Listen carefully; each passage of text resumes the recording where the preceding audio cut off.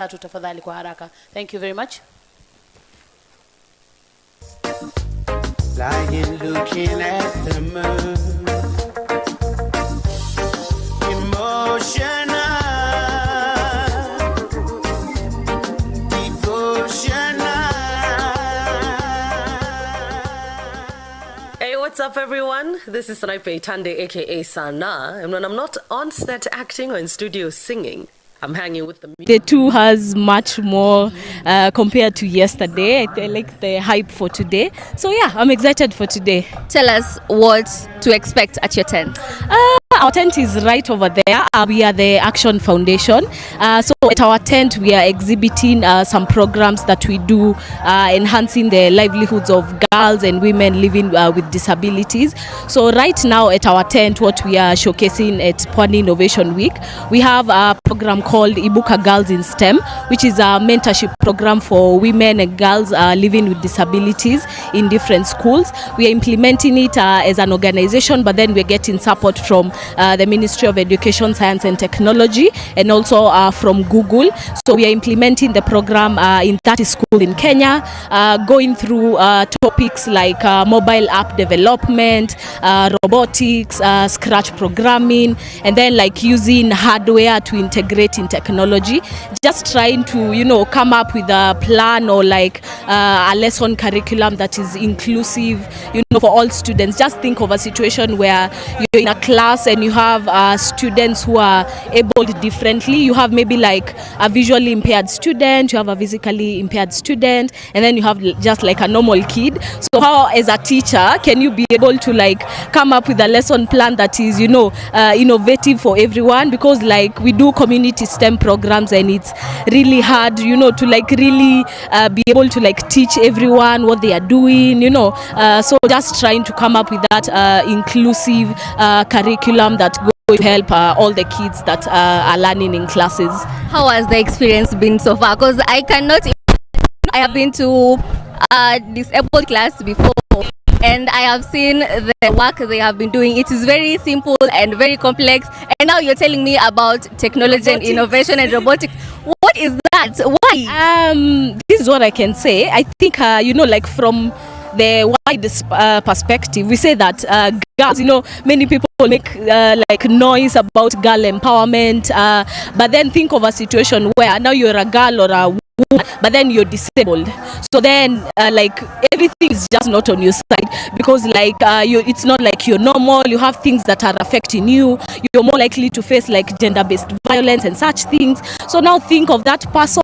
They are grown, and then probably they're getting into like careers, they're getting into work, and then they're able differently. So you find that most of the times girls and women living with disabilities, they're not able to like access opportunities equally as the others. Then them being disabled affects them in such that they are more likely at work. You know, if us girls, you know, on our own, we already face like enough of the ability, they're now growing up. So them, they need to see people living with disability, they're now growing up. So them, they need to see people living with disability, they're now growing up. So them, they need to see people living with disability can know that we can do these things. It's not like we have no STEM education, because it's inclusive. It allows you to like, see, like for like in Kenya right now, we are using the competency-based curriculum. Yes, it's there, but then imagine you're doing scratch with kids, but then you have these students who are there, they are learning, but then you need other resources so that everyone now can understand what you're saying. So using things like robotics, you know, they're very hands-on. It's not like a normal class where you have a teacher on the blackboard, they're there instructing something. So you find that kids who are able differently, they actually need classes that are very hands-on. Because like I can give for example, like we have kids who are hearing impaired in our classes, and it's really hard for them to like concentrate when you're there teaching in from, like their concentration is just not with you. Yeah, so you find that when you now bring in like a Lego kit, you know, you have like everything going. A Lego kit. Yeah, a Lego kit. That is not robotics now. So when now you bring in, and then they can see different colors.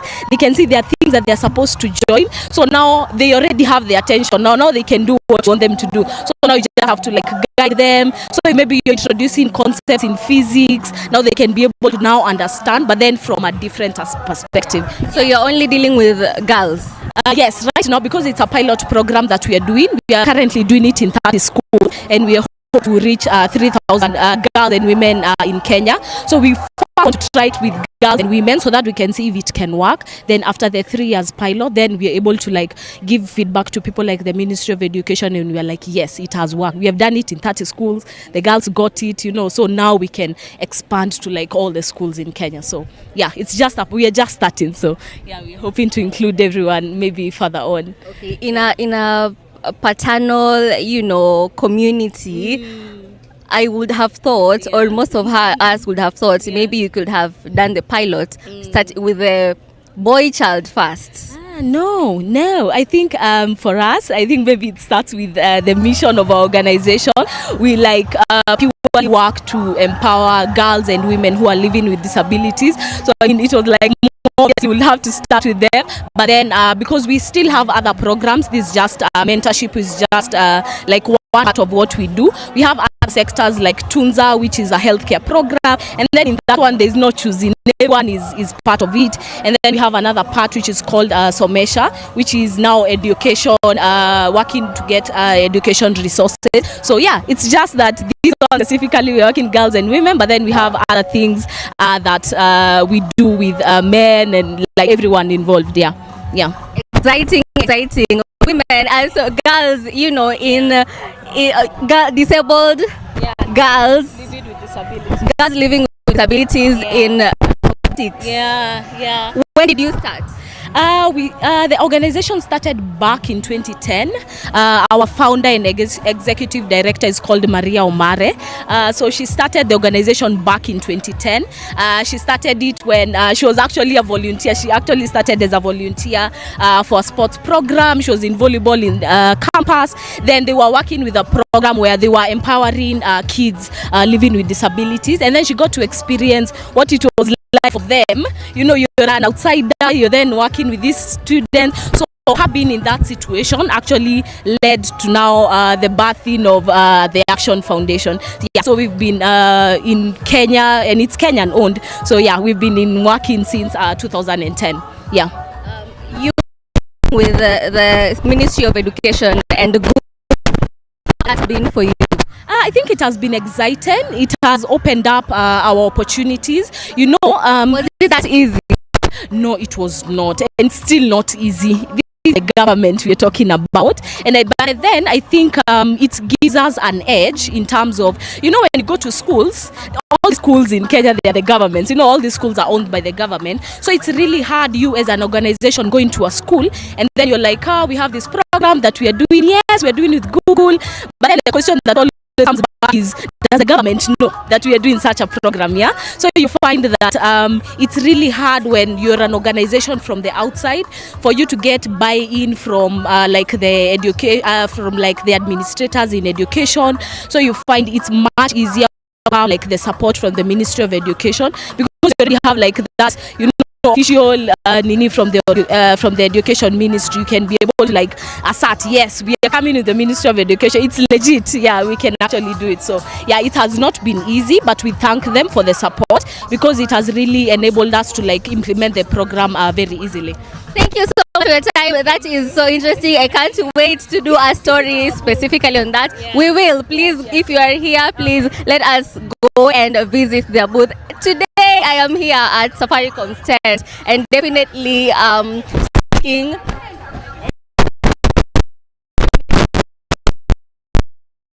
Hi, we are good. Maybe you just introduce yourself and tell us what to expect right there. Yeah. My name is Anwar Ahmed. I'm the County Chief Officer for ICT. This is an amazing organization. Today, the Pwani Innovation Week is where we are actually seeing different kind of innovations and different kind of vendors. This is a tent to represent the county government of Mombasa, where today we are showing a case why to prepare these innovators at an early time. Yeah, We don't have to wait until you reach at high school or you reach at secondary school. That's the time when you say, please, can you think of innovation?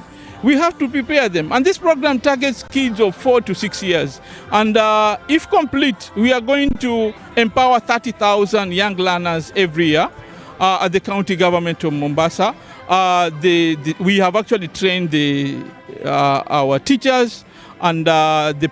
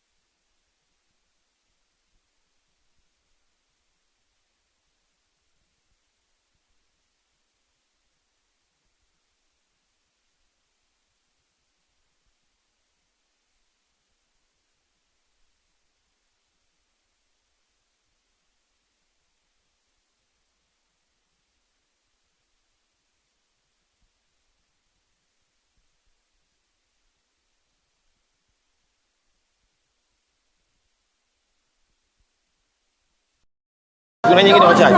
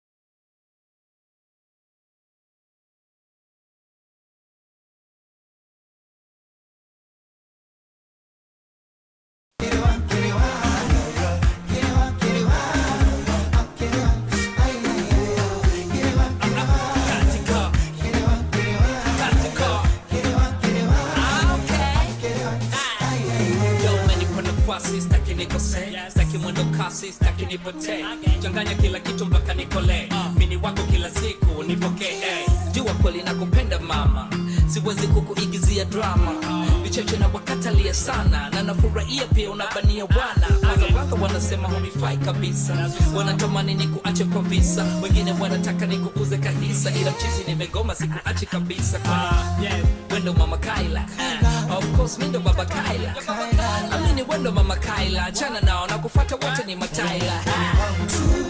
Tena wangu watu chetu lale, gani watu sijingia chakache kwa na wale. Ona nayo kerewa kerewa kerewa kerewa kerewa kerewa kerewa.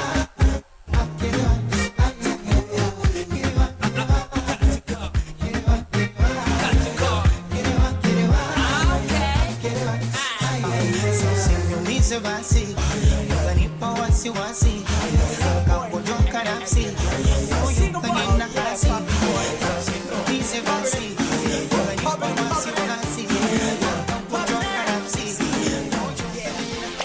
Kumbe ni kichwa kinamuma kishalewa anajipoza na maji na mimi hata muda sina. Nishamkanya ninasikiza mamelody, nishamwambia nini wewe kupenda sana utakuwa chizi. Hayanaga ujuzi yawe, kila mtu analilia mapenzi. Karibu chama la bachela, ukinipenda namaliza leo leo tu. Siku hizi kwa kudanganyana mvulana msichana ishakuwa poa poa tu. Hakunaga mapenzi yale ya kugandana, ni zama za kale. Mari on the table yawe, kinatufuata ni mimi na wewe na wewe. Single boy, I am a single boy. Single boy, you're not a single boy. Single boy, me now a single boy. Single boy, single boy. Who the single boy? Single boy, who the single boy? Single boy, me now a single boy. Single boy, single boy.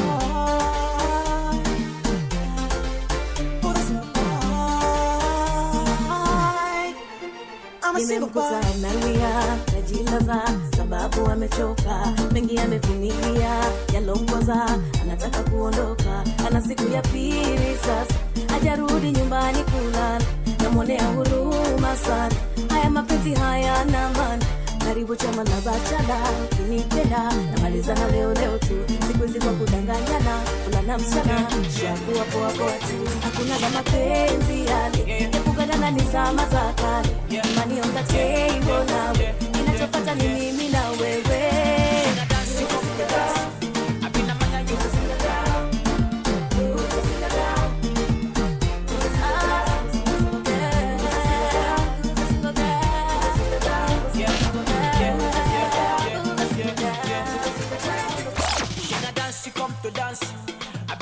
You come to Maya, I be you come here, come the look. I beg the wrong go stay for back you. We not there for church. I beg you make you shake your body. Say make we party, say make we shy you. Say make we dance, shake your body. Oh, wonder, oh my sexy wonder. Pull me down, make I no press you. Plenty pressure man they face you. Wonder, eh. Oh my sexy wonder. Pull me down, make I no press you. Plenty pressure man they face you. African baby, yeah, I want the one to put it down on me and make me want more. I want my African baby, yeah, I want the one to put it down on me and make me want more. Yeah. I want that, I need that. Please give me, I want more, I want Thank that. you very much, DJ Avery. Thank you very much. Kindly let us take our seats. I think you can see that we are houseful now, and tutakuwa tunaanza wakati wote sasa. Kindly the team volunteers, I would want you to ask Mullah's crew to be placed at a place where they are ready to go on stage, because it should be happening in a short while. Also, technical team, I expect that by now we are cool with Dr. Safia. Kindly, DJ Lenium, confirm if you are cool with Dr. Safia, so that we can be able to proceed without any technical issues.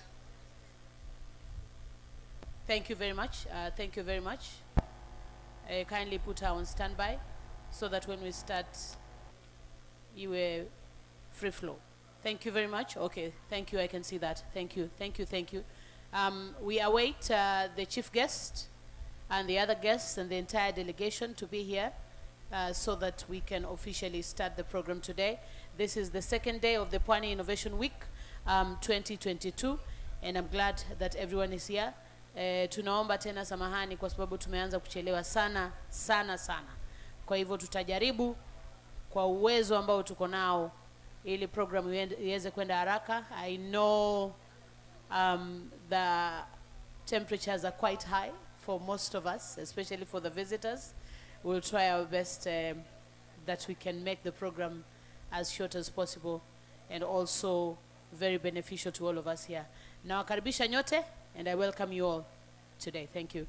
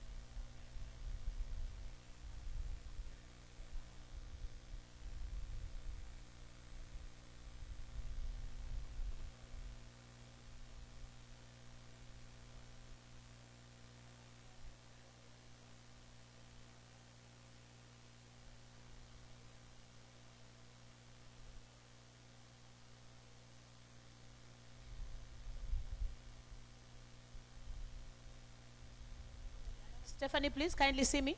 Stephanie, thank you.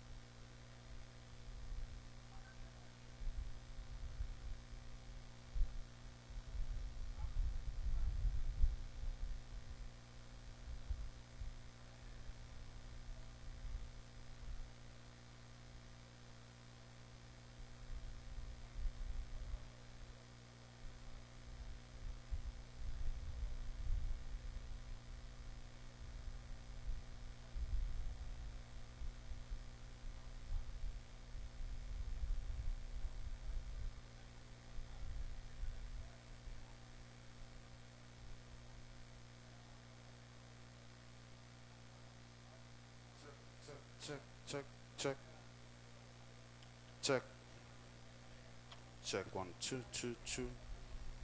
Check, check, 2. Ah? Yuko keo.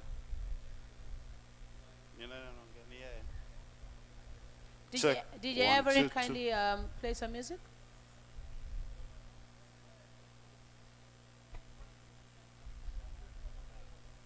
Check, check, check.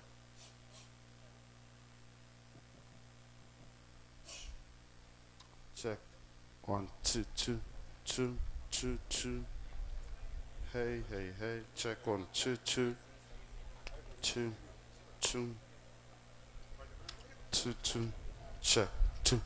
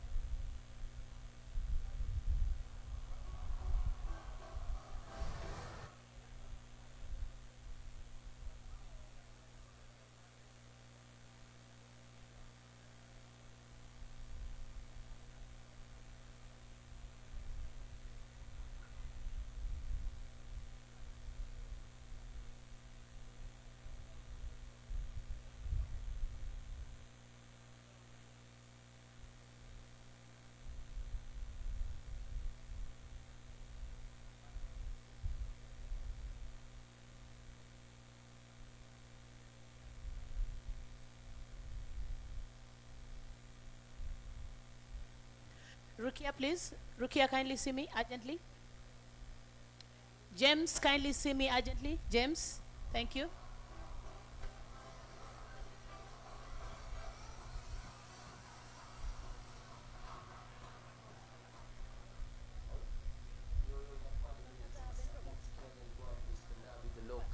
Na nimetuliza na daktari wa muziki DJ Lenium, kiboko yao DJ Lenium, wape pete.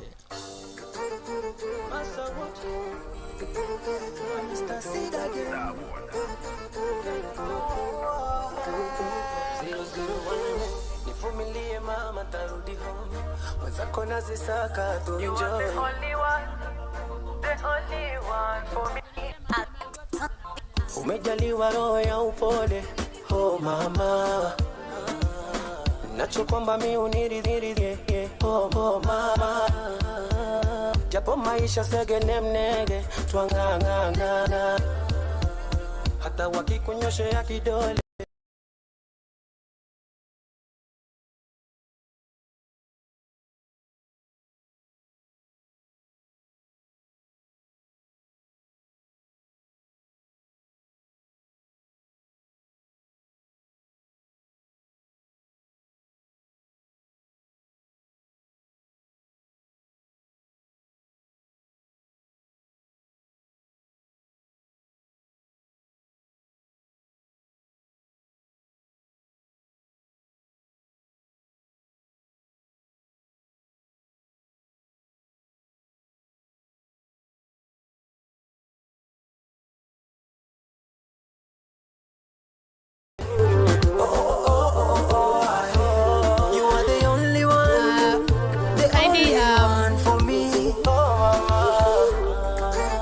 Kidogo DJ tafadhali.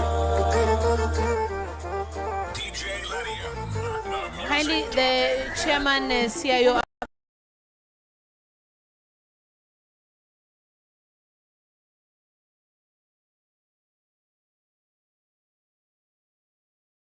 Okay, thank you very much.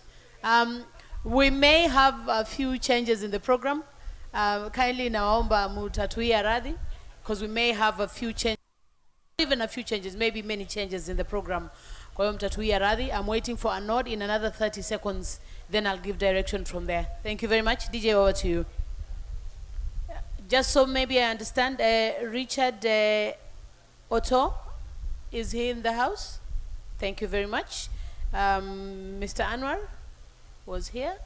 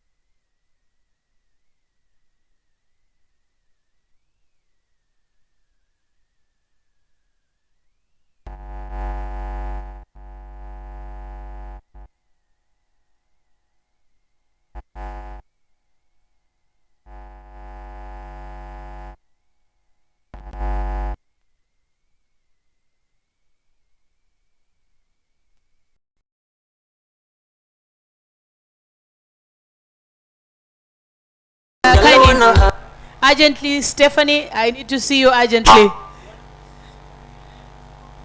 Stephanie, kindly. Naomba nikuone kwa haraka. DJ, over to you. Have you by my side? You're the one who ring in my mind. Ukinitoka takuaje? Bila wewe nitafanyaje? Oh my dear, naleta vibajia utafurahia. Najua umenimisi kunikumbatia. Vitamu tamu tavipata mama, usishike tamaa. Wala waridi, dawa ya baridi. Tuvumiliane mama, tusiachane mama. Usiondoke na ikibidi, wando tunda mindo sidi. Wapi kelele? Masa watu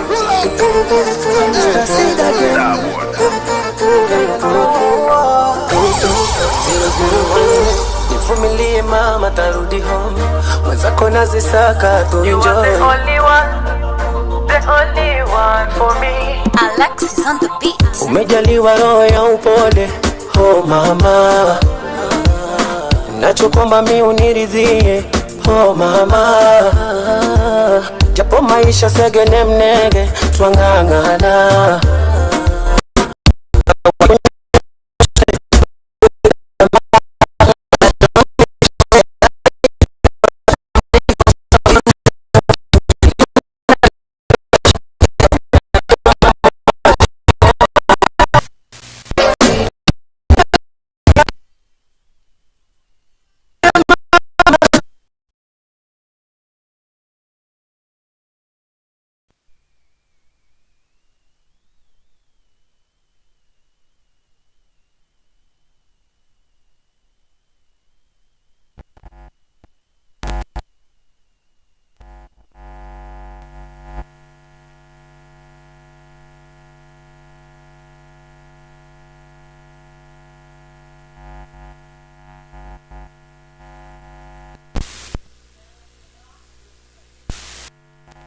I would like us to be all upstanding for the national anthem.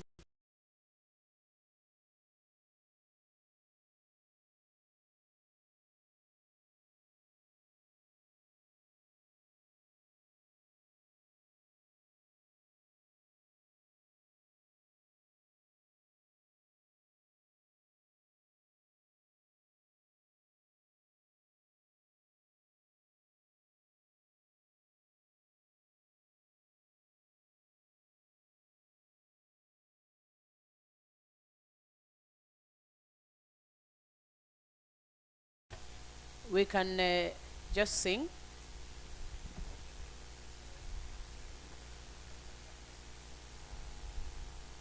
Stephanie, I think you can just go. The show must We can go just on. sing. Yes, please.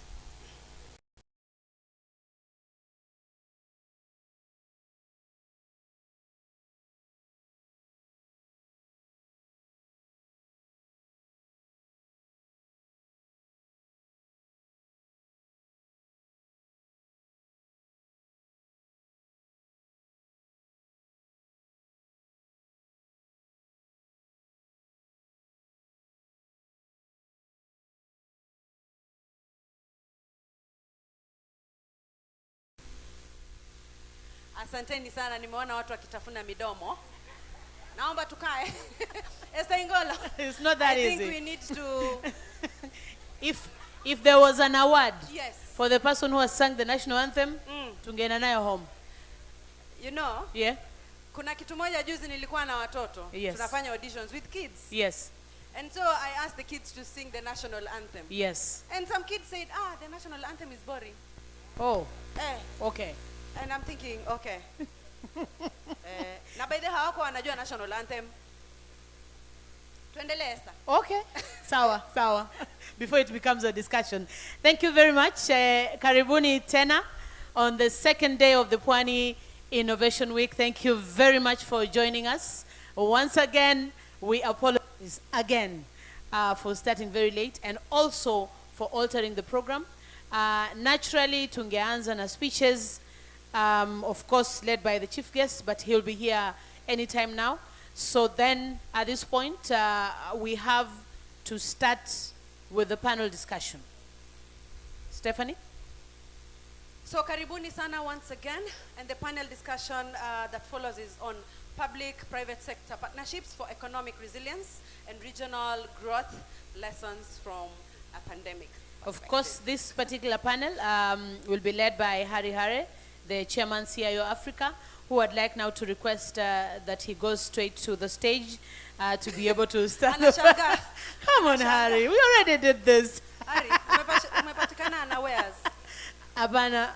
Oh, alikuwa amefikiria anaenda kutoa gari. Oh. Okay, your car is parked outside. Yes, so you can go on stage.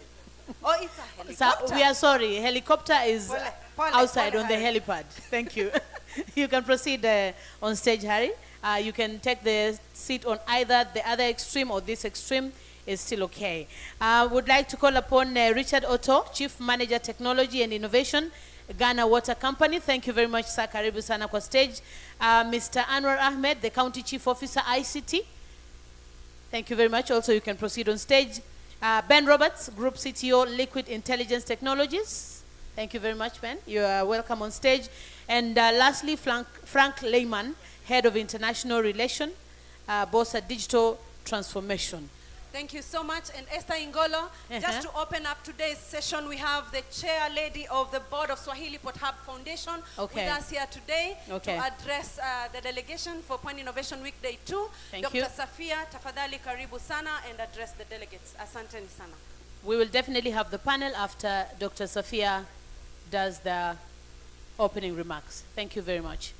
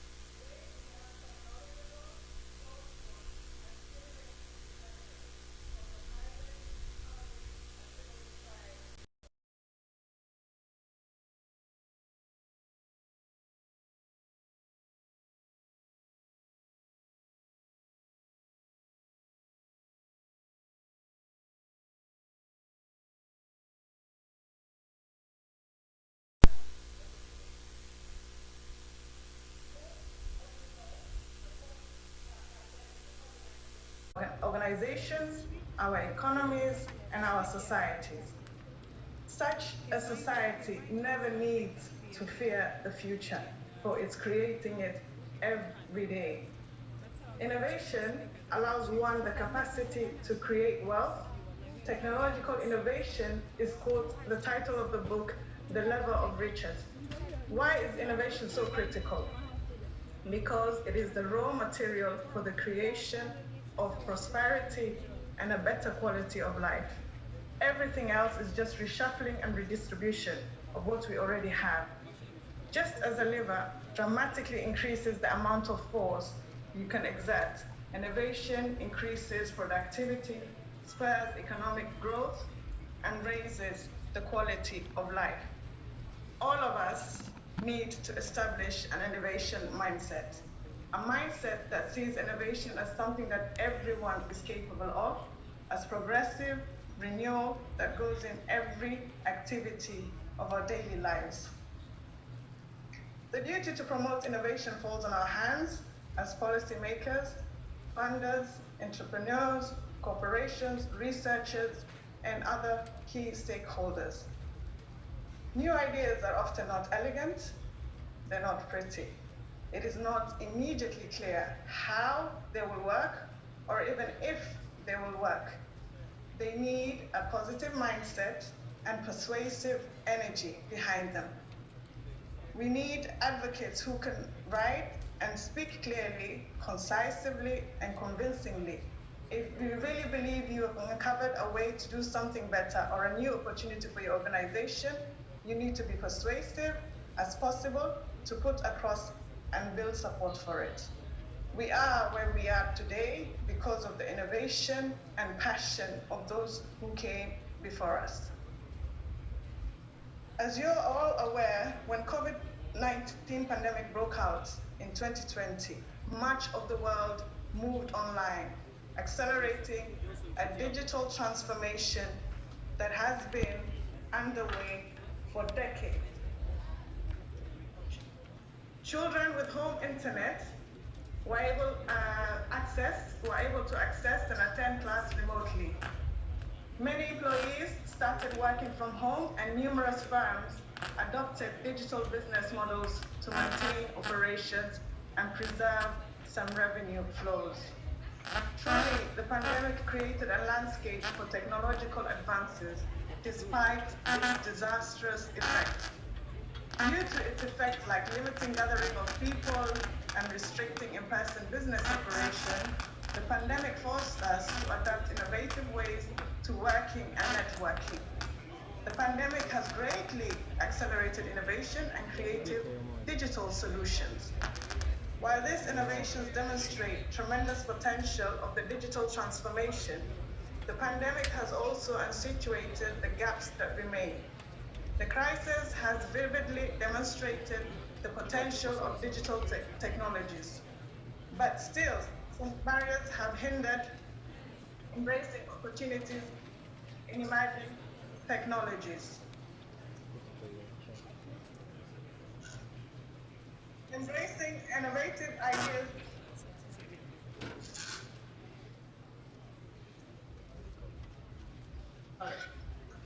One major challenge we're facing today in our country is the youth unemployment. The overall unemployment rate is growing at an alarming rate. Amongst the unemployed, the youth seem to take up the largest number. Despite some having skills, the majority are still unemployed. One step in the right direction regarding how we can mitigate this problem is entrepreneurship. Entrepreneurship plays a key part in the development of the digital economy and the creation of new jobs. In this era of digital transformation, many young people can explore existing untapped opportunities. Allow me to touch on a few challenges that have hindered youth entrepreneurship. One is the lack of knowledge on starting, running, and managing a business, be it online or offline. On top of that, many youth are not equipped with the necessary financial literacy skills. Another challenge is access to funds. Having e-skills and knowledge is not enough. You need capital and resources to start a business. Such capital would be expected to come in a form of a loan, but this is not always a straightforward process. Analysis of the World Bank Enterprise Survey data suggests that close to 68% of Kenyan enterprises have limited access to finance. Available loan opportunities are have tedious requirements, and the application process is quite long. In fact, most grassroots youth can't easily access them, and the offered grants are usually too little, considering the expenses incurred when setting up a business, especially as a group. Moreover, banks meet only part of SMEs' demand for capital. Loans offered could come with high interest rates of up to 18% or a high collateral requirement. Another challenge hindering youth entrepreneurship is unfavorable government policies. We urge both the local and national government to put in place mechanisms that make it easier for the youth to run a business. The high costs of registering a business and getting certification discourage many youth and SMEs from expanding. For instance, the introduction of digital income tax is crippling many youth-led SMEs that are operating online. SMEs are the backbone of the country's economy, constituting about 98% of Kenya's business sector and employs roughly 14.5 million Kenyans.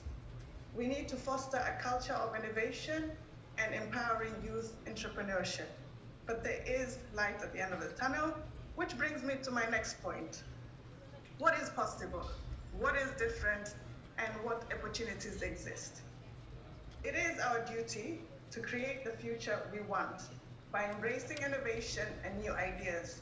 And the objective of Pwani Innovation Week is to highlight new innovative ways that we can embrace and employ to steer our economy forward. So, what's possible and what opportunities can we explore in the entrepreneurial sectors as innovators? One way we can create jobs and sustainable economy is by harnessing the potential of the blue and green economy. The blue and green economy is a low carbon, efficient and clean and healthy, sustainable, creates a clean and healthy, sustainable environment. It is based on clean technologies and renewable energies. The ocean, which is a natural resource given to us by God, plays an integral role in mitigating climate change. Research shows that the ocean can absorb up to 23% of the carbon dioxide emitted through human cause. The blue and green economy has a great potential to contribute to higher and faster GDP growth. The objective is to promote economic growth, social inclusion, and improve livelihoods. At the same time, it ensures environmental sustainability of the coastal regions, of the oceans and land. It also entails the use of sea and land resources to develop a sustainable economic development. Supporting innovation and growth in the coastal region could secure and deliver food security, energy, transport, among other products and services. This will lead to the development of smart, sustainable, and inclusive growth. By leveraging the blue and green economy, we can contribute to a strong and sustainable economic growth, as well as conserve our ocean and coastal resources, which means a blue economy and a green economy in the coastal region will support the climate change agenda, the climate action agenda, and improve livelihoods, create massive opportunities.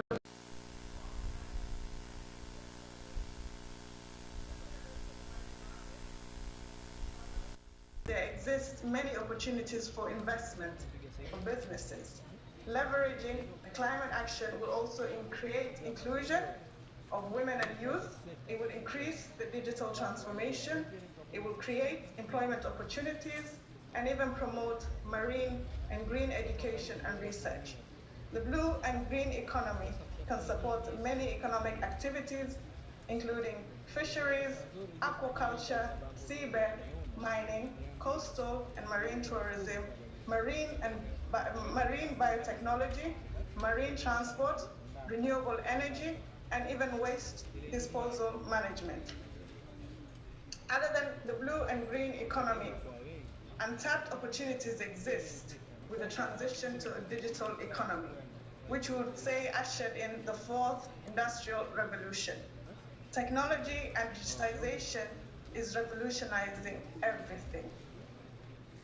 The digital economy has the potential to enhance productivity, income, and social well-being. It is creating job opportunities in new markets and increasing employment in some existing occupations. Fostering new economic activities enabled by digital technologies is crucial to creating more jobs. Investment in data and digital economies is essential to support innovation, growth, and jobs in the digital economy. Through emerging innovation, diverse opportunities exist, and one of them being digital entrepreneurship, like I had rightly said. In an era where we're witnessing continuous and radical innovation, entrepreneurs are tasked with developing business ideas that capitalize the power of technology. Entrepreneurs have the opportunity to offer new products and services to consumers through social media platforms and use technologies like artificial intelligence to measure the impact and reach. Now, this is the time for us to take the necessary action, and I call upon all of you to embrace the new ideas and innovations from the private and public sectors to form solid partnerships that empower trade, economic resilience, and growth. It is time we value the contribution of our oceans and lands by having the right policies, investing in the best available science, data, and technology. Realizing the full potential of the blue and green economy also requires the effective inclusion of societal groups, especially women and youth in the local communities. The public and private sector must set clear, measurable, and consistent goals for a sustainable economy. And we must plan and manage and effectively use our natural resources, our coastal spaces, and land that exist. Another way to enhance capacity building is by developing partnerships that support efforts in emerging technologies. This calls for both the private and public sectors to play a key role in supporting new and innovative trends in the digital sector. Public procurement and public-private partnerships can stimulate ICT investments and digital adoption and help new digital markets to emerge. Entrepreneurship plays an important role in the development of the digital economy and the creation of new jobs. There is a need for policies that will empower building a regulatory environment in which businesses can thrive, with easier access to finance for innovative firms, lighter procedures for startups, and lower failure costs. Creative policies can also help promote more positive cultural attitudes towards risk. My message to you this afternoon has been simple and straightforward. The time is right for us to embrace innovation and emerging trends. We must act with the necessary energy to recognize the potential of the right people, the right actions to be taken right now. If we don't play an active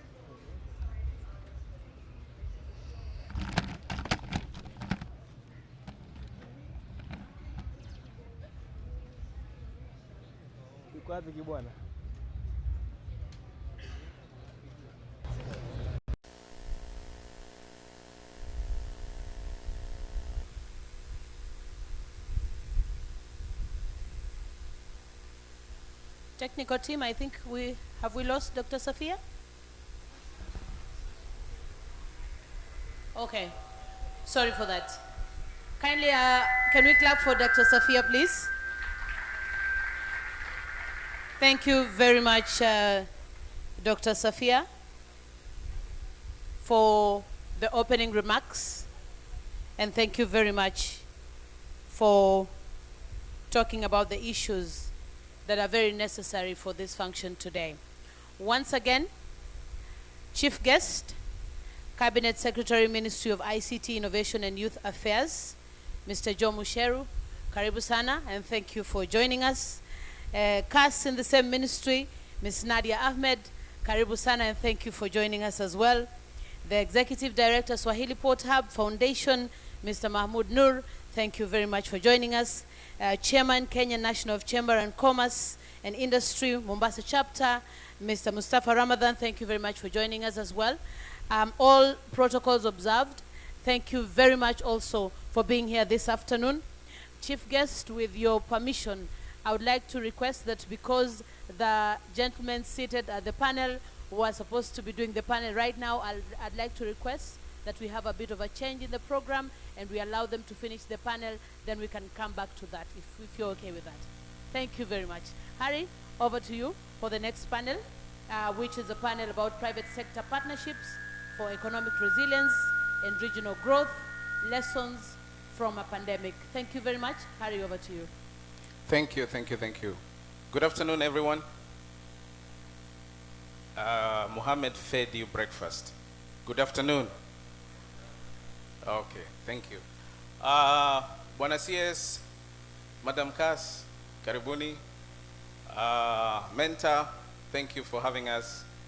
And all the guests from Nairobi, stop thinking about the heat. It's all in your head. You'll be okay. Okay. So we have a very interesting panel about private-public partnerships. And this played a very interesting role in, at the middle of the pandemic. We saw how different private sector people worked with government agencies to save humanity, so to speak. And these private sector PPPs work very well because they sort of bring out the human aspects of development, where we quickly start looking at the bigger picture and the bigger common good, as opposed to just profitability or just say, we are government and therefore this is what we have to do. So I think this is an interesting discussion to have, and I have an interesting panel as well. People who come from both the private sector and government. So we will really go deep into it and have a quick discussion. We were supposed to have about 1.5 hours of discussion, but I think because Buenos Aires is here, I'll make it shorter. Yeah, the heat is hotter. Okay, so maybe before we even go into the discussion, my panelists, please introduce yourselves so that people can know who you are, and also just start giving us some of your initial thoughts on PPPs. Starting from Frank on the other side.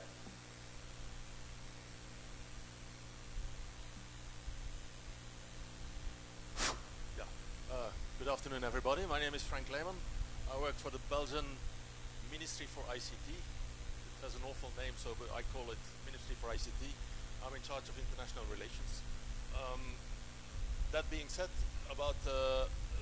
when preparing this session, I looked around in Belgian public sector who had PPPs contracted, and honestly, I didn't find any, surprisingly. But this being said, I don't think that we need a contract with the title PPP on top of it, because we do it every day. When we created the Ministry for ICT in 2001, 2/3 of our staff came from private sector.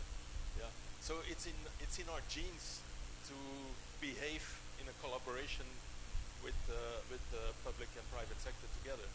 So that's probably why we don't have contracts with the title PPP on it. We do have long-term relationships with certain companies for certain niche markets where we needed the expertise fast, and where we decided that it was not our core business to acquire that internally. And that's when you go for a partnership with a private company. So typically these kind of niche things, and I'm thinking here the launch of a Belgian EID card, certification authorities, this is basically not the core business of a ministry. So you need to go and get in the market that expertise, and you have it immediately, you have the competence immediately on board. So that's for me a much more interesting relationship, public-private partnership, where I can work on. Where is it successful? When is it successful? Well, when it's successful, when we understand each other's objectives. As a ministry, you need to understand that a private company needs to make profit, and you need to allow that company to make profit. And the private company needs to understand that we are not a standard private customer. We have other needs. And as soon as we understand that, then I think we have a good, sound, profitable PPP. Okay, I'll come back to that to you on that, because I've got some other thoughts. Ben?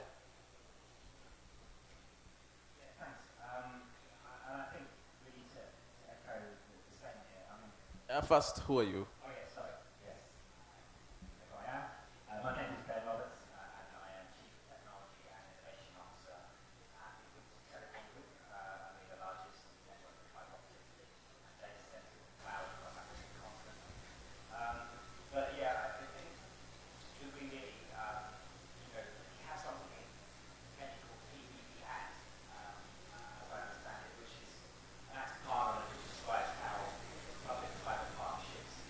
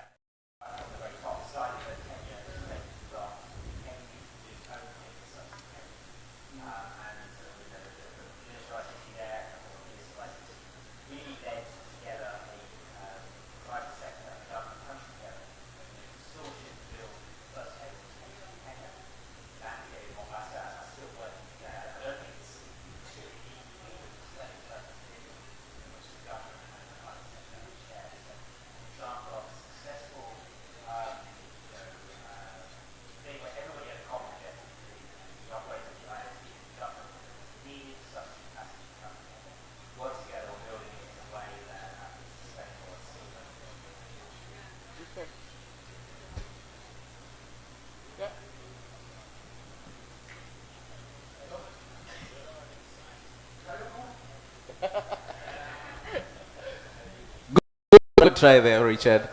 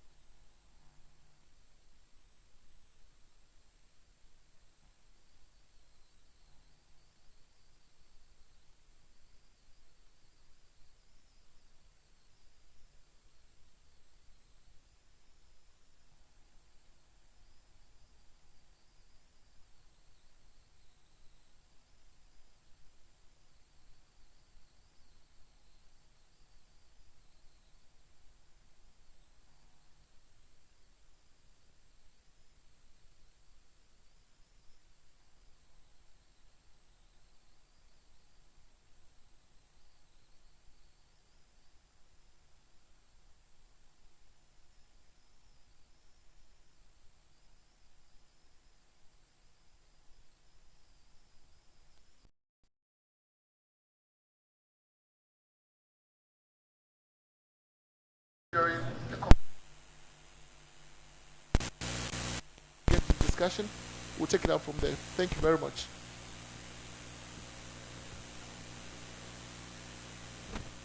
Thank you, moderator. You know, yesterday I had a session at around 2 p.m. and I was told to speak both Kiswahili and English. But it seems today I will have to mix Belgium kidogo na Ghanaian kidogo. So thank you. Let me go back to the question. Of the PPP, but I know what I can be able to.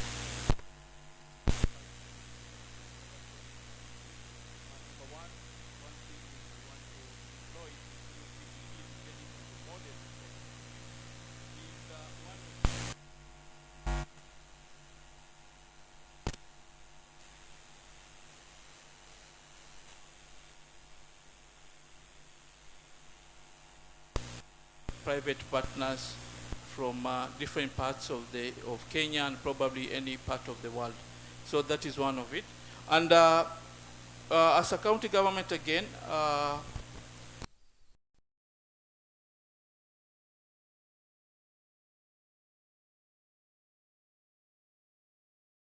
it is a good experience that I mentioned this.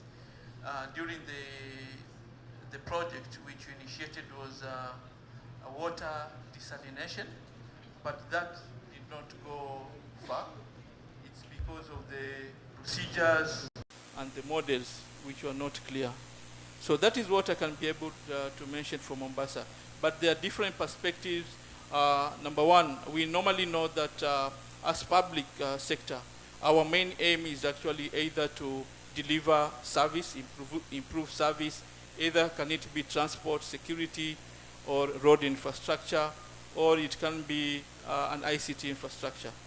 Thank you. Thank you, guys. Good, interesting discussions already. But then, listening to all of you, I'm beginning to wonder, do PPPs work in certain sectors and not others? Or because listening to Frank, from you've done several collaborations and with private sector, but you're not really calling them PPPs. Listening to Ben, you mentioned one potential, one example of a PPP. In Ghana, looks like investment was a driver in terms of people coming together to build infrastructure and that stuff. Ahmed tells me that the bureaucracy and processes become a bit tiring. So are PPPs still effective in bringing people together, in bringing the collaboration? Or do we need to start thinking of other vehicles and remodel the whole PPP discussion? I want any one of you to answer that, or we can have several of you. I would like to take this from where he ended.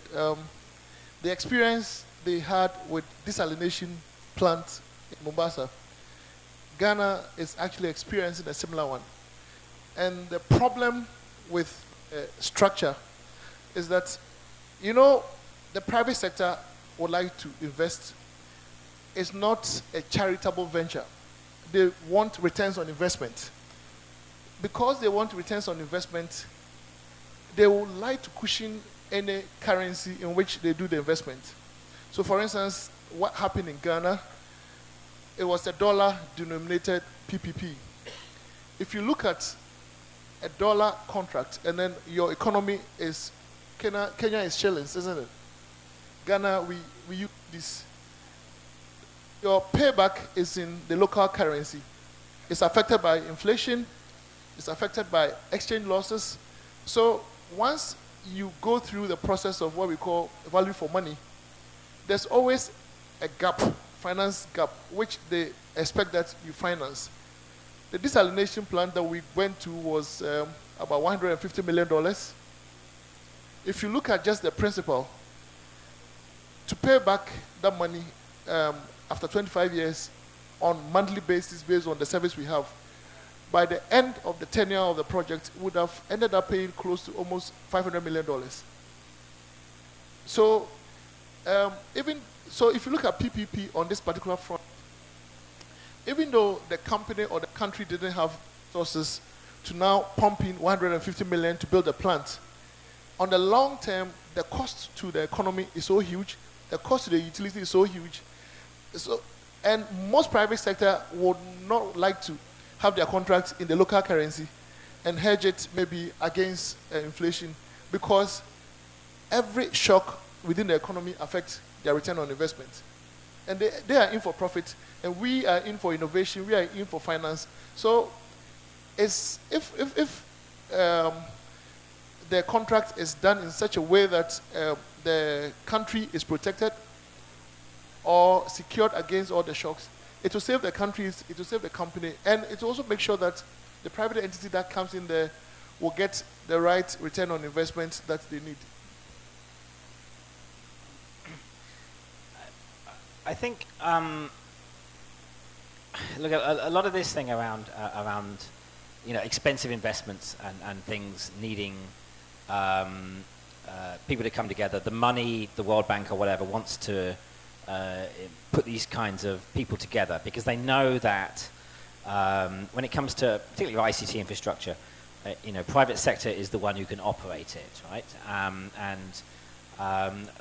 But it's not just about operations. Yeah, we see as a company, speaking from the company who's built the most fiber in Africa, we know how to build fiber in Africa. We know how much it costs. We know how to do it to the right design, at the right cost, to meet the needs that will bring a return on investment. We've worked that formula out. We've been doing it some time.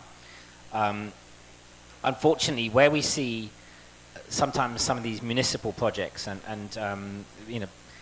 pointing at what Ahmed Anwar was talking about for Mombasa, there's a city in West Africa. It's not Accra, but it's close to where you are, where the county municipality decided to build ducts for fiber.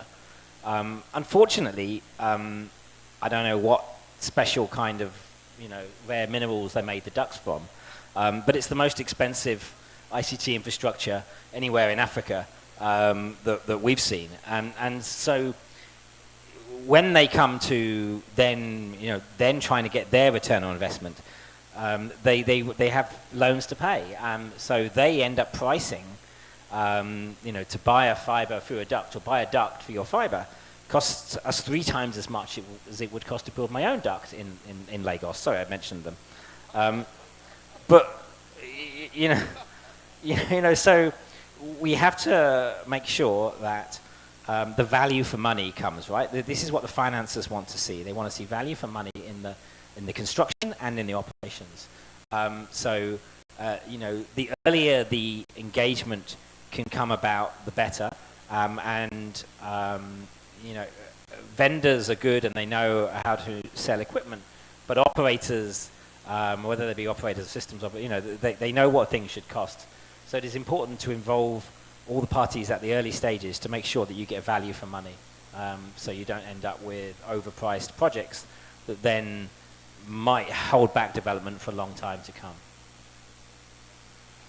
Yeah, I would like to give an example of what we did in Belgium when we created the PPP with a certification authority. We needed that service rapidly. We didn't have it on board, so we thought it was not our core business, so that the private company had to do it, but it was non-existing.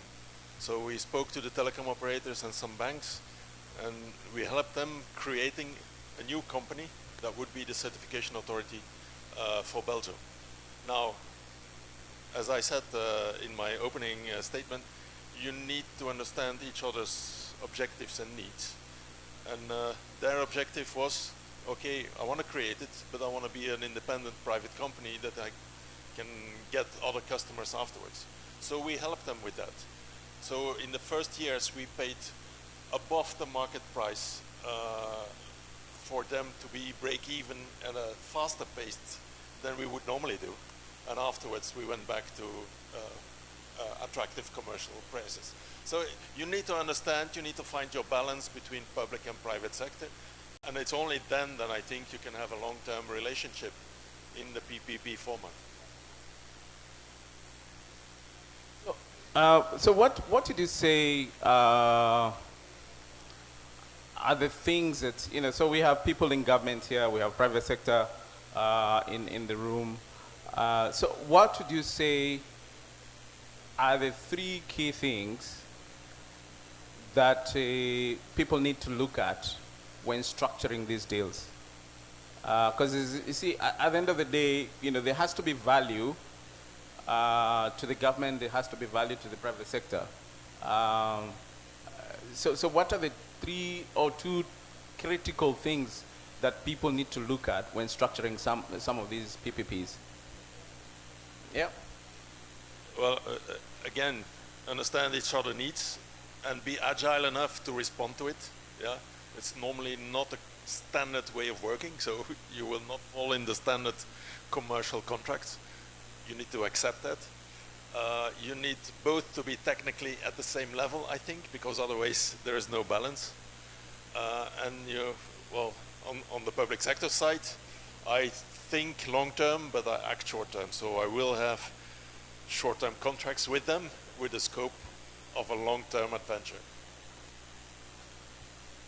Yeah, I'd like to also add what my colleague has just mentioned. It is also, on the government side, it is also very crucial to do inclusivity, especially when you conduct a public participation, especially for any PPP. It is very important to include all kind of the citizens.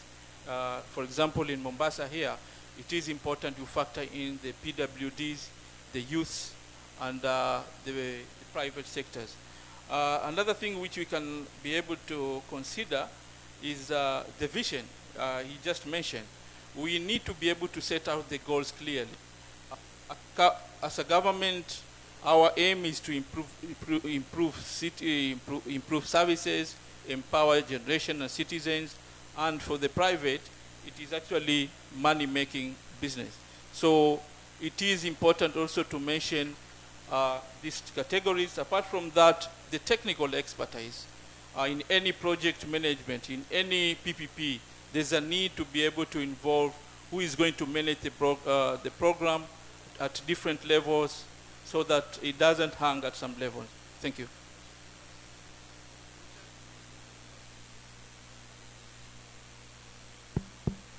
So I think they've said it all. What I want to add is we've had 5 different experiences. The management contract bit, which is just management contract. We've had BOOT. We have, and then those of you who don't know, is build, operate, and then maintain and transfer. PPPs are supposed to be an enabler for sustainable government business. And the idea for PPPs are not bad. What he said, and the example he gave, is actually poignant. In a PPP arrangement, I think the critical element one needs to look for is that on the government side, the government needs to have the capacity, both legal and technical, because one of the problems we faced was that the legal arrangement was skewed, and because it's quite technical, we didn't have that experience to really know the nitty-gritties of the law on the side of government. So the legal advisor from the Attorney General Department did not really understand the strength of the private sector's legal team. So most of the parameters that were put in there were against us. So you need to have a very strong technical side from the government side. And then to balance it on the private side, that will also help to eliminate corruption. Because you see, corruption has become part of PPP attribute, which is not really good. Because in most of African countries, we try to do the right thing, but some people, through the process, would like to benefit in their pocket and their stomach through corruption. And then it ends up bloating the figures for PPP. So then the intention or the desired outcome of PPPs are not achieved. So the technical expertise, both on government side, on the other side, is critical. The legal environment is also critical. I've seen that Kenya passed the PPP law last year. Ghana, we did it 2 years ago. Before then, it was a process that existed at the Ministry of Finance that guided any PPP project. But once we set out the clear objectives and then defined the scope for the element in there, having to know the unit cost of everything that you put in the PPP contract, it will help to protect the sanctity of any PPP arrangement to achieve the desired outcome.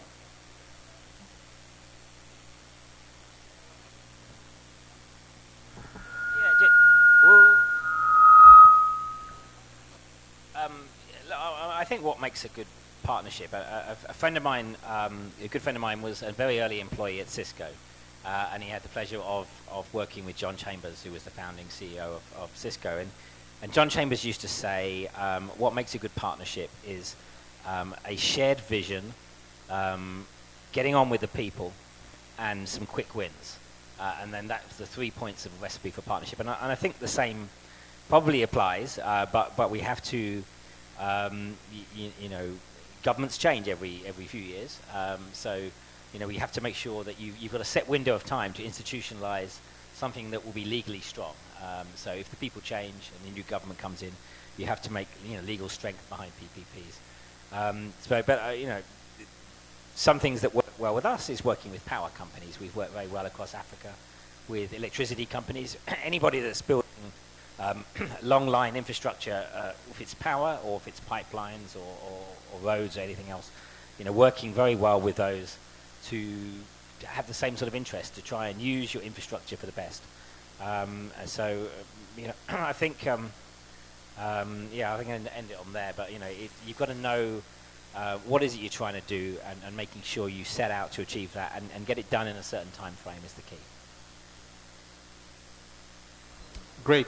So, gentlemen, we've run out of the time that has been allocated to us. But I want you to answer this question while you're closing, and assuming that these people are not here. Yeah. it's just me and you seated in Kahawatungu or in a bar, do PPPs actually work?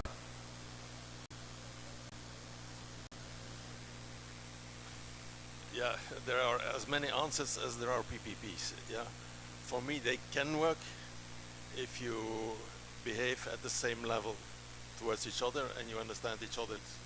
That's all that is needed. So for me it can work.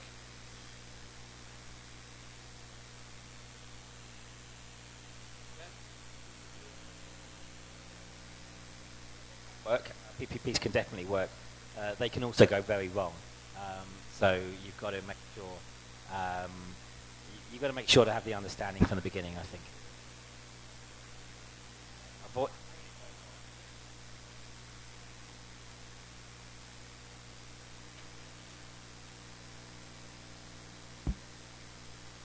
I also think that PPPs can work once you set up.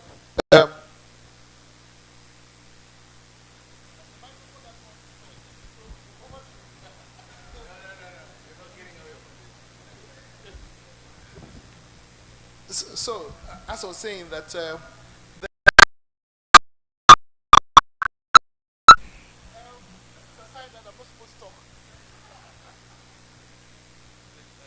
Mr. Harry, if you ask me that question, yes, the PPP can work, but it is very important we pick the correct model. Thank you. Thank you, gentlemen. Thank you so much. Please give them a round of applause. We had a very short time to discuss a very intense subject, but I think we've managed to bring out some of the important things, and I hope that was useful to you. Thank you very much. Thank you very much. A round of applause for the panel, please. Thank you. And Harry, don't worry. You actually understood the assignment and did it as you should have done. Thank you very much to the entire panel as well. Richard Appiah from Chief Manager Technology and Innovation, Ghana Water Company, Mr. Anwar Ahmed, the County Chief Officer ICT, Ben Roberts, Group CTO Liquid Intelligence Technologies, and Iman, the Head of International Relations, BOSA Digital Transformation. Thank you very much for that very informative panel discussion. We will have another panel discussion later on, but right now I would want to go to the most important part of this meeting today. As earlier we had planned that we would have that, but because of a bit of hitches here and there and a change of plans, we had to reschedule that. So at this point, Chief Guest, I would like to kindly request that you lead the team. I'll call out the other team that you will lead, that will go to the podium so that we can have the part of the keynote speeches from the key partners. So tafadhali, naomba waziri katika Wizara ya Teknolojia, Uvumbuzi na Vijana, Bwana Joe Musheru, tafadhali uwe wa kwanza kupanda katika jukwaa. Akae wapi? Sawa, ataelekezwa. Stephanie, kindly come and give me direction on that, where waziri will be seated. Thank you very much, waziri. Ningeomba Madam Kass, Nadia Abdallah, tafadhali uweze pia kupanda kwenye stage. Miss Fiona from Hawaii, thank you very much. Also kindly proceed to the stage. We have a representative from Safaricom who is supposed to be on stage as well. Kindly, the representative from Safaricom, I do not have a name, so I'm assuming that they are aware they're supposed to be up there. Thank you very much, sir. Ambassador to Belgium, kindly, you can also proceed to the stage. I also am requesting for a representative from the Kenya Film Commission. I know it's Timothy, yeah? Representative from Konza, kindly get me someone to go. Representative from Data Protection. Data Protection, thank you very much. Representative from the Media Council? A representative from the Media Council? Oh, the CEO himself is here. Karib sana, Mr. Omoyo. ICTA, representative from ICTA. Bwana CEO panda tu, utapata mahali kwa kukaa. Thank you. Representative from ICTA as well. Thank you very much. There's enough seats for everyone. Kindly technical team, I need the stage to be okay. Kindly the microphone to be fine. And lastly, I would like to request the Executive Director, Swahili Port Hub Foundation, Mr. Mahmoud Nur, to take over this particular session and take us through the keynote speakers from the key partners that we have today. Mr. Mahmoud, over to you as you take us through this particular session this afternoon. Thank you very much, sir.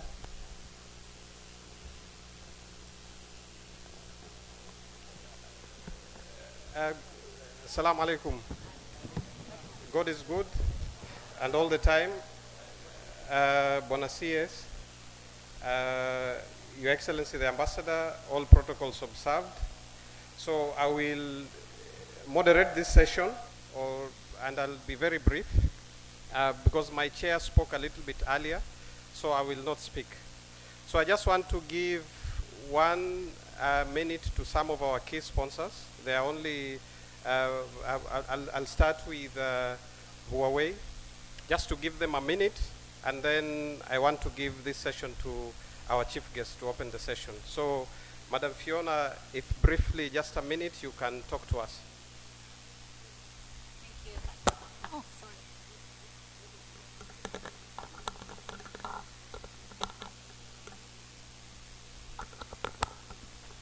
Yeah. Good afternoon. Honorable CS Joe Michel, CS Nadia Abula, and Mohammed, board member of Communication Authority, and the host, distinguished guests, ladies and gentlemen, good afternoon. Actually, it is my pleasure to join you today. First and most, I would like to commend the Swahili Port for organizing such an important event that seeks to not only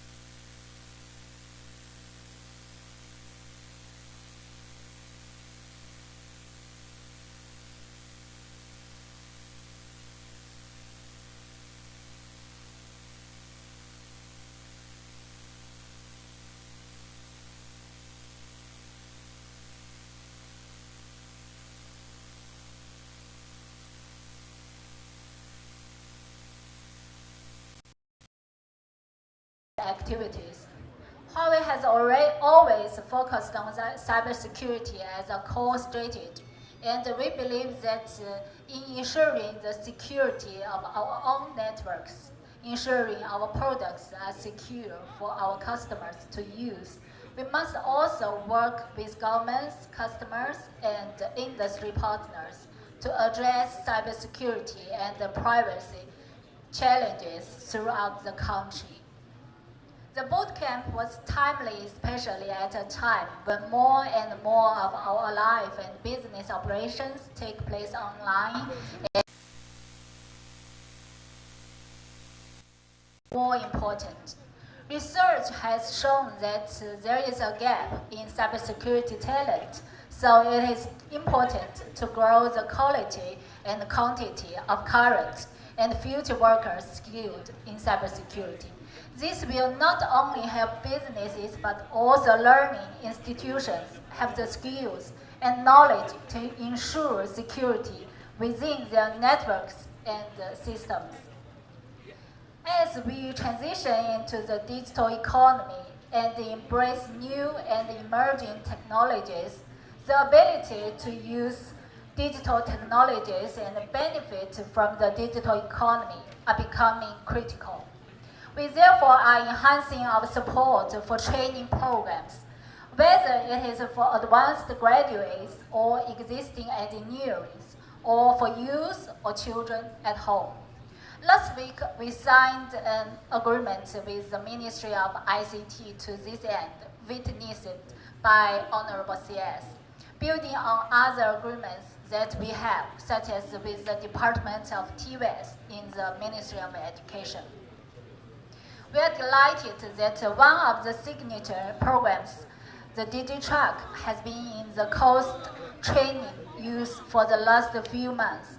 This mobile classroom goes to remote areas and to areas with unemployed youth to provide essential digital skills, enabling them to not only use the internet to learn new skills, but also use the internet to find jobs, buy and sell online, and make documents, spreadsheets, and presentations online, which are critical to starting a business.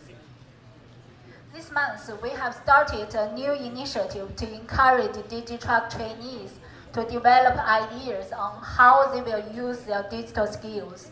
With our partners, the Ministry of ICT, Safaricom, Swahili Ports, and our NGO partners, CFSK and Close the Gap, we will work together to help those with the best ideas turn them into reality. To that end, the top 3 youths will get tablets, airtime, marketing support, and coaching. I would like to thank our partners for their support for this. I believe that together we will continue leveraging on the opportunities brought about by the pandemic to create a better future for our youth and the country at large. In conclusion, I also wish to congratulate all the winners in the cybersecurity bootcamp and DigiTrack innovation competition who will be awarded today later. Thank you. Asante sana.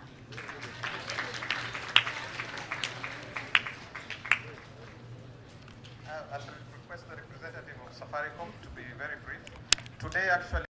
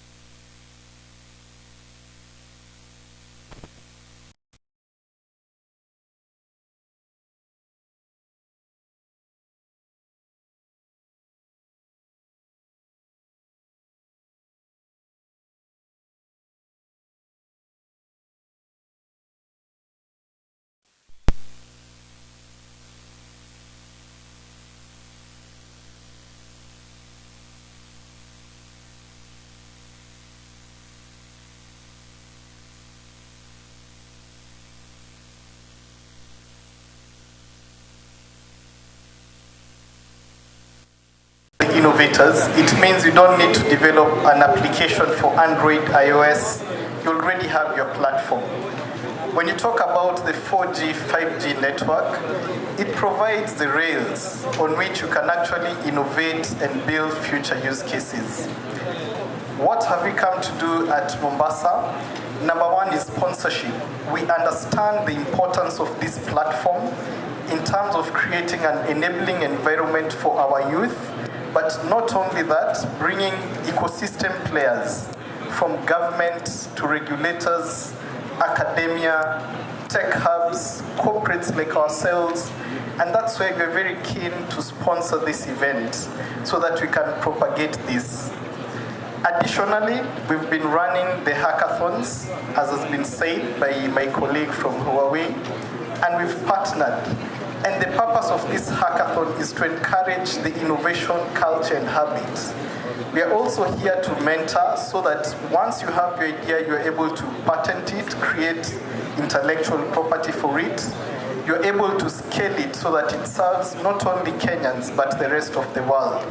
And also mentorship, because apart from the hard skills, we want to impart to about 1,000 young Kenyans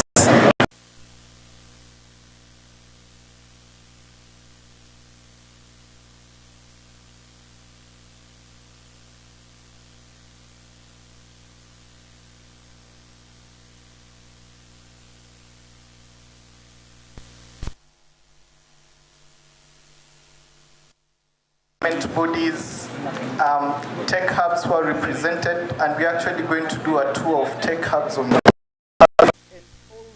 create that enabling ecosystem so that we really power innovation. Part of our team is also doing a campus caravan around Mombasa, and we are seeking to actually roll out digital curriculum within the universities, and we're in talks with the county government to see how do we scale this. Do we leave innovation just at Pwani Innovation Week?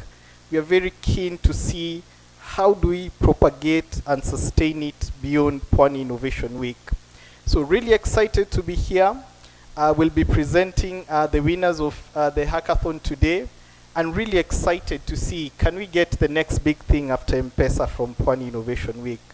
Thank you, and thanks for having us at this event, and we're looking forward to doing many more. Santeni, God bless you.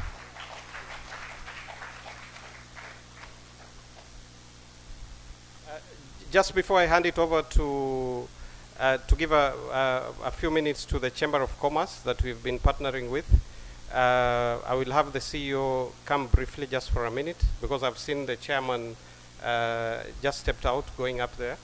But I also want to recognize two other partners. They might not necessarily come up here. That is Communications Authority of Kenya, which I also represent, so they should not worry much. Dr. Mugeni, you're well represented on this side. And Close the Gap. But Close the Gap, today Team Belgium is being led by the ambassador, who will also speak and probably recognize Frank Lehman, who came all the way from Brussels. So CEO, Kenya National Chamber of Commerce and Industry, Mombasa, Kitavi, dakika moja tafadhali. Thank you very much, Mahmoud. Good afternoon, ladies and gentlemen. Waziri.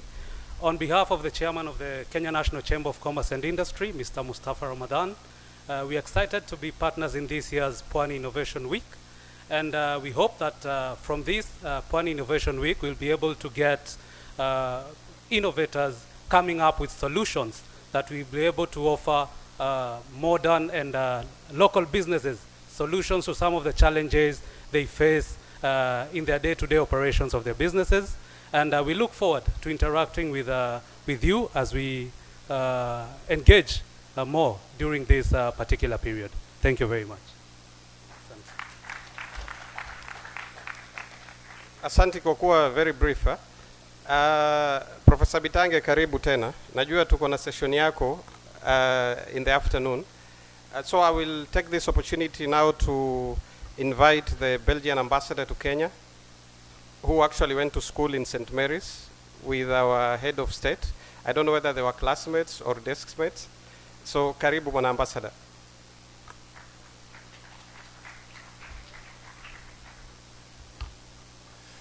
My text says good morning, but it's actually good afternoon. I'm sorry. It's a real pleasure and an honor for me to be here at this amazing event. Thank you very much, Mahmoud, for inviting me, and thank you very much, Minister, for allowing me to speak. Belgium is a diverse nation, as you know, and always has been. Our very existence is based on creativity, consensus, and collaboration. And isn't that exactly what Pwani Innovation Week is all about? Connecting, collaborating, creating a common purpose, and partnerships. A couple of days ago, I had an interesting conversation with a colleague. We were talking about how we see our relationship with Kenya evolving. He mentioned that we need to change and adapt and form a new kind of partnership with countries like Kenya. And I agree. The kind of relationship we have had for many, many decades, I think, is actually no longer tenable or justifiable. I know what I can bring to this kind of a new partnership. I know what I think we can offer in terms of knowledge, resources, expertise, or capacity. But if this is to be a real partnership and not just us continuously repeating what we think our friends need to want in order to develop properly, we have to know what Kenya can teach us. And that is what an event like Pwani Innovation Week is also about. Learning from each other at all possible levels.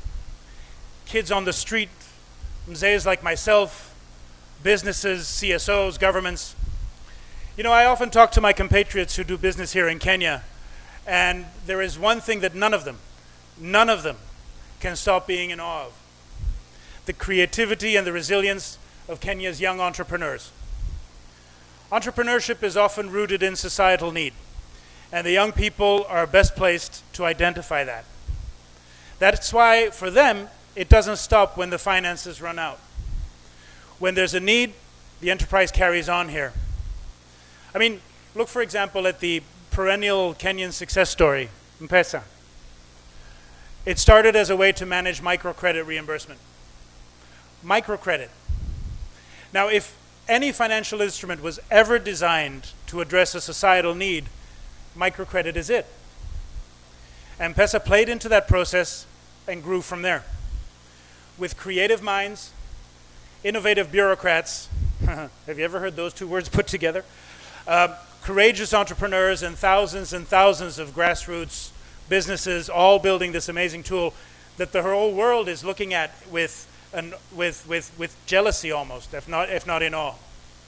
So again, resilience, creativity, courage, all in a tool that Kenya can teach the world about. And it's been around for half a generation. Let me show maybe another example. You've been funding entrepreneurs with what we call today crowdfunding forever. As Mahmoud said, some of you may know my story. My family lived here in Kenya in the 1970s, so I spent part of my youth here. And I remember the power of Harambee gatherings where villages and communities would come together and help the individual realize his or her dreams or overcome a problem or a tragedy. These days we do the same kind of thing, maybe a bit more anonymously, but with the same mechanisms that underlie that particular effort. We call it crowdfunding. So let's go back to that conversation with my colleague. We've been saying for decades that we are partners, but actually, for most of that time, partnership meant that we would decide what we would be willing to share and call it progress if you would emulate it. What I think is that there are very many things we can and must learn from your experience. Things that you are so much better in than us, because you're building strong and vibrant and resilient societies. Let's make sure that we can keep that kind of a partnership alive. Studies have shown that there is a direct link between nature and creativity. So a country like Kenya and a city like Mombasa must be home to many, many creative minds. And it is. Our job in the public sector, us ambassadors, but also us government entities, is to create the circumstances where those creative minds can thrive and grow and blossom. Everywhere. Not just in big cities, but in the smallest villages as well. And in that respect, fostering innovation and collaboration is one of the most important tools at our disposal. It's a central theme in this forum, in Pwani Innovation Week. While war is raging in Europe, well, actually, while one country is invading another, if you want to be precise in the terminology, we must forget that the world is also going through one of the greatest challenges it has had to face in decades. The COVID pandemic has made us rethink the way we interact, the way we work, the way we create, actually even the way we live. In the thick of it, we ended up seeing only the dark side of our predicament. But surely at some point in the near future, we'll see some of the new things that we learn to do. We'll see some of the new things that we learn to do as positive and worth pursuing. And for that, events such as this, at this particular time, can only be called visionary. So I can't express enough the pride I feel in representing Team Belgium in Kenya as a partner of your organization, Mahmoud. You can find innovation anywhere, but allow me to share one thought. Digital services, including web-based instruments, serve to promote and also protect human development and human rights.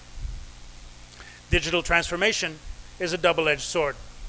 On the one hand, it's a potent force that holds many promises of speed, ease, precision, comfort, cost savings, and even corruption prevention. But on the other hand, when applied without due regard to human rights and good development practices, it's a catalyst for a whole other set of gaps and dangers. And we're seeing that today in that conflict, war, that I mentioned a moment ago. We in Europe pride ourselves on the unique selling proposal of human-centered digitalization and are ready to share our experience with all. What I, as a newly arrived ambassador, am particularly happy to see is how this activity is growing. That the partnership we have been fostering for decades, and I know because I was fortunate enough to see its beginnings when I lived here as a teenager, is becoming stronger and more authentic by the day. I said it a minute ago, for too long we've defined partnerships as one party trying to impose its values and its methods on the other. Those days are over. Partnership today is a real partnership where working and interacting together means we can grow together and learn from each other. Let me finish again by saying how proud I am and honored to have been able to be part of this incredible event in this amazing space. Congratulate you, Mahmoud, and your team. I have another 3 years on my mandate here in Kenya, and I'll be watching you. I'll be watching you closely because you are nurturing the future of this country.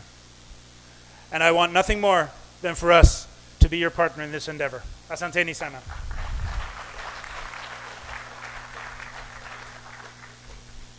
So I'll now, thank you, Your Excellency. I'll now quickly invite our own CAS Kasnadi Abdallah to invite the CS. Karibu Kasnadi.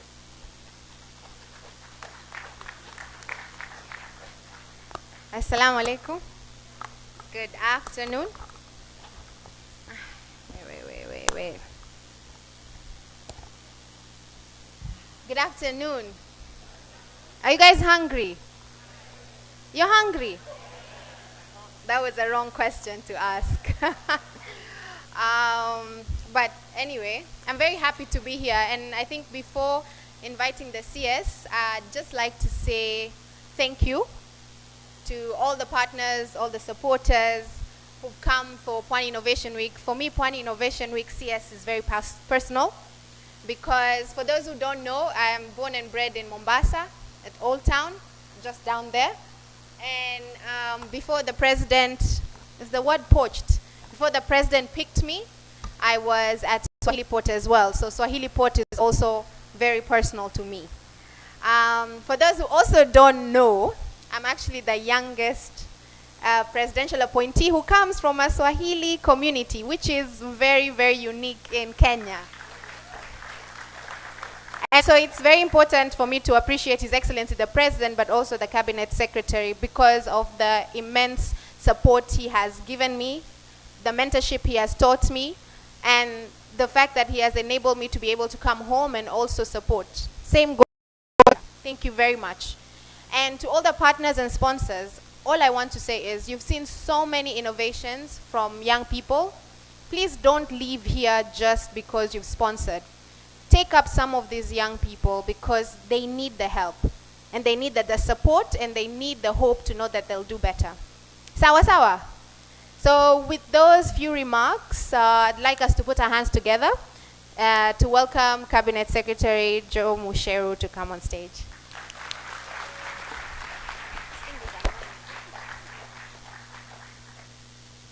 Thank you very much, Nadia. Good afternoon, everybody. It's cooler up here, by the way. It was very hot when I was down there. I don't even know where to start. I'm actually very emotional being here for many reasons. You know, 2015, when I was appointed into this position, my first meeting with the president was actually here at State House, Mombasa. And so I came, and in fact, Ngige from CA, if you can stand, he looks different now, but when I saw him earlier, he had a suit. So have a seat. And I came in my suit and tie and went to see the president, and we're supposed to be talking about the digital literacy program. I didn't even know how to address him or approach. I'd just come from private sector, and it was a very interesting time. And you know, ordinarily in government you have to wait, and so we took time to wait. And then I called the few friends I had, and mentor Mohammed was here, and he told me, you know, I'm doing something here at Swahili Pot. I think it was Swahili Hub then, or, you know, and I said, you know what, since I'm around, why don't I come and see it? And really, truly, the emotion is because of what I am seeing now. And I will describe the many things. But, you know, as we go on, let me first recognize Frank Lehman. This is the Ministry of Digital Transformation in Belgium. Of course, the ambassador who has just spoken, our very own Professor Ndemo. He brought the first cable, and I'll tell you more about the history of where we are. Let me recognize Nadia as well. And then, of course, all these CEOs that you're seeing here. And then we've got a lot of support from the county. You know, Anwar is here. Anwar Ahmed is here. There he is. He's the ICT chief of you know, Mombasa County. Mustafa Ramadan, I don't know if he's back. My good friend from the chamber, the CEO has just given his speech. And many of you, all the CEOs, all, I mean, it's just great. Even Kabiru from Kennik. Here you now have my domain, which I can come and buy. We can buy before we go. Moshero.ke. You know, I've been using Joe at moshero.com. Sasa they want to transform me, and I think I'm happy to move in that direction. But why am I emotional? So when we came here in 2015, it was a very big challenge on what we need to do for this country in terms of ICT to move it forward. I came from private sector, and I was still trying to understand what is a state department, what is a saga, and so I am so happy that you've got all these teams, all these CEOs that have come, and they're here today to support me. Last time we were working with Mahmoud on our own, just looking around.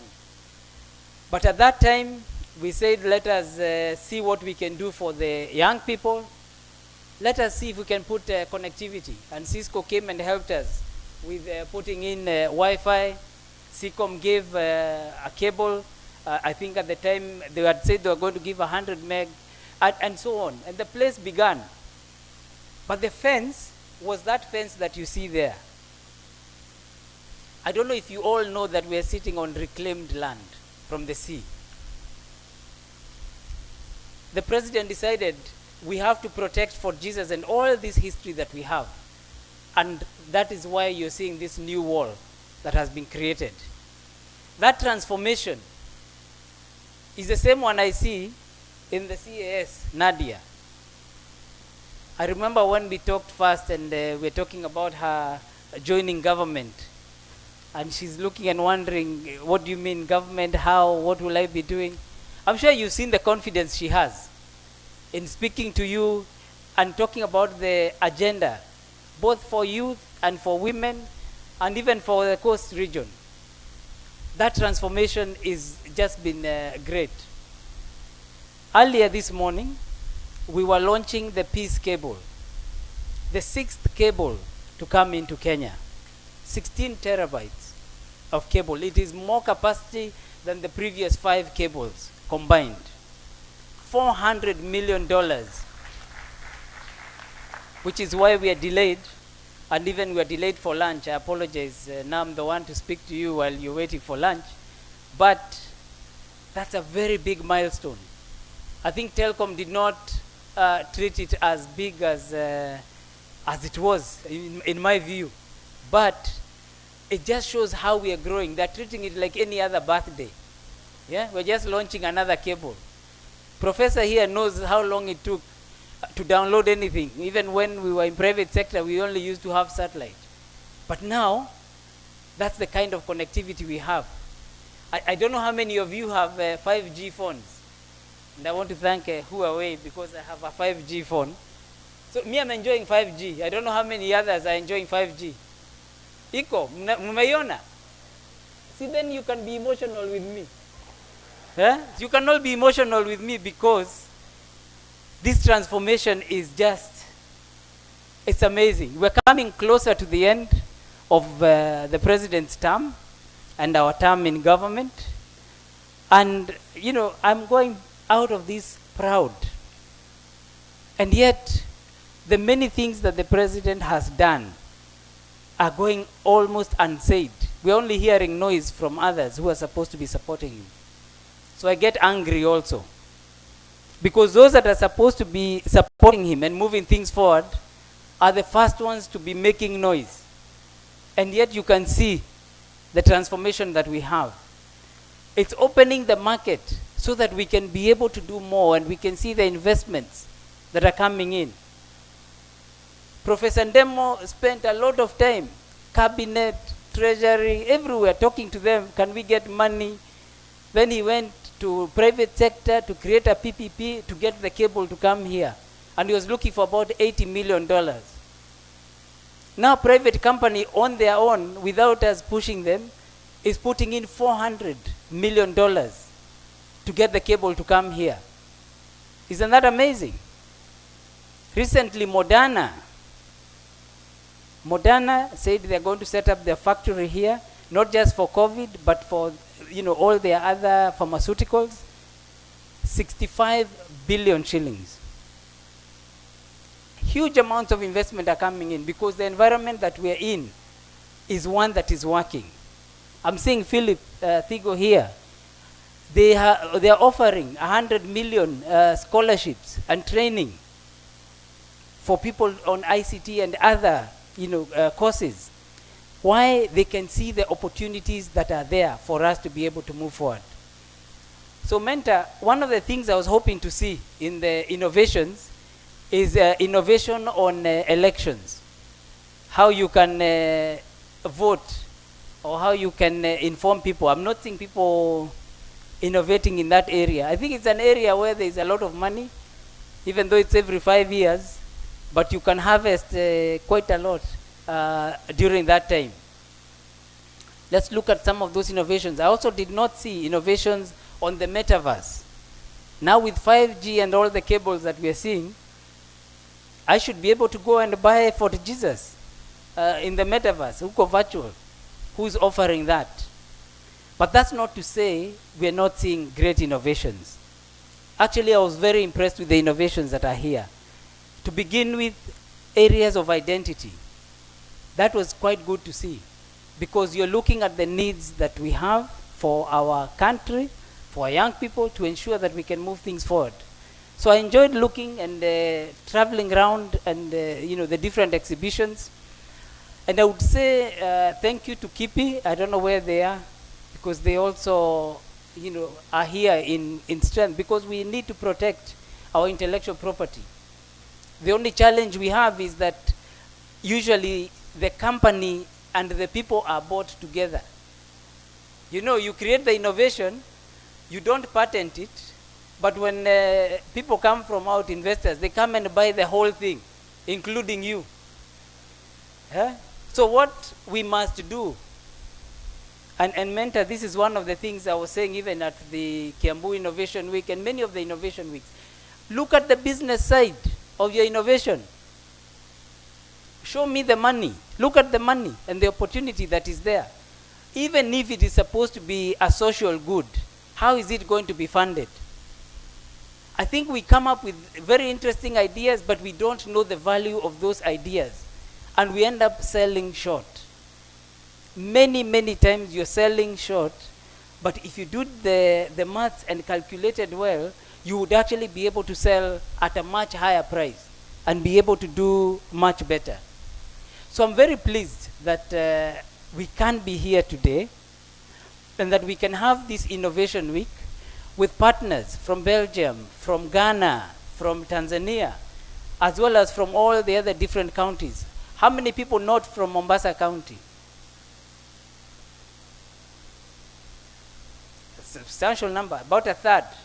So that is good. It means all the rest are from Mombasa, sindio? Hey. So it is important that you can see from government, we are providing the full support to you.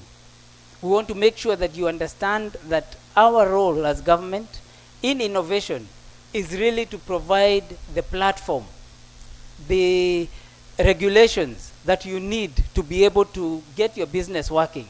Government should not be interfering with you. Government should be facilitating for you to be able to make your idea work and to grow. The investments that are happening are many. You've listened to Ben Roberts, the largest fiber company they're rolling out within the continent. So they're taking what we've got now in these cables and taking them wherever it is that you want to go. And of course, Safaricom and the other operators are doing the same. So we're in a place where, so long as we make the environment work, we will make it move forward. And so it is important, and I think we need to put together almost a business council that looks at these ideas and begins to help digitize or monetize those ideas, help you with the data that you need. I've not recognized the data commissioner because that is one area I wanted to really focus on. At the moment, when you go to WhatsApp or Facebook or any of these other platforms, you take your data, you provide it to them, they monetize it, and they make a lot of money, and they're worth trillions of dollars. But where are we? You are the one providing. So the old tradition, you plant the coffee, you export the coffee, then you import it at 10 times the price. Now that's what we're doing with the data. So DPC, can you ensure that people are more aware of what they need to do with their data so that they can begin to monetize? And by the way, she's doing a great job. She's hiring a lot of people. Please sit. She's hiring a lot of people. And Kenya is transforming. Kenya is transforming. So I want to just recognize these CEOs that are here. You can be in a ministry and you're working with people, but they're not really supportive. I think I'm very, very lucky as a minister. I have people who have been very supportive, and that is why you're seeing the transformation that is here. But I want you, the innovators, to take time to meet these people. They tend to be very quiet. And you see them walking around peacefully. I think the only one who hasn't arrived is the Postmaster General. I think he's on his way. Are you here, PMG? Angalia, sisi mtu wa posta, amechelewa. I think he's the only one left. But Konza, Simama John. Those of you who have not been to Konza, you need to meet with John and find a way of engaging with John. Konza should not be owned by other people. It's ours. But if you don't go there and meet with him, utapata shida. Sindio? So please, that's John Tanui, he's the CEO. Timothy Owase. How many of you saw what was going on in the Oscars? He's responsible for the Oscars. He's the Kenya Film Commission. But he doesn't punch people. So he's different. And so you should again take time, engage with him. These stories that you're doing need to be told. You need to engage and you need to let people know, but make sure you include what your finances are so that people can invest and you know what is your value after you have seen Kipi, so that you've protected your name. I'll ask Mentor to also stand. Thank you, Timothy. Mentor Mahmoud is not only your mentor and so on, he's also working for us at the Communications Authority, he's a director. So he's representing the regulator and making sure that whatever you need in terms of communication, the team here was showing me how they're using these cars to go around and test how the signals are working so that Safaricom and others can be on their toes to ensure that quality of service is being provided. And the regulator is important. They have the Universal Service Fund, and he's on the board. Talk with these people. They are available. The Media Council, David Omoyo. Now, Media Council, they are media, and they say they are independent. So I can't say that he's working for me, because then it will become a problem. We have a PPP, we have a G2B, or whatever. We have a way of how we work together. But I know media can now start construing that we control the media. But if you have any issues, any complaints, any information you want to send out, other than creating documentaries and films, then you have media. And media have ways of being able to say whatever they need to say to move things forward. So it's really great to have him here. Finally, we have also the acting CEO, Dr. Rono, of the ICT Authority. You have quite a few of you trying to work on education and technology. He has the digital literacy program that he's rolling out, including also rolling out the fiber. So the NOFB, or the National Fiber Optic Cable, he's responsible for that, and many other things that the ICT Authority does. So me, I have come with all these helpers. And I'm sure there are more in the crowd from government who I may not have mentioned. I've talked about Kennick. Again, I don't want them to feel like we're saying they're government. We host them. We give them a place where they can live, and so on. So please take advantage of all these people, meet with them, and see how your business and innovations can work together. We have our stock exchange or securities exchange that we can leverage, but you need to grow your businesses so that we can be able to really now begin to create wealth. Finance is probably the most important course you need to do, even as you come up with your innovations. Understand how value is being created and how you can get people to come and participate in your company, whether it is in shares, whether they are lending you money, but then you can grow and expand your business, but not then selling it almost immediately so that you can buy a car. You see, you have to really be able to grow. Last year, $571 million was invested in the startup system here in Kenya. 65 billion shillings. In Africa, it was over $5 billion. Is your business structured to be able to receive that money? Because this year, that number is actually going up. If you remember last year and the year before, we had COVID. Now things are opening up. It is getting better. So please take advantage of those and be able to build your business and business ideas so that we can grow our country. I don't want to keep you more than I have spoken. You know, you've all said you're hungry, you want lunch. Some people were wiser and they had lunch before, before they came. We had been offered lunch elsewhere and we didn't eat, so meant that we are coming for the lunch. But really I want to leave you with almost a very important thing for this country. If we're going to see these trends that we're talking about grow and develop, we must not be shy about which leaders we choose, about which direction we want our country to go. This idea that, you know, you're not worth anything and you must rely on government is not true. And many people here are able to show you that as businesses, they can grow. All they need is an environment that works. An environment where you're not insulting people all the time. An environment where you respect your leaders and more so your boss. In your startup, in your business, if people play around with you and you're the boss, kutakuwa na shida. Okay? I'm not being afraid to say some of these things. And I know some of you are wondering why I'm going in this direction, but I am emotional with what I am seeing in terms of transformation and then what I see in the media. Yeah? What some people are saying, some leaders, but Mahmoud will not be happy if I make this a political event. So I will not make it a political event. I will say vote wisely.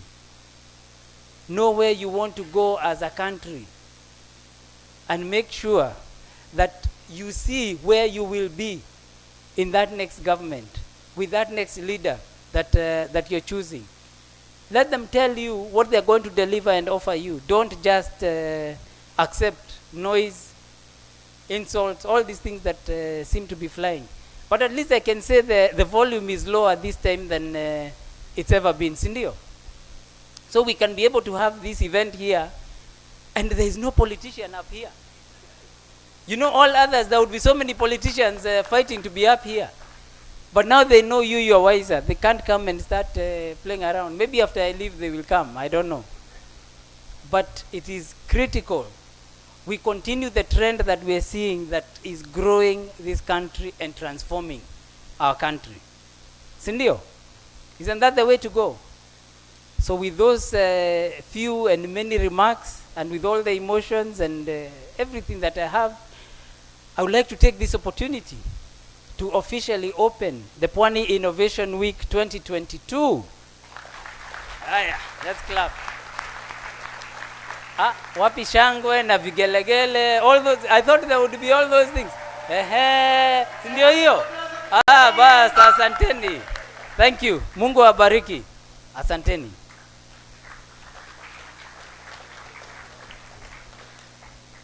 Thank you, Bwana CS. Bwana CS is my boss, but at times I find it difficult because we started working together in 1999 when we were the only ones, and I see a lot of you here, when we were the only ones providing data and internet connectivity. So it's a very interesting relationship. And Bitangi, I think you remember very well, even when you were laying the Teams cable, and I was also on the CCOM side, but you still facilitated us. Thank you very much. So people talk of Mentor 001, that is myself, and they talk about the transformation. But there is a team behind me. I actually take the credit, but we have people who actually are doing all this to Swahili Port and Pwani Innovation Week. And I just want the advisory board members who are here to stand, Bwana CS, so that you know them, and then I'll go to the volunteers. Because Pwani Innovation Week is very unique. Probably we spend or we receive 30% of what a similar kind of meeting will cost. And what is the beauty? Because 70 or 80% of the partners that you are seeing here are partners. They are not giving us any money. And I value that long-term relationship, although we still have bills to pay. So for those who have given us some money, we say thank you. But the reason why we are able to do that is because we have an army of volunteers, young people that we don't pay, we don't give them fare, we don't give them anything. But they work here some come here at 6, they leave at 9 p.m. The last 2 weeks they've been here day and night.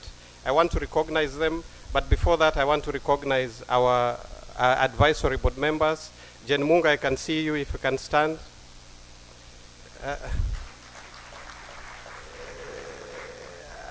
Kasnadia, wewe pia unajua sifai kukusimamisha, wewe ni boss wangu.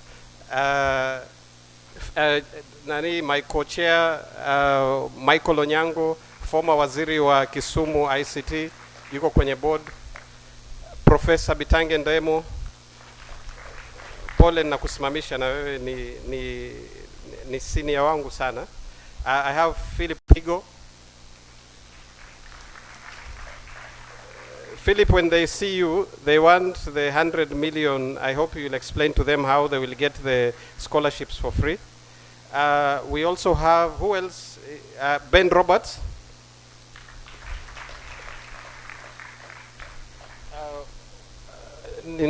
Stephanie Maseki, the only creative up on ndani, and a very good actor, a very popular actor. Harry ako around. And nafikiri yuko kwenye simu. I hope I've not left anybody else. And then lastly, the volunteers, just come here, because without you hii kitu haingefanyika.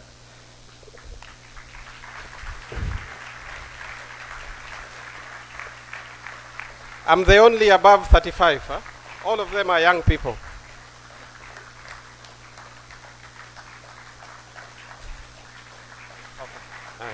Okay.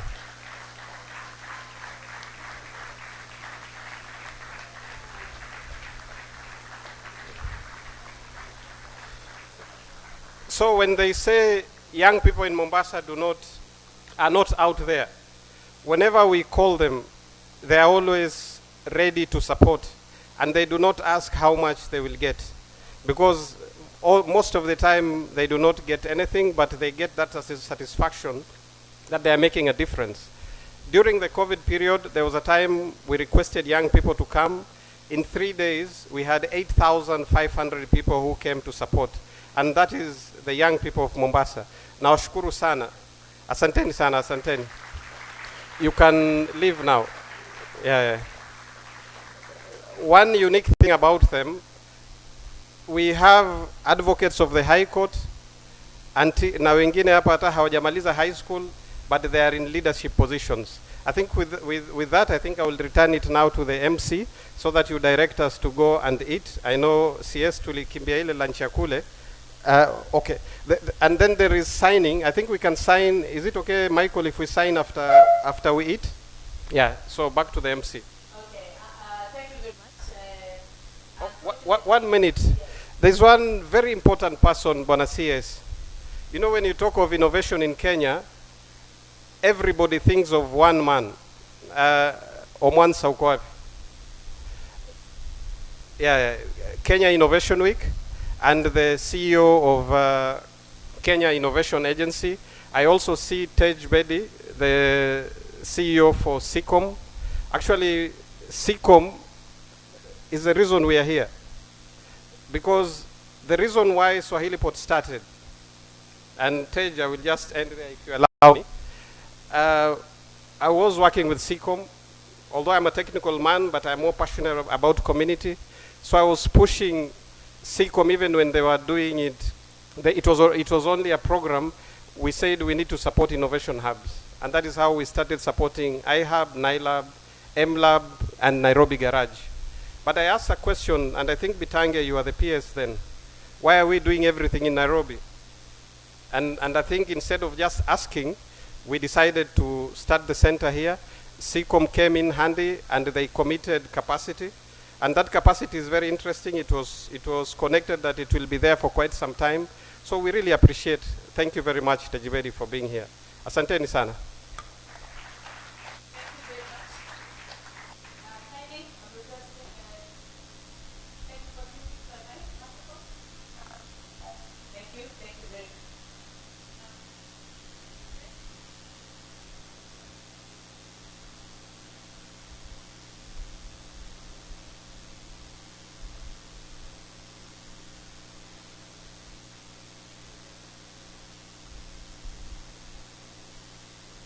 Apologies for that. Thank you very much for this. Chief guest, I would like to request, I know people are hungry, but there was a short award ceremony that I'm requesting that we do so that we can do the signing afterwards, kindly. With your permission? Thank you very much. Mike, please, kindly just come and give 1 minute, something to say 1 minute about the cybersecurity bootcamp and the DigiTrack Innovation Competition and why we are awarding these particular students. Kindly, Mike, just 1 minute, strictly 1 minute,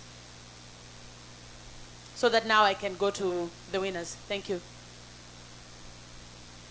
Thank you very much. Honorable Joe Michel, distinguished guests, Your Excellency, ladies and gentlemen, good afternoon. My name is Michael Kamau. I work at Huawei Kenya office, and we are very happy and pleased to be here throughout in preparation to Pwani Innovation Week since the 10th of March 2022. Mahmoud, the Swahili Pot Hub team, invited actually us as private sector, also Swahili, also Safaricom, us as Huawei, and also Communications Authority of Kenya to figure out what we would actually do for Pwani Innovation Week. And Communications Authority actually advised that since COVID-19 started, the number of cybersecurity threats have actually been increasing. So as Huawei, we are very happy to actually work with Safaricom, to work with Communications Authority of Kenya to run a boot camp for students within Pwani and here at Pwani Innovation Week. So the boot camp has been in 3 phases, an online phase and an assessment with over 200 participants. And here on site since Saturday, we have been running a hands-on practice-based cybersecurity boot camp. And I would like to congratulate all the winners, all the students who have emerged top, and also CA brought in their CIRT.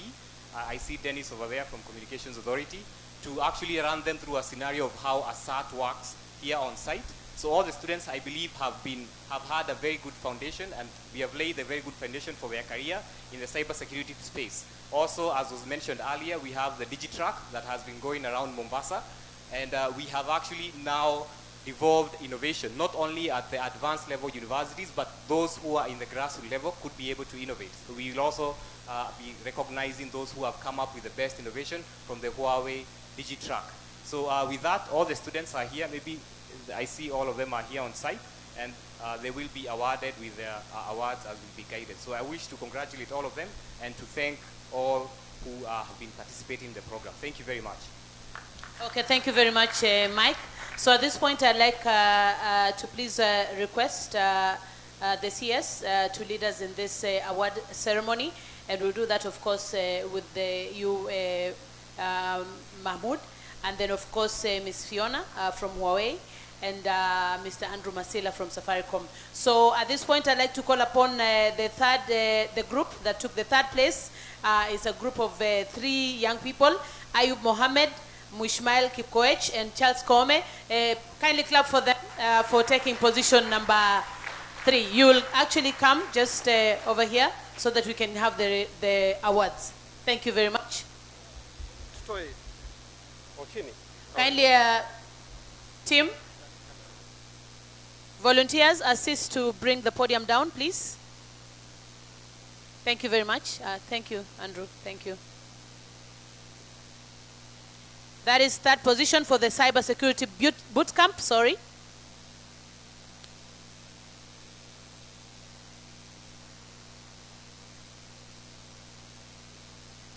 Ayub Mohammed, Muishmael Kipkoech, and Charles Kome receiving the award. Congratulations. As they receive the award, I would like to call upon the next group, which took the second place. And the group is led by Abdul Rauf Abdullahi, Yusuf Adan, and Roy Nyamawi. Kindly, let's be on standby. Makofi kwao. That is a second place. Kindly wait for the third place to exit the stage, then you can also join in and have the award. Thank you very much.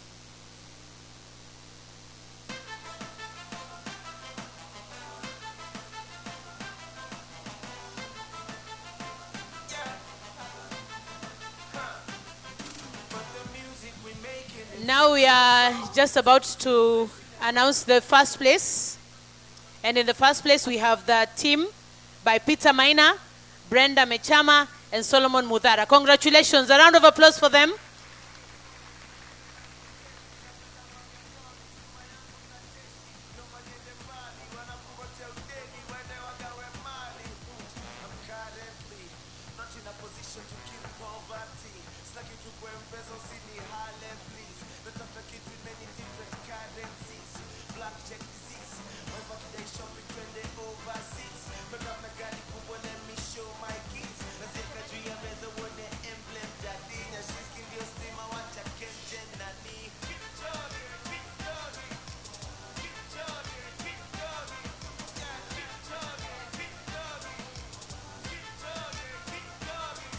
Kindly, Mike, I would request that you give the needed assistance there because you know the students. Kindly give the needed assistance, please, so that we can make it short because I know people are quite anxious to go for lunch, please.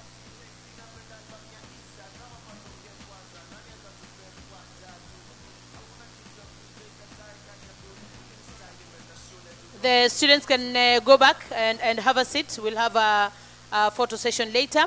And now we go to the DigiTrack Innovation Competition, which has been running for the last 2 weeks. The DigiTrack students challenged to come up with ideas to solve existing problems in society using digital skills. It had 30 participants, 3 winners from across Mombasa. In the third place, we have Mohamed Suleiman. Kindly, Mohamed Suleiman. Makofi kwa Mohamed Suleiman.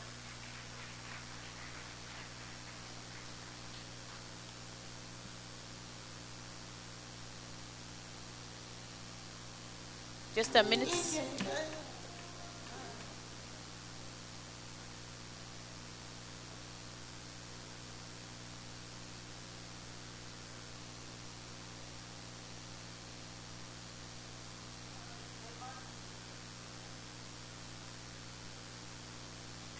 A round of applause for Mohamed Suleiman, please.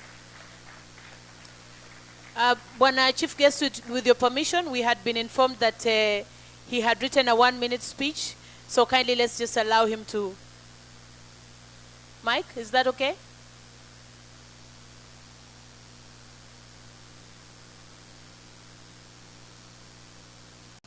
Okay, thank you. In second place, we have Lucio Chieng. Lucio Chieng, makofi kwa Lucio Chieng tafadhali. Is Lucio Chieng in the room? Lucy? Oh, Lucy, kidogo chap chap.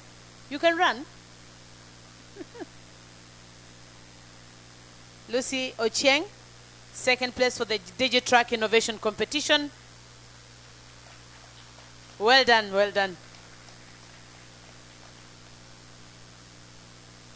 Very exciting, eh? Young girl. Of course, now we go to the first place.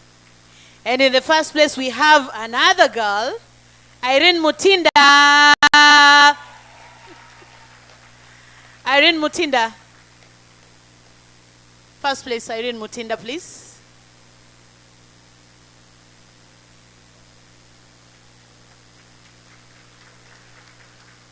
Kindly proceed to receive your award.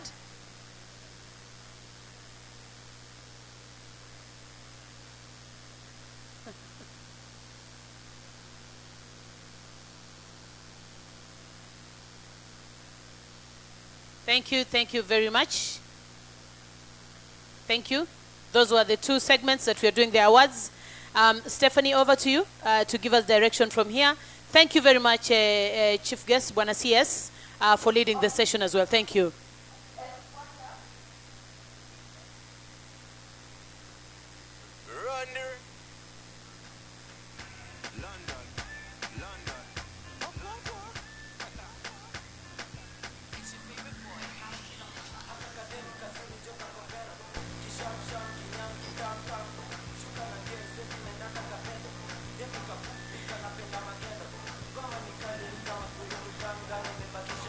DJ, just a second there.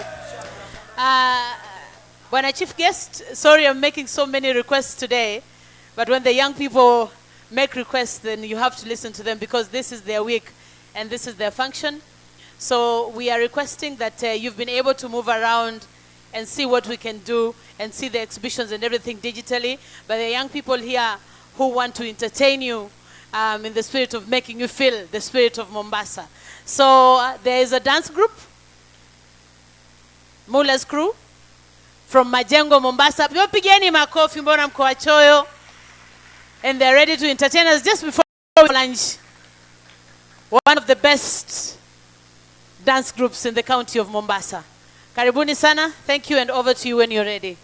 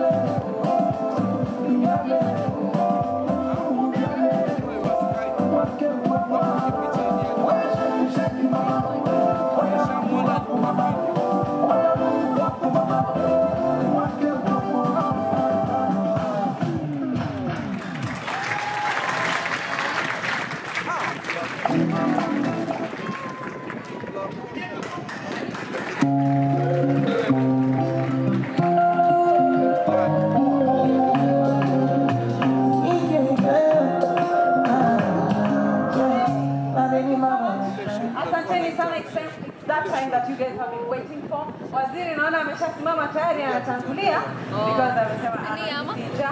Kwa hivyo naomba tupatane na Mentor. Thank you so much. All the VIPs kindly follow Mentor. Mentor is Mahmoud Nur. Thank you so much. All the VIPs kindly follow that path.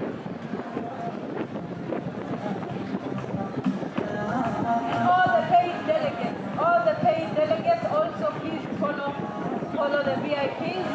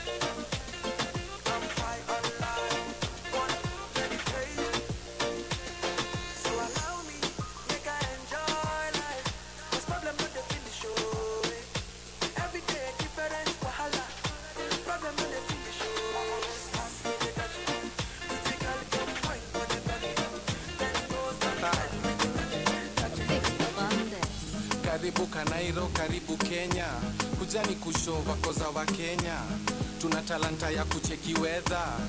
Iyo jua ni ya mvua, na ni kali, niko sure. Ukiwa kijani usije umeboeka, ukiona memes unaanza kucheka. We have winners who won because they did have genius ideas of how to use online skills. So everyone comes with a different online skill, but my idea is not that original, but it's what will happen with the combination of now all these skills with digital marketing, with affiliate marketing, with knowing how to operate a laptop, Microsoft PowerPoint, internet. So if you combine all this, and then with our DigiTrack training, which was basically about entrepreneurship and financial skills, financial literacy, bringing all this together will bring something huge. Yeah, will bring something huge. That was awesome, and congratulations to the girl child. We also have our second winner, also a girl child. Hi, how are you doing? I'm good, thank you. Maybe you can start with your name and tell us what award you actually got. I'm Lucia Chiang. I'm the first runners up in the Digitrack Innovation Competition. How are you feeling so far? I don't know, I just feel great. You look nervous though. Yeah, I'm nervous, but I'm also happy. Yeah. What does this award mean to you? It means everything because actually when we began, when we started doing the training, I wasn't that interested, but see, with time I came to realize that this is something that's going to help me on my own. So when they brought up the competition, I decided to join because I'm from a remote area, and of course we all need to grow our places, maybe for learn. So when they asked about the digital skills that we've learned, I just applied. That's how. What was your idea about? Majorly, maybe introducing computer classes, yeah. Because most of the people in my place are illiterate. They'll pardon me for that. Yeah. So maybe and now, since they're illiterate, they don't have jobs. Now they're idle most of the times, of which they cause a lot of crimes, Maybe computer classes and all will keep them busy and aside from that. Thank you so much and congratulations. Now we have identified the winners, but we cannot leave out the trainer. Karibu sana. You can start with your name and tell us, because you're the trainer, how do you feel about your team winning? My name is Adams Macau, the trainer for Digitrack. I feel nice, I feel happy having seen my students being part of the competition and actually winning the awards. I'm very happy. Yeah. What does this mean to you? It really means a lot because you can see that what I've been teaching them is, as they have used the skills that I've taught them to actually do something competitive and emerge winners in it. So it encourages me to continue doing what I do to help more youths out there and to enable them also know to use the digital skills and how to use those skills to solve problems they are facing in their communities. Now the first winner was a girl child. The second winner, the second runners up is also a girl child. What's happening to your class? Well, you see, okay, I think most of the girls took the competition seriously, other than the boys. But the boys were also represented, so you can't say they were left out. But well, it's a good thing because it will encourage more girls to always seeing girls being winners. It will encourage more girls to be or to want to participate to such events. Yeah. So. Thank you so much, and congratulations. Well, definitely we cannot leave out the launch part where CS Joe Musheru was present and he launched the program.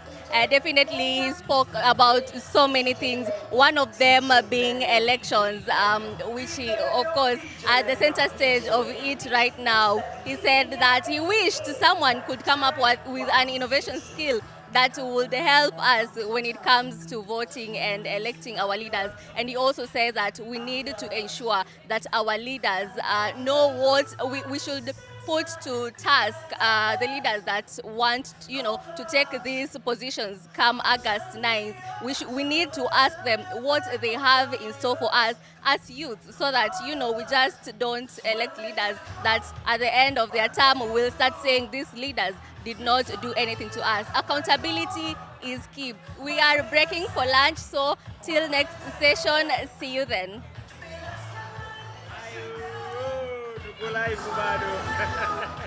And test your sugar without pricking yourself. Security, many, and I think the innovation week is growing. Before, you didn't get the kind of quality that you're seeing, so I'm seeing that they are going up. The number of stands was even more than before. So happy to see the progress. And what maybe would you advise the youths? I would advise the youths that, because when I listen to the presentations that they are doing, they present the product, but they don't present what they need to move forward. And business is getting the opportunity. Once you get it, present. And so you must have a very quick analysis to say this business, the market is this size, And if we come in, we'll take 20%. This is how much we're going to grow. This is how much we need. So that it's very clear you understand the whole space and that you can make it work. Many are talking as though they are NGOs, and yet it's business, and yet they want to be able to employ others. So they need to make money, and they should not be shy about making money. Others do, so why can't they? On your speech, lastly, you say that you will be leaving a happy man. Maybe what would you want people to remember you for? I think I worked for my president. He has a vision for this country that is beyond even his term. And the things that he has been doing, which he's not even screaming about, he's not shouting about, but are transforming lives every day. Whether it's Mama Mboga putting her in a market where she's no longer in the sun somewhere stuck. Now she's in a nice place, her products are air conditioned. I'm enjoying seeing all that transformation. Coming here, this place was the sea before. Now look at us. Hakuna mtu amesema all the progress that has happened. All you're hearing is people making a lot of unnecessary noise, and yet work is happening. All these stands are in a place that didn't exist before. Isn't that amazing? So that's what I'm happy about. Thank you so much. We'll see how things go from there.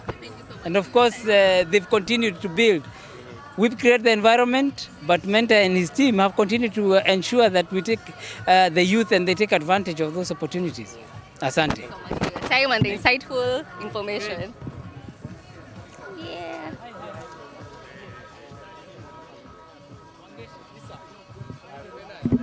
At Swahili Port Hub, maybe you can tell us, what do you think of such an event?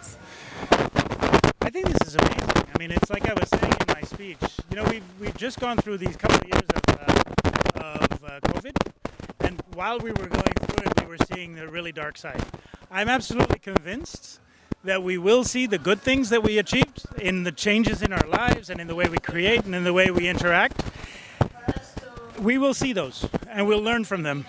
And guess what? This kind of events, like Pwani Innovation Week, is where we're going to learn from each other, where we're going to learn these things and figure out how to live in a post-COVID and actually even a post-war world, because don't forget, we are going through war in Europe right now. But this is the kind of event where we're going to do that, bringing youth together, bringing creatives together with tech, together with government officials, with CSOs. I mean, I can't stop being amazed by it. I'm sure you've gone around the different tents and exhibitions that have been displayed. Maybe what's your take on that? Well, like exactly that. I mean, all these the youth and the CSOs and the governments and the businesses who are all showing what they want to do and what they can do and what they're capable of in this new world. I'm not going to pick one that's better than the other. I mean, I'm a diplomat. At the end of the day, I'm still a diplomat, so I never express a preference. No, it's this is wonderful. This is absolutely fantastic. Could be a little less warm. It's a little hot today. Could be. But you know what? That's fine. You stand here in the nice breeze and you forget all about the heat. So many startups are, coming up. Maybe what's your advice to them? Do what you love. That's it? That's it. Do what you love. Thank you so much for your time. Okay, so thank you. Yes, that was... I'm very fine. Thank you so much for accepting to talk to us. You are an academician and ICT guru. Yes. How do you feel about that? I feel very happy about it. Yeah. Has it always been something that you've wanted to achieve? Very much so, because I in my training, I did both. I did both areas in IT, and then did my PhD to teach. Yes. Your expectations today, have they been met? Did you have any, and were they met? Well, nobody ever meets expectations. You do it incrementally. We made one step. We are moving into other steps. So you would move until a point where you are satisfied that you have actually made it. Yes. Because you are a pioneer of the internet, maybe what can you tell us about the 5G internet? It is something that is going to be, almost everybody must have, because as the minister was saying, we are beginning to see new applications within metaverse, making very complex things which require a lot of broadband, and we have been asking government to remove taxes from broadband and devices so that young people can afford them and begin to create jobs for themselves. So many people consider you as their mentor. Maybe what advice do you have for them, especially in the ICT world? I think this is the time. We are at the time we need to take advantage of ICTs. Almost 1.5 million young people work in that space now.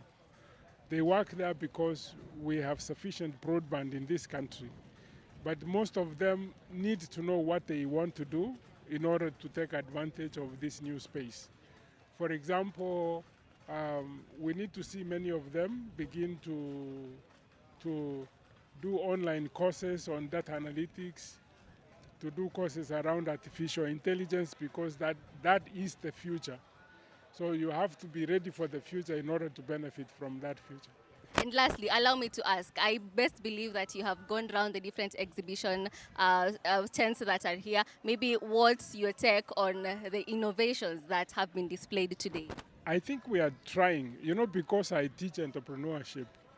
And we normally say in entrepreneurship, there is no product that comes out fully complete on the first.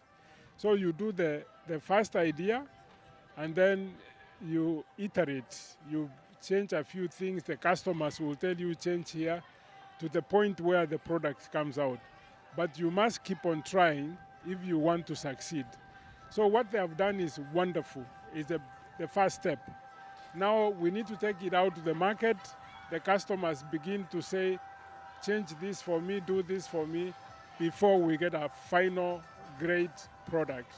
Thank you so much, sir, and for the good work that you have been doing. Thank you. That was PS Bitangendemo, the ICT guru, one of the ICT gurus in this country, of course, with beautiful and awesomely brainy insights right here. If you want to do something, make sure you go all the way. That's it from me. Thank you so much. What it is that needs to be happening on the ground. But the one thing I want to say to you is this technology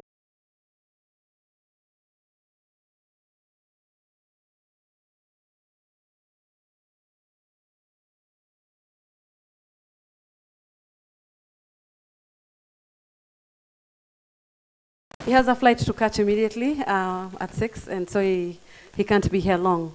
So, and this microphone. Good evening. What did I say before? Good evening. I said good evening, sir. I am a teacher. So my speech is going to be brief because we are rushing to catch a plane. But I am committing to my friend Mahmoud that we want to come several times to a point where we are satisfied that you are benefiting from this era. I call it the era of digitalization, which is not stopping at anything. Everything is going to be digitalized, including money, cash. In another 3 years, you will never see a shilling note or whatever. It's going to be digital. Don't laugh, it is true. Even central bank has agreed now that we have to move that way. All I'm speaking about is about the fourth industrial revolution. The first revolution happened about 300 years ago. And that time, everybody was worried that we don't have food to eat. So what they did, they began to mechanize, they made the power and other things. Africa, we didn't get to do that because slavery was going on. Then the second industrial revolution came around 1900, which was the first time they created mass production of vehicles. Previously, they used to produce one vehicle, and what my sister Elizabeth was talking about is that productivity is less when you produce one vehicle at a time. And that time, Africa was undergoing colonization. We did not participate. So around 20th century, the third industrial revolution came, when ICTs started happening. And we were just about to miss that before getting into the fourth industrial revolution when we discovered mobile money, which improved productivity. Let me simplify that. That word is economics, but in real life, when I was in high school and I would write home for my mother to send me money, the fastest means was posta, which used to take 5 days to get money. So by the time my mother found a posta, sent the money, half term is finished. So I remain in school. So M-Pesa comes, now you wake up in the morning and say, we were told that today is half term, the money is sent. You actually receive money instantly. That is what we call productivity improvement, when you are supposed to do what you want to do, when you can do it, and you get the results. Now, from 2018, we have been talking about fourth industrial revolution. Africa is not undergoing slavery. Africa is not being colonized. Africa is not fighting for freedom, because when the third industrial revolution came, we were fighting for freedom in the 50s. We are a free Africa. Fourth industrial revolution has come. What is it?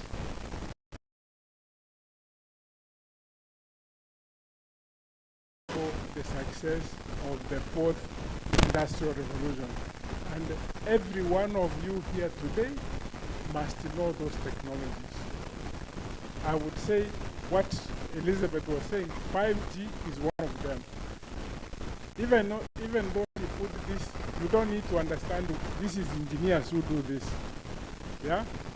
You wait until it is deployed and you get a ticket in a ticket coming to your house on the door, that when you are on Likoni Road, you are driving at this speed and you ignore this. That's when you ask, walijua namna gani? Walijua. Alafu unaletewa picha ya gari yako vile ulikuwa unakula chakula unatupa nje na vitu vingine kama hiyo. So 5G is one of them. Another one is artificial intelligence. It's not a very difficult word, but what it is already doing, yeah, is that Safaricom, Felicia, can give you a loan without ever seeing your face. Meaning they have looked at your data, analyzed how you behave, whether you feel good when you take somebody's money and you don't feel bad repaying the money. And then they said, Ndemo, you can't get 5,000. Another one gets 100,000. So they call it credit score. They score. Credit, the good people would get good money. Now, the most important with that is that throughout my life, I've struggled with English. English, it's very difficult sometimes, especially those who are young men trying to quote. You say the word laugh before you really meant laugh. You meant, instead of saying I like you, you use love. Love is more deeper. Now, artificial intelligence is going to use something called natural language processing to speak what you really mean, and someone understands. They can understand it whatever language they understand. If it is English, if it is whatever, but do not let somebody, yeah, who looks like our sister here to come and translate our language. Do you like that? Hello? You want somebody to come from Europe to come and translate Tigo to English or English to Tigo? You want to do it. That is where the jobs are coming from.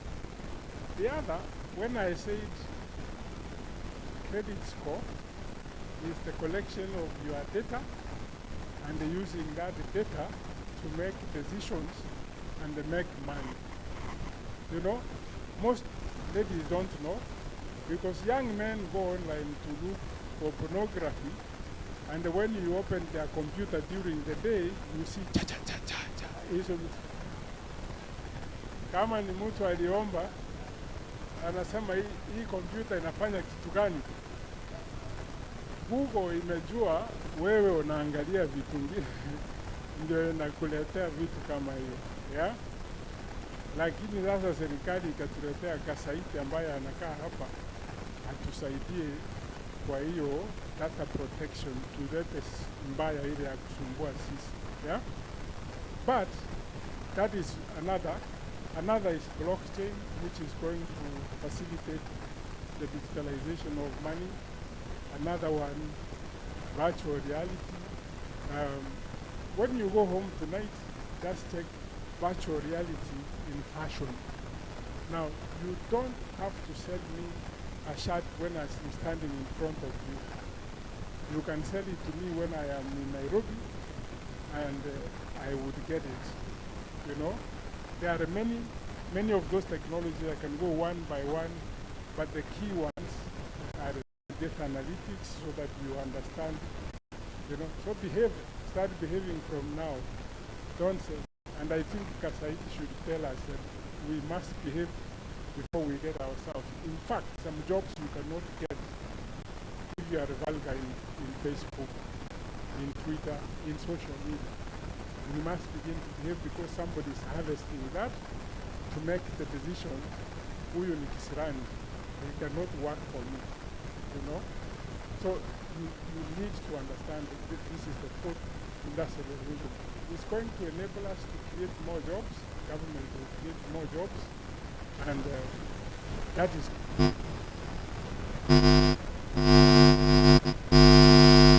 ambushed a gentleman here because he's from Ahmed after work. Just come and I greet you so that you say something, one or two words about innovation and young people and what we want to do with those in post.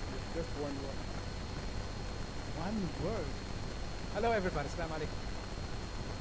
Just very quick brief back about myself. The first part of my first part of life lived in Germany, run consultancy projects, economic development programs.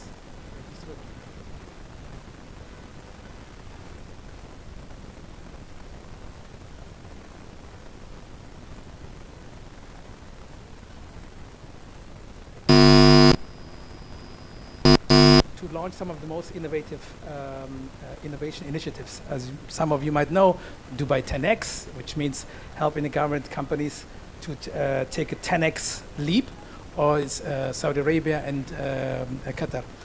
5 months ago, when I first came to Kenya, I was so fascinated demo, and since I'm still here. I just went quickly back a few times, but I actually never left Kenya. It's so fascinating. For you as young people, entrepreneurs or wannabe entrepreneurs, there are a lot of opportunities existing. If I just summarize it from a high level to very specific, what you can actually do starting today. High level is, think about your generation is different than our generation, earlier generation. You grow up with Twitter and with mobile phones, etc.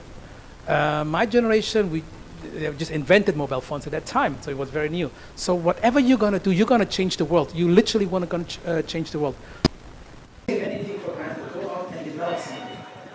Many of you know what metaverse is, some of you don't know. It's just you put yourself as a different person on the internet and you grow, you can become whatever person you want. Whatever you want to do. There are millions of other people out there. Maybe you can create a business out of it, just from a high level. Coming a little bit more closer, look about the big companies and the government agencies. Think about all the problems and pain points that they have. When you use, for example, a Safaricom or all these other companies, or with the banks, etc. When you find any issue that is not convenient for you, don't be disappointed. Turn it into an opportunity. When you see things that doesn't work, try to turn it into an opportunity. In other words, don't think about you an individual. Think about when you go to the market these are customers, and these people need really a new solution. So just to summarize, the second level is talk with the big companies and government entities and figure out what are the biggest pain points. And I'm sure there are a lot of pain points existing. For example, the interconnectivity is not there in different kind of institutions, government entities, or even big corporates. There's one area. And then if you go specifically down in what can we do in Mombasa, just go to the souks, go to on a beach. When you go around, don't go as a normal and see customers. They are all customers running around. They're doing something. Figure out what they do, and based on that, you can actually come up with a solution.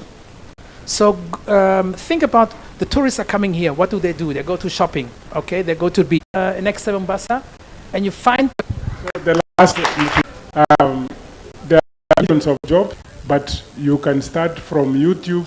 How to do data analytics. Don't worry, even if you failed in math, that analytics doesn't know. You can actually begin to do that slowly. Then you can go to IBM, they do it for free. By the time you are moving to that level, it's free, but you get a job. If you don't, you talk to me or Mahmoud. So thank you for the speech.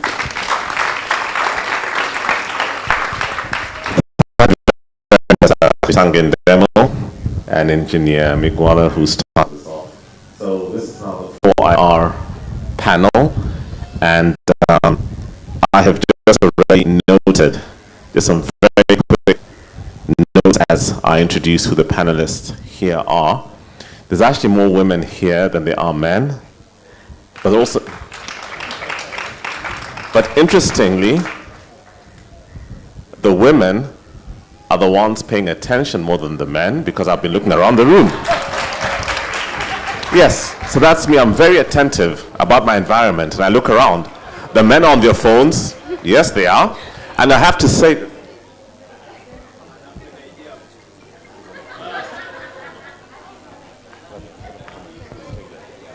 okay. So just before I continue, Steph, could you please bring up the other panelists?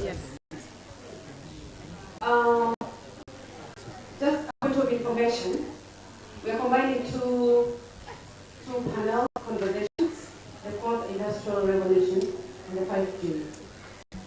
Okay, yeah. You can scream all you want, it doesn't matter. I have seen more. And by the way, I'm from Kisumu. So you know, Kondele. So there's nothing. I will tell you as it is, because I want to help you. Huh? Because if you don't get it right, we're here for a purpose. We just didn't come here to entertain you. These are people who are so busy. And we want to ensure that you are the next owners of the businesses on this continent and the world.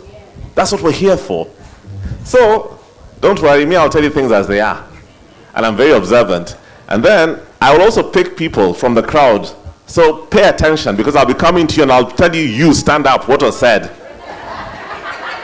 We're not here to entertain you. We're here for a specific purpose. So I'm very quickly going to ask each of my panelists just to spend 3 minutes to introduce themselves in terms of their name, what they do, we'll keep it at that, and then we'll come into the very specific discussions of what it is and how it is that you must be able to benefit once we're through with this session. So, so again, where I come from, we're very particular. We say ladies first, but because I'm in Pwani and it's Mombasa, I know here you say ladies first, but men before. So I'll start off with him besides me. Thank you so much. My name, I'm Nyagitari Bosire. I'm the technical lead on the fixed services at Safaricom, and happy to be here today. I think I covered the 3 things. Thank you. Thank you very much. Philip, you have so many hats, so in context, we'll deal with today's topic. Okay, single hat today. Philip Thigo, Senior Director for Africa for the Thunderbird School of Global Management at Arizona State. Okay. Use this one. My name is Bitange Ndemo. a teacher at the University of Nairobi. And the father of internet in Kenya. Let's say things as they are. We must be factual in this country. We should never lie. Alice, please. Good afternoon. My name is Alice Gugilev. I'm the head of Global Development Incubator. We're a nonprofit based here in Kenya, and our focus is on creating large-scale social change, bringing together government, private sector, civil society, and very importantly, youth to the table to co-design solutions and overcome some of the structural injustices that we see in the world. And my passion is all about youth employment and livelihoods. Thank you. Hello everyone, my name is Elizabeth Nguli. I am head of digital engineering at Safaricom. What I'm passionate about is a lot about solving problems, specifically using technology. And I really love software engineering. So when I came here, I saw so many young people. And to me, I'm just looking at talent. So where I work at the moment, we keep saying there's scarcity of talent, but I came here and I saw a lot of talent, and I'm so happy to be here. Probably to engage even with the developers, see what they are building, the innovations that you guys are doing here, and see how we can support you in terms of growing this and in terms of growing your skills as well.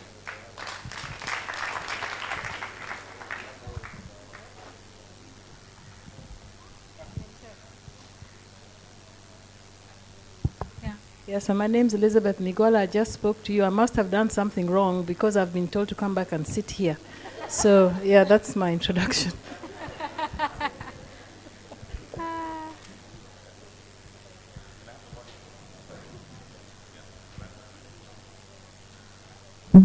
That's fine. Okay, thank you very much. So we now know who all our panelists are. I want to make this session, and you must do. So I will move away from the things which you can go and Google on your phones and actually use real-time experiences from the people who are sitting here, so that when you go back, when you're speaking about 4IR, when you're speaking about 5G, you know exactly what you can start practically doing with these things within your lives, okay? Great. So first and foremost, I'm going to start with Philip Thigo for one reason. Philip provides, his institution is providing skills. So Philip, can you just very briefly give us a high level of what skill sets should these young people here be gathering, and why is it important as we talk about 4IR and 5G, and where can they get the skills from an education background? Thank you so much, Michael. I think it's nostalgic because it was in this room in 2019 that we started to talk about the fourth industrial revolution. That was just a year after 4IR. So if you've not benefited from that, then there's a problem.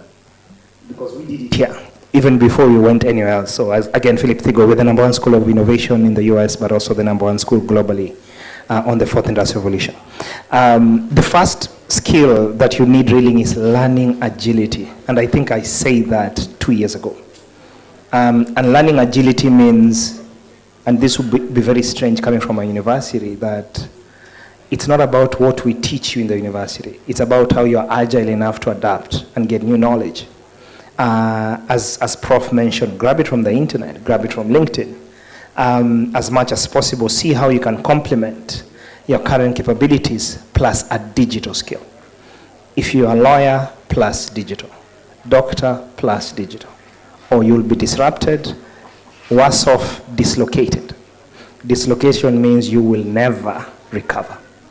2 years later, fast forward, COVID-19 hits, we know what has happened.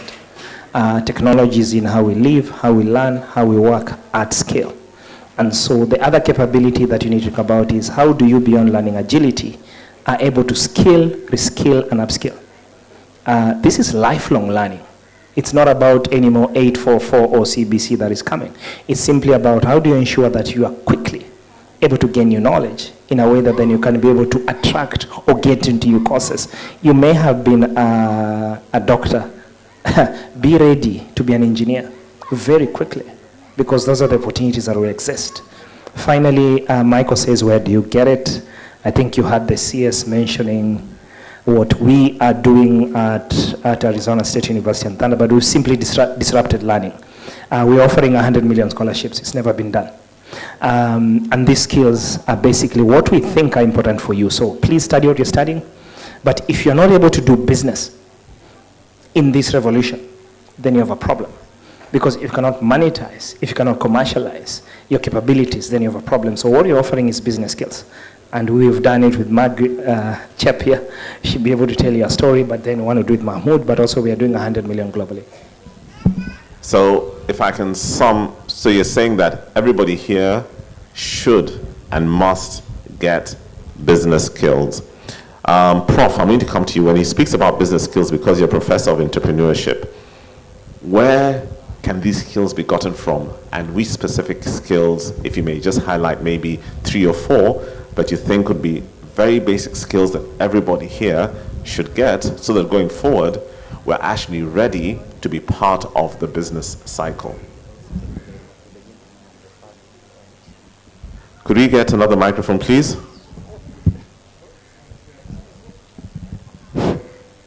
Yeah, it's important actually to get skills, but many years of teaching I've discovered that the ones you teach, people don't get it. You try and get a mentor like Michael, who constantly coaches you, or you watch some of the business people, how they do the business, what they go through. It's very difficult to be taught entrepreneurship or how to do business. It is easier to understand it when you work under somebody or work with somebody. That is the most perfect way. You can come, I teach you all courses in entrepreneurship, but they don't make sense in what you are doing. Mentorship is the biggest thing for anybody wanting to learn to do business or going into a business incubator and working with people and discussing, seeing what they go through, then you actually understand it. So taking off from there, Alice, the programs that you're currently running here in Mombasa County, are there any mentorship programs which you can already highlight to the people who are here that they can actually get access to? Where are they and what are they and where do they begin? Thanks, Michael. I don't know if you guys have heard of, we talk a lot about networks here but maybe you've read about this study coming from Harvard around what drives happiness. Have you read this one? It's networks and community. More than money, more than knowledge, but the networks that you have. And so much of this is around trusted mentorship, trusted community. And so it's very exciting, and maybe I'm letting the cat out of the bag a little bit, but tomorrow night we will be launching a mentorship network here in Mombasa, led by Swahili Hub Foundation and all of our partners here on the coast. We hope, we dream that one day every young person in Mombasa will be menteed, but importantly, also to become a mentor themselves. We had a fantastic brainstorming a few weeks ago, and you can clap right after this, which is that every young person we've talked to not only inspires to be a mentor, but to have mentees. And to have technology support this network is going to be a key part of the fourth industrial revolution. So please come tomorrow night and help us launch this incredible network in Mombasa. Thank you. Okay, so if I could just break with protocol a bit and just let Professor Ndemo just give some closing remarks because he has to leave to catch a flight, but the session will continue. So I'll just come back to Professor Ndemo. And to all our viewers on Facebook, we're happy that you're watching us as we're streaming live. Please tell the other people on your networks that we're streaming live so they can join us also. Professor, go ahead. Thank you. I'm sorry that I had to leave. It is the flight that we must catch, but not like catching it, but getting into. So I am going to challenge my brother Mahmoud here that we shouldn't just be coming here once a year. In between, we can come for a mentorship session, discussing a few things. I have volunteered and I work with some young people in the space who can come and do the same. And before we go, this lady called Elizabeth, we worked together. And this is very important. The things that are happening globally today could benefit Africa much more than any other time before. Meaning some of the manufacturing could shift to Africa. And she's in a strategic position to begin to say, we want to set up one in Mombasa. There is no problem with land here. So I put her on the spot because I know she won't kill me. She knows me. And I thank you for everything. You can respond to that while I'm leaving. I had a question for him before you. No, he has to go. So thank you very much, Professor Ndemo and your team. Have a safe trip, and he will come back again to Pwani, to Mombasa, to Swahili Port, so we can have a longer session with him. Engineer Bam, we can see you, wave, you can hear us. Thank you very much for joining us. We'll be coming to you. Thank you, Engineer Bam. Professor wants to say something to you. Go ahead. Bam, I leave this to you now. Deal with Elizabeth. So, okay, so as Prof is leaving, I want us to continue in the same vein that we are. I want to make this very practical. I want you people to leave this session knowing what it is that you can, that you must do, so that 4IR, 5Gs, and these technologies, as I spoke yesterday, we as Kenya have to and we must colonize the rest of Africa through technology, because the human capital, the human resource is here, so we must use it. That is who we are, and that is what we must do. So I'm going to turn now slightly to Safaricom, and the reason I'm turning to Safaricom is this. So Safaricom, let me ask the audience a question, then I turn to you. Do you people think that the internet from Safaricom is expensive? Thank you. So now, we're speaking about 4IR, we're speaking about 5G. If your internet is expensive, what are we going to do?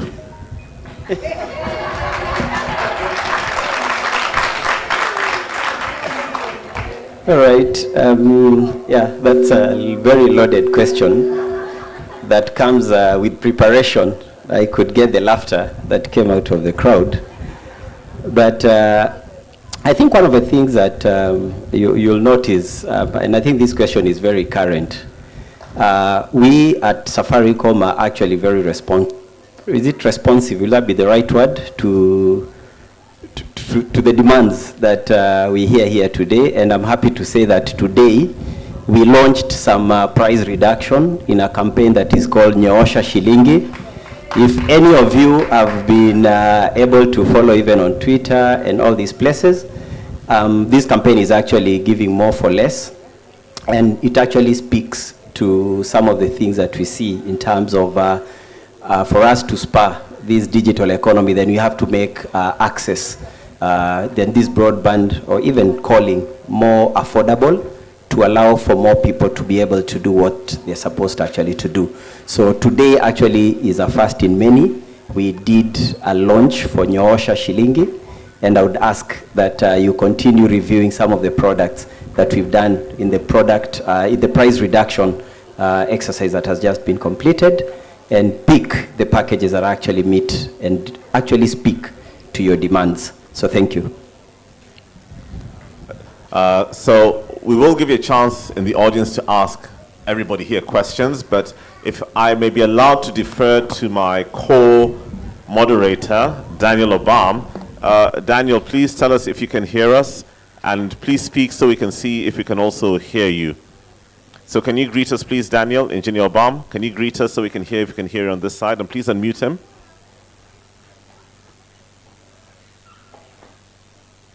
Hi, Michael. I hope you can hear me. Yes, we can. Thank you. Go ahead. I was not aware I had a co-moderator, so you are giving me news, but because I joined late, maybe. Okay. No. I was told that, so sorry about that. But please My contribute. expectation was to have a panel for 5G. So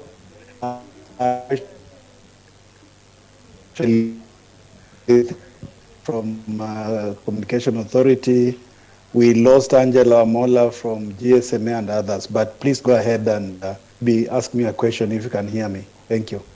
Thank you, Engineer. We will come back and we'll definitely get input from you, because you're extremely knowledgeable about many things that we continue to work on, especially about spectrum and other issues.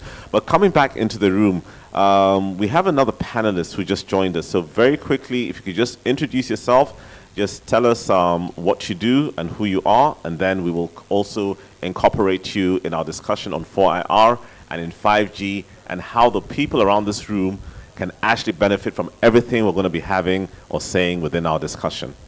Thank you very much. My name is Alui Nakitare. I'm a wireless solution product manager for Huawei Technologies. Thank you. Thank you very much, Louis, for joining us. Okay, so I'm going to come back, and I want to defer back to the ladies in the room. And I will, first of all, because Safaricom has spoken, I'll just go to Engineer Migwala, then I'll also give you an opportunity to speak. What is it, Engineer, that, education has changed a lot. It's not what it used to be before. What should the young people in this room seriously be thinking and doing when it comes to education in relation to the 5G that you just gave a keynote on? If you can mention 3 things that you think may be very pertinent and very important, and they can already start doing from today. Yeah, that's really not an engineering question, but yeah, so I was going to say that where technology is going today is, ICT is no longer an ICT sector. There is no such thing as ICT sector anymore. ICT, and particularly as we move to 5G, is an enabler. Okay, by an enabler, for the younger people, they say, it's what's going to allow you to do life. What is it that you want to do? And technology enables you to do it better. So I think if I was to speak to the young people, is you really need to follow your passion. Where is your interest? Okay, because if you pick something, you will do it for the rest of your life. So are you passionate about helping others? Is it health? Is it whatever profession you're pursuing? But like, I want to copy what the gentleman here said.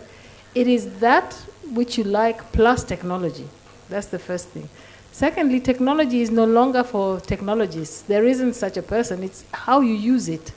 Okay, engineers, I don't even know if they're engineers, what we are doing anymore. Everybody is, I think, an engineer, because you create the solution for yourself. And I just want to give an example of Qualcomm. As you hear, we are an enabler. When you're talking about 2G, 3G, now we're talking 4G, 5G.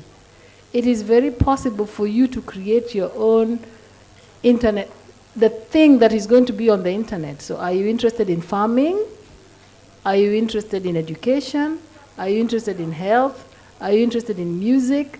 What is it that you like to do? Technology does it for you. So that's the answer I would give. Great. Please hand it over to her. All right. So I think for me, I'll pick from what he said, and it's about the lifelong learning. And I can tell you for sure from my own experience and in the space that I'm playing within technology, all those skills that you have today probably may not be relevant tomorrow. And that speaks to same to me. So every day I'm waking up, I know I have some skills that I'm probably able to sell to an employer and earn some living out of it. But every day I know things are changing very fast. And even with the 4th industrial revolution, technology is changing at a massive speed.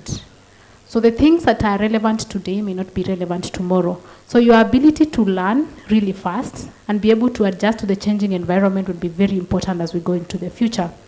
The other thing I would say is, maybe I would ask a question first. How many here have a smartphone? How many have a smartphone? The majority here have a smartphone. So we are living at a time when there's opportunity to learn anywhere, anytime. So most of the time, probably we are spending time on your smartphone, you're on social media, or, I don't know, watching some YouTube movie. I would challenge you, spend some time also learning. The skills are out here. Information, knowledge is available right now at your fingertips. So what you do with the time that you have at the moment, the skills that you're building are going to help you into the future and create a culture of learning something new every day. It doesn't have to be something complicated. And I would say right now in the tech industry, we keep saying we have shortage of talent. I'm really passionate about tech talent because when you look at the market, we keep saying we have shortage of talent. But then every year we have 100,000 of people graduating from universities. So what we are saying is the skills that we are what skills are we building to keep us relevant, to keep us employable? And it's a lot about the employment security that you create for yourself. And I'll just throw the challenge in here. For the skills that you're trying to get, try to get skills that cannot be automated. The future, even the present, is highly automated. So if there's skill that you're building that a machine can do, then try and look for a skill. Either you be the one automating, so get that skill to write the script to automate, or you change. And you don't have to necessarily be in a tech career. Even areas like art, those are areas that might not easily be automated in the near future, at least. So create for yourself some security around the skills that you create for yourself. Thank you very much. Engineer Bam, are you there?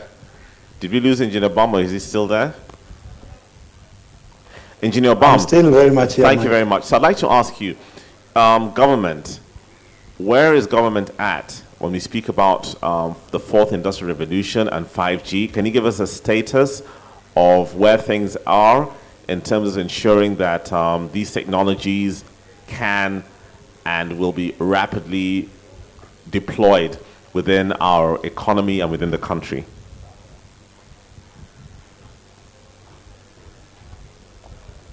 Mike, I'm not the government spokesperson, so I don't know whether I can answer your question correctly, but I'll talk about this from the work that I do on policy and on putting frameworks together to ensure that our country is connected to accelerate the digital transformation of our economy. Recently, we've developed the national spectrum policy, and within that policy, we've allowed for, we've provided for spectrum to be made available to be able to provide for connectivity with the new generation of wireless technologies. I do speak for the Communication Authority, but I know that this Communication Authority is undergoing a consultation where they are developing a 5G roadmap. And this roadmap will basically inform the availability of resources to the that want to roll out the next generation of technologies. So to answer your question, we have the national policy, which was adopted in 2020, which out a long view on how we can the spectrum policy available, facilitate connectivity using mobile. Because mobile is not if you look at the national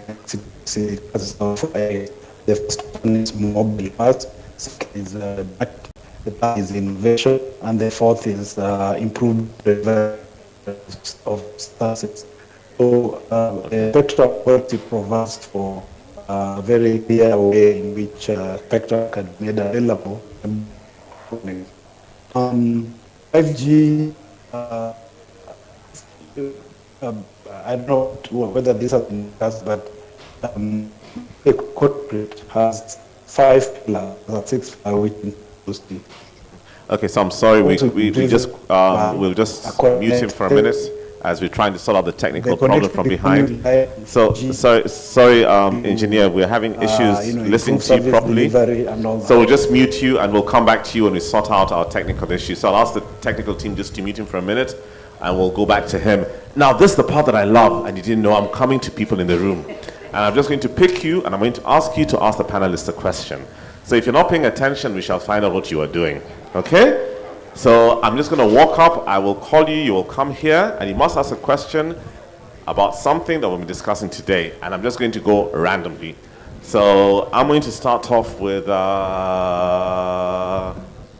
gentleman there. You, yes. Come here. And then I want to line up all the questions. That's question number 1. Question number 2, I would like to have the lady with the hat, Adidas hat. Please come with question number 2. Come and stand here. And then I want question number 3.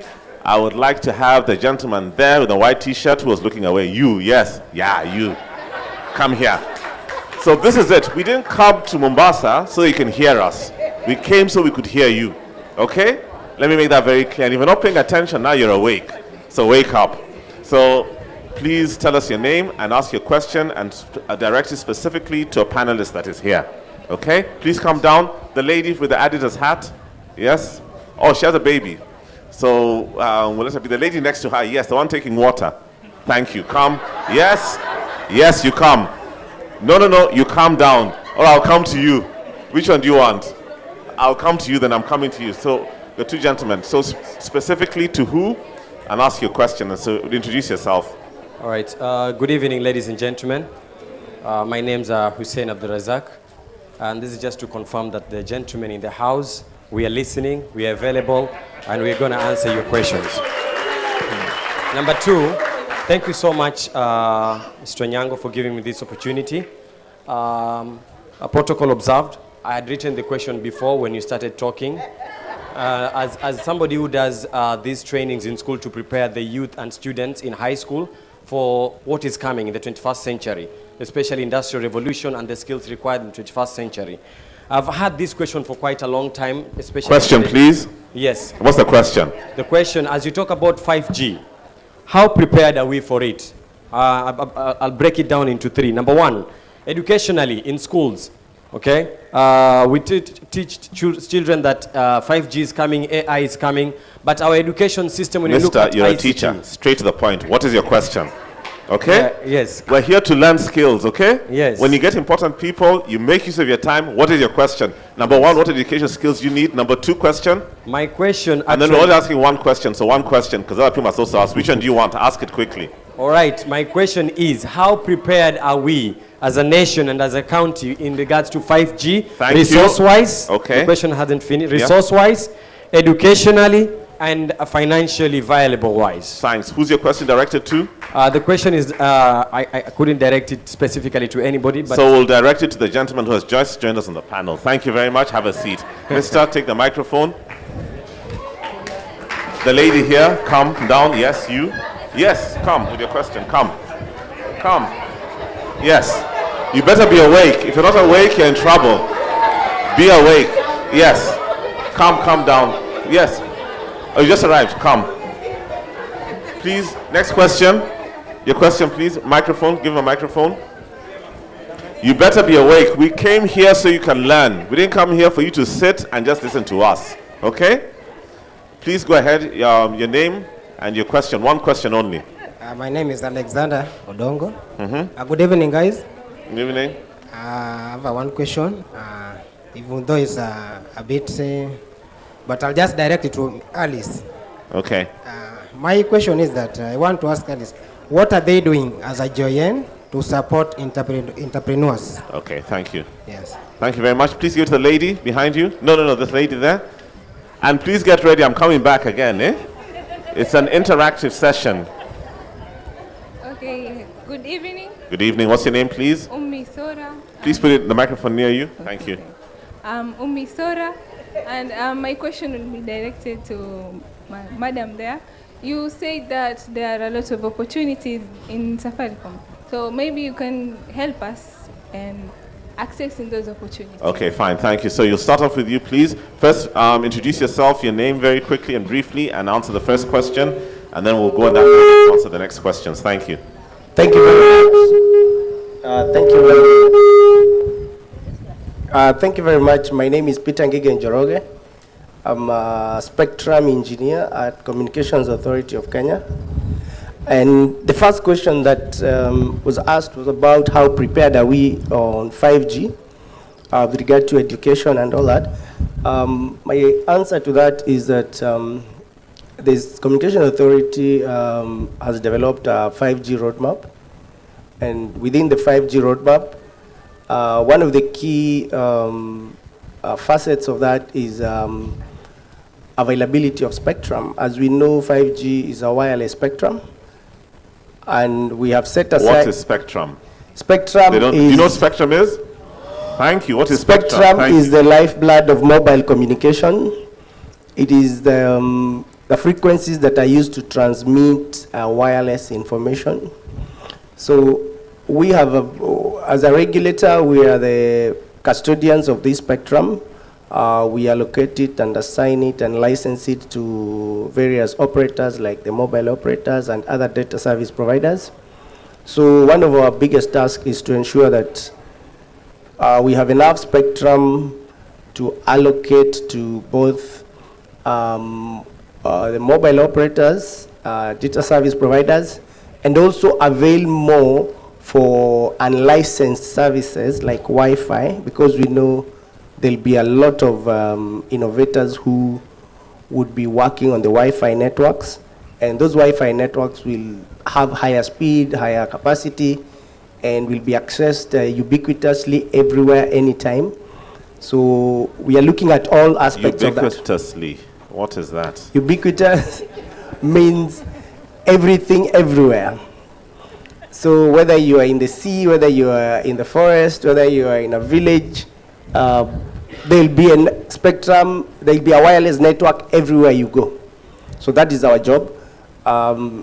Also within the framework, we've started at trial networks and innovation sandboxes with vendors. So a sandbox is, we take sand from the sea and we have a box to play with. What is a sandbox? A sandbox is an innovation initiative between specific entrepreneurs and equipment manufacturers who come together to trial out different use cases and see what is best for them with regard to 5G.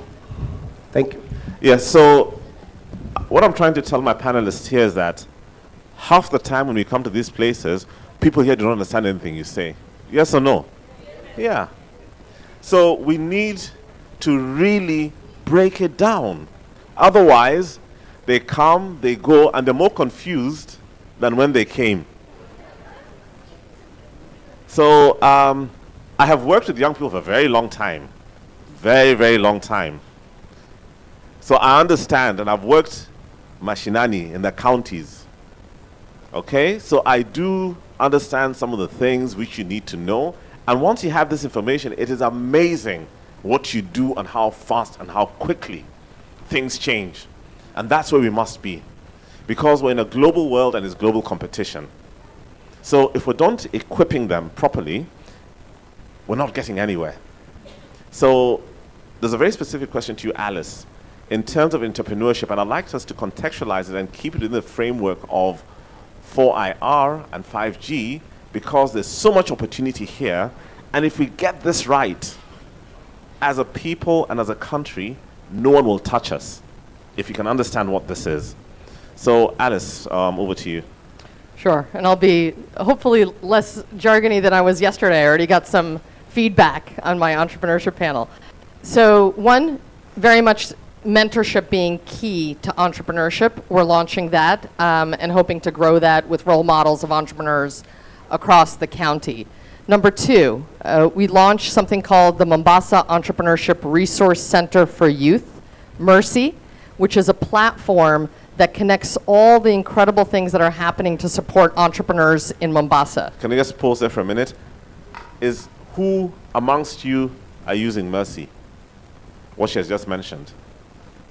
Who knows Mercy? But who is using it? There's a problem with Connect.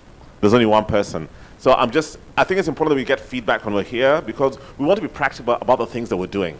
We're not just doing it for the sake of doing it. So it's not a criticism. I think you know where I'm coming from. So it's just that we need to retweak that so that it works and more people are actually onboarding. Please continue. No, absolutely. And one of the main things is it has to reach, and this is a pet peeve I have myself, is that in general we talk about... I think only about 4 of us understand what peeve means. So please explain that to everybody else. Something that really annoys me, which is that 4IR and all of these machine learning, artificial intelligence, 5G, et cetera, usually really seems like an elitist program. And so what we really want to do, and this connects to this gap for Mercy specifically, is how do we take it down to the 560,000 young people that make up Mombasa County? You have to go and work where the young people are. And so this is what we're going to be doing with Mercy, with the mentorship program, and all of the activities we have. Number 3, access to markets. What is incredible around all of these platforms is the ability to find customers through a variety of e-commerce platforms, integration platforms. We're already doing this for the creative sector so that artists can put their stuff online and find the right customers through one integrated platform. I'll mention one more, which is, everyone knows this, which is so much of this artificial intelligence and again, machine learning depends on what? Data. Data. And I have to say, every time we get up here and people say, don't worry, the engineers will take care of it. I hate that because we need to be data literate. And young people must have this skill of data literacy because data is power. This is what we've been talking about for the last 3 years in Mombasa. Data is power. And young people need to take that power back to know what is going into these algorithms, the artificial intelligence data that's actually being used to generate a lot of the outcomes. So we are doing a training that's led by Ziri Issa, wherever he is, probably somewhere, in partnership with Close the Gap, in partnership with Ajira, Huawei, to train as many young people in Mombasa as possible on data gathering, data analysis, talking about what that data is. So when they look at what comes out of all this 4IR stuff, they can criticize it. They can understand what it means, and they can contribute and change a lot of the way that information is presented about themselves. Thank you. Thank you very much. You know, in the classroom, everybody always used to sit at the back. So those sitting at the back, I'm coming to you, just be knowing. But before I come to you, she's spoken about data. We had so many great knowledge banks who joined us today, and unfortunately, because our program was so squeezed, all of them cannot speak to us. But the Commissioner for Data is here, and I'm actually going to ask her, in the simplest terms, to explain to you what she does and why that data docket is so important within government and important to you as young people, because if we don't understand these things, then we're lost, and everybody who understands them comes and controls us. Are we clear? So, Commissioner, please, Karibu, just a few, yeah. Thank you very much. I'm struggling with my shoes, badly dressed for the occasion, but anyway, I see everyone is walking barefoot, so I'm in good space. Even when I joined this space, Michael, I was hearing a lot of jargon. 4G, spectrum, and I kept asking, oh my God, how will I ever learn? And I like the point, the agility to learn. You will not believe it. I am neither a techie, and 2 years ago, and to be specific, 2020 March is when I got interested in data protection. And today I can tell you about data transfer, and even me I'm about word jargon, data transfer, cloud computing, oh my God. Anyway, Michael has given me a very few seconds to speak to you. I think it's exciting to be here in Pwani Week to have this conversation. What we do, I wish I could even speak Kiswahili. Unajua mara nyingi sisi nyinyi kama innovator unakaa kwa kona yako, unaanza kuuliza watu maswali ambayo ni yake binafsi, si ndio? Unamuuliza jina lake, unamuuliza anwali yake, si unaelewa anwali? Na anwali unamuuliza sio tu ile ya posta, pia pale anapoishi, si ndio? Unamuuliza majina ya mamake, majina ya babake, majina ya watoto wake. Unamuuliza majina, saa zingine hata kwa hospitali unaulizwa blood sample, si ndio? Na blood sample yako ikichukuliwa, si mtu anaweza kujua genetic yako. Sasa ile kazi tunayofanya katika data protection, tunatafuta jina ya data protection, ni kuhakikisha hayo mambo ya kila mtu binafsi inachungwa na inalindwa vilivyo. Kwa sababu ukiangalia katiba inasema ya kwamba kila mtu binadamu ako na haki ya yale mambo binafsi yanaweza kuchungwa na kulindwa. Isiwe ya kwamba mambo ambayo ni ya familia yako, majina yako, anwali yako, kule unapoishi, DNA yako, ni mambo ambayo watu wanazichukua, wanaitumia kwa vile wanavyotaka, wanauza, wanajitengenezea hela. Ni ya muhimu sisi sasa wakati huu ambao tunaanza kuongea maneno ya innovation, unafikiria vile wewe ukiinnovate. Hiyo majukumu lako kama innovator ni kuhakikisha majina na mambo yoyote ambayo ya mtu binafsi yamelindwa. Hiyo ndio jukumu yetu sisi kama data protection. Kuhakikisha nyinyi, mtu ambaye anaanza maneno ya innovation, analinda masilahi ya watu binafsi. Hivyo ndivyo weza eleza mambo ya data protection. Ili kukiwa na jambo ambayo mtu, tuseme ile tunaita data breach, ama mtu anakuja anachukua app yako, anachukua majina ya watu. So hiyo ni data breach, anatumia kwa njia ambayo haistahili. Hiyo inaweza sababisha mtu kuwa discriminated against. Ama identity theft. Hiyo ndio duniani pote watu wameanza kusema ni muhimu watu walinde na wakuwe na jukumu ya mambo ya binafsi yalindwe. Asante. Thank you very much. So I'll go to the gentleman from Huawei because he hasn't spoken, and what I'll ask him to do is, I know the question was about opportunities at Safaricom, but I think let me expand this and let me ask him to answer about opportunities at Huawei and for young people and how can they get in. Okay, so please, if you go ahead. Hi everyone. Can you ever tumika unaniona? Thank you very much. Okay, we have very many opportunities. As far as, let me not just say 5G technology is concerned. By the way, when you think of 5G, just think of a very fast 4G. We begin from there. That will enable us to do A, B, C, D, E, F, G, H. Now the question I've been asked is, what are the opportunities in Huawei? But I can pose a question, what opportunities are we seeing? You see, when we were in the other tent, we saw some people winning some prizes. There's a competition that was ongoing. I think it was being handled by Michael from Huawei. We have we have what we call the HMTP programs. Okay, let me not say that. We have a person who normally deals with that. Just forgive me, but we have a lot of training opportunities. Sometimes maybe if you have your own innovations, you can bring them on board through Ian's team, you know, then they can forward it, and I think the PR team can handle that. But in Huawei, what I know is we learn, and we learn.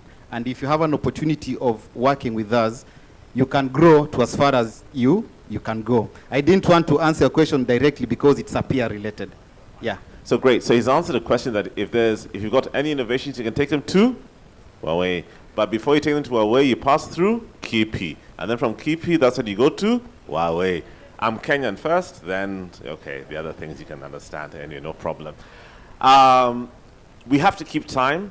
We need to end this session within the next few minutes. So I'm just going to, oh, great. So now people, okay, I'll allow the questions. Please come. Everybody just come down very quickly. Make it very short. Just come up front. Yeah. Oh, wow. You see? Okay, so I have to allow the questions. And I beg just to be given a few more minutes so that we can deal with all the questions. Whoa. Okay, so just one. Please try and keep it very, very short. Okay, take another microphone. Can I get here? Okay, so we'll start off with you first. Your name and the question very quickly. Sorry. Good evening, everyone. My name is Rukia Janwala. It's not a question, but it's a comment directly to Alice. Okay. We have everyone in the panel that is talking about youth inclusivity and involvement in the youth opportunities, like what Huawei just talked about right now. Are we able to have all these people and most of the stakeholders be part of the mentors for the GOYN mentorship program? It doesn't have to be them specifically, but it could be people from their team committing to be part of that mentorship program. Thank you. Okay, fine. So her request is that can people on this panel, not physically, but their team members, be part of the mentorship program, okay? Thank you very much for that. A round of applause for her. Yes, please. My name is Alvin, and my question is 5G based in general. Okay. And, I had several, but since we're limited Just to one, please, okay, yes. Yeah. So But everybody's here, so please kindly give everybody here time to speak to you. I'll always make that request. Thank you very much. Please go ahead with your one question. Okay. During the start of 5G back some few years back, we saw like it had some negative impacts, especially we saw how it impacted the environment. Like back in Canada, it used to like kill animals. So my question is, since it's coming here to Kenya, Africa, you know, Kenya is a tourism-based country. Are we assured like there's no negative impact in terms of animals in Kenya and also health-wise, we as humans? Okay, so please keep that question in mind, and then I'll also just add something else. Apparently, COVID was caused by 5G. So that's also just, yeah, so, I mean, we need to, yes, okay. Yeah, my name is Evans. My question concerns about blockchain and the technology around blockchain. Yes. How we can be developers in Africa, how we can learn how to develop blockchains such as, because it's the cryptocurrency that now is becoming a trend in the world. So how can the education system can be put in a certain manner that we can learn about blockchain development? Okay, great. I wish Professor Ndemo was here, but Philip will answer that. And blockchain and cryptocurrency are not the only thing. There is so much to blockchain apart from cryptos, eh? Philip, you'll take that. Please go ahead. Hi, everybody. I'm Mumtaz, and my question is, there's some part of the place where we don't have the 4G. Yes. And we plan to have 5G all around. Yes. So how are you going to deal with this? The people I that will have not take received that to the regulator. Yeah, the regulator is here, so the regulator must answer that question. It cannot be a service provider, so the regulator will address that issue, please. Thank you. For me, there's a friend of mine also who asked the same question. Yes. But yangu ni suggestion. Okay. So I would like to tuseme kama vile zile narratives that have come with 5G. I think you can come up with counter narratives. Maybe you use social media, like pop-in ads, ama zile ads katika social media to counter that. Thank you very much. So we'll just go very quickly, and everybody just 3 minutes so we can keep in time. Thank you for your questions. I'll start off with the gentleman from Huawei, please. Wow. So people are actually, yes, after I said I was coming for them. Hamjambo? Hatujambo. Mimi napenda kutumia lugha ya Kiswahili. Swali langu ni je, kwa muda mwingi tumeweza kujadiliana kuongea maongezi na nimeona tunaweza kuingilia watu ambao wana usomi na wamefika katika upeo wa juu. Je, wale wengine ambao hawajapata mafunzo watawezaje kujua ufahamu wa kuweza kuitumia 5G na kuweza kupata ufahamu wake? Okay, Philip will answer that also. So we'll start off with you. The 5G impact on the environment, it's a very interesting question. The gentleman from CA said that they are going to think of how they will use the unlicensed frequencies. And what are we doing right now? This wireless microphone is using an unlicensed frequency. Has the environment been impacted? No. So the thing is, people think that with very high frequencies, we'll have an issue. I've heard him say that somewhere it killed animals. I don't know how verifiable that information is. You know, we have a lot of information going around. You know, a lot of information going around. So is it verifiable? But the answer is no. 5G did not kill any animals. It is just a faster 4G. Secondly, before these standards are passed, before they are actually brought to the consumers, we have different bodies from ITU and so on and so forth. They go through rigorous tests to ensure that they are environmentally safety and human safety. So if you have been using Wi-Fi for a very long time, why are you surprised about 5G? You know, Wi-Fi, they're using the same range of frequencies, the spectrum with 5G. So I'm comfortable, I'm telling you with confidence that 5G has no impact on any environment, and you can quote me anywhere.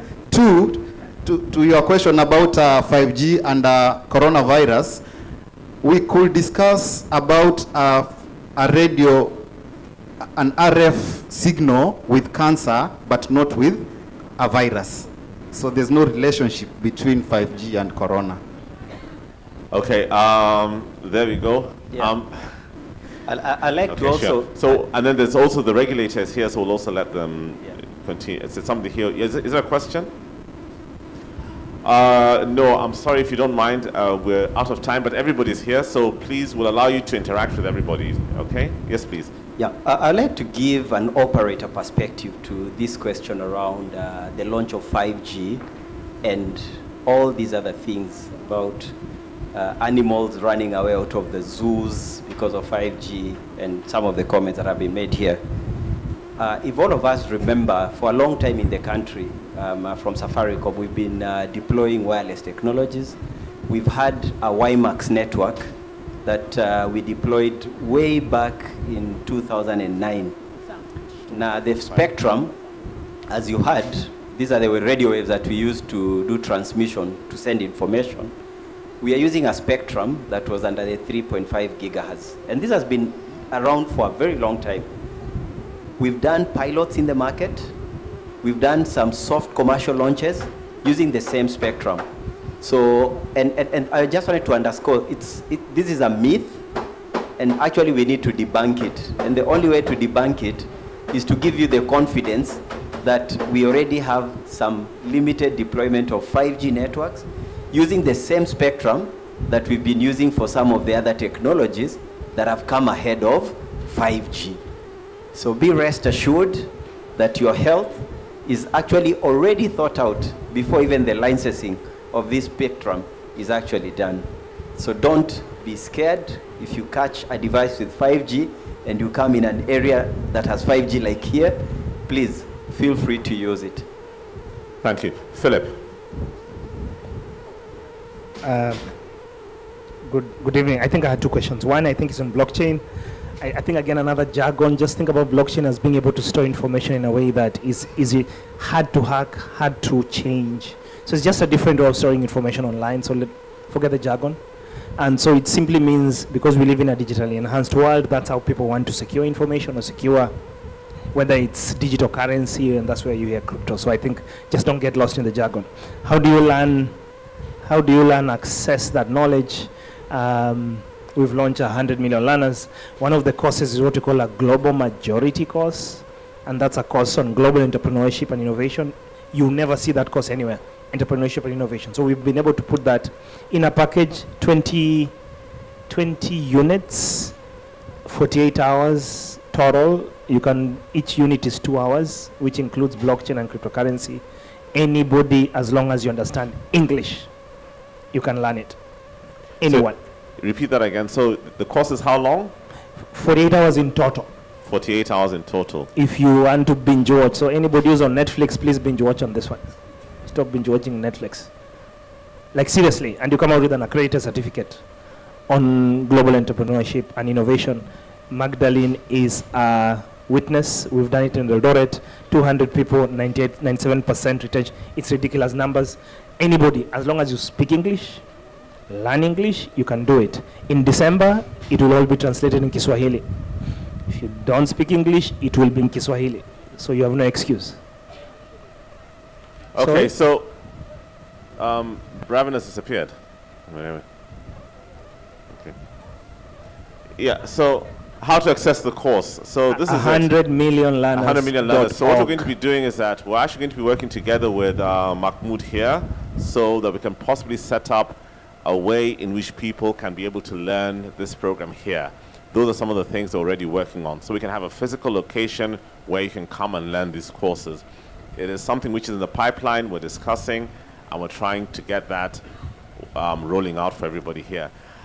I was asked to end at 5:45. It is 5:46. I want to thank my panelists. Can we give them all a round of applause? Last question. Sorry, last question. So very quickly, yes. Yeah, there was the question a lady asked about coverage. Yes. Of 4G vis-a-vis 5G. Right. So the regulator has imposed coverage obligations for all the 3 mobile operators within their licenses. That is for the 4G. And for Safaricom, who have started rolling out 5G, the same have been imposed. So in places like Mombasa, we have got very good coverage.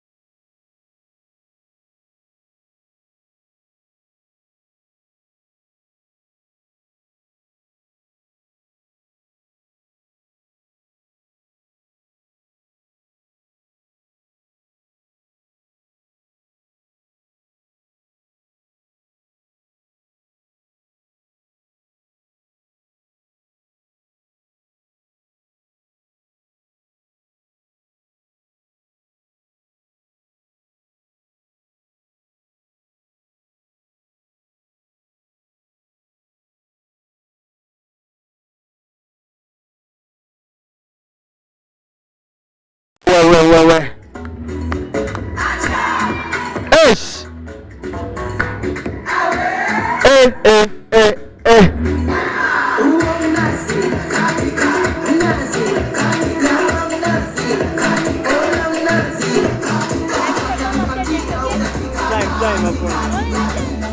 Hatari kabisa. Haiza kukubali.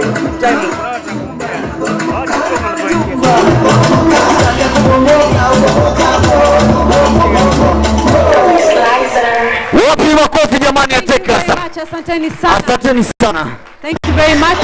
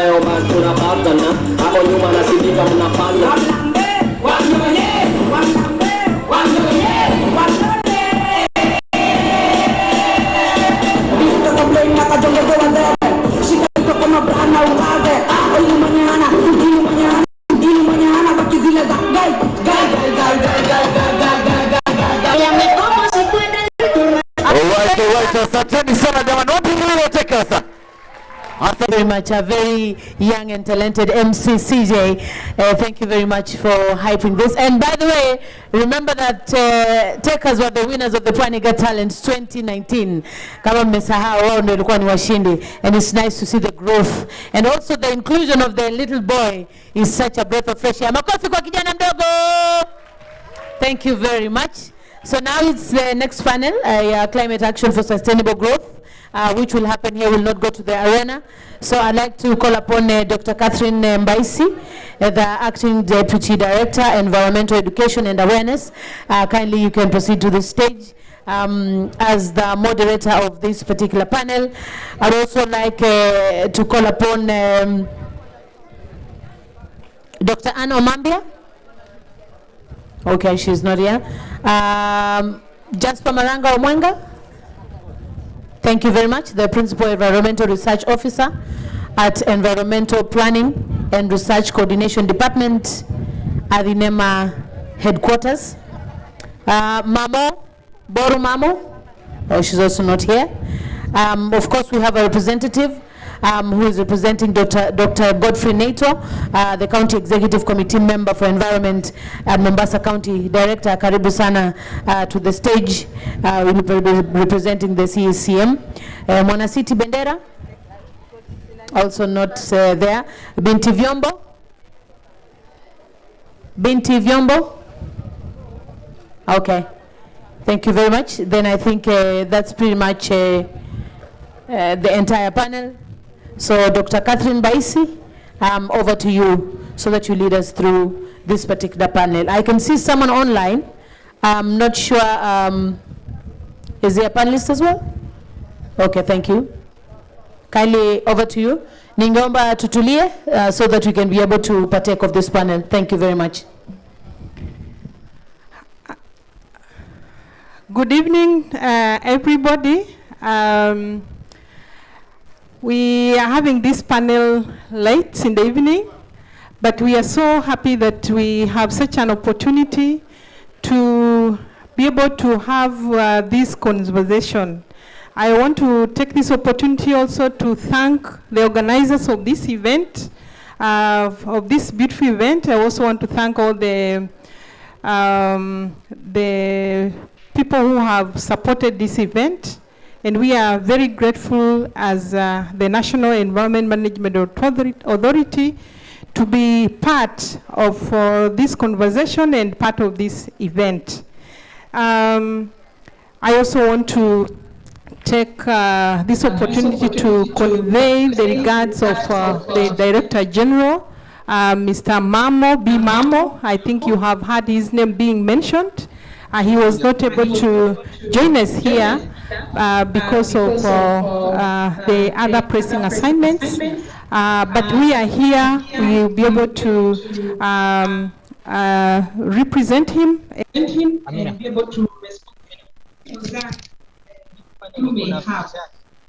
We're here this evening to talk about climate action, and you waiting to see all the young people in the house, to see the involvement that you have shown today, to see your innovations, and to just see the great talent that you have all displayed, and that gives us a lot of hope and a lot of joy to all of us. We are here just to go straight to the topic. I think we have and we have. I also know that we have Dr. Mambia, who is away in another assignment, but she will join us online. Dr. Mambia, if you can hear us, please be on standby. In case we have any issue, we shall call upon you to respond. Dr. Mambia is our coordinator for climate change, but she's away attending a global event. If I would just start from my left, I will just give this opportunity to Mr. Omar to introduce himself before we go straight into the discussion. Omar, please.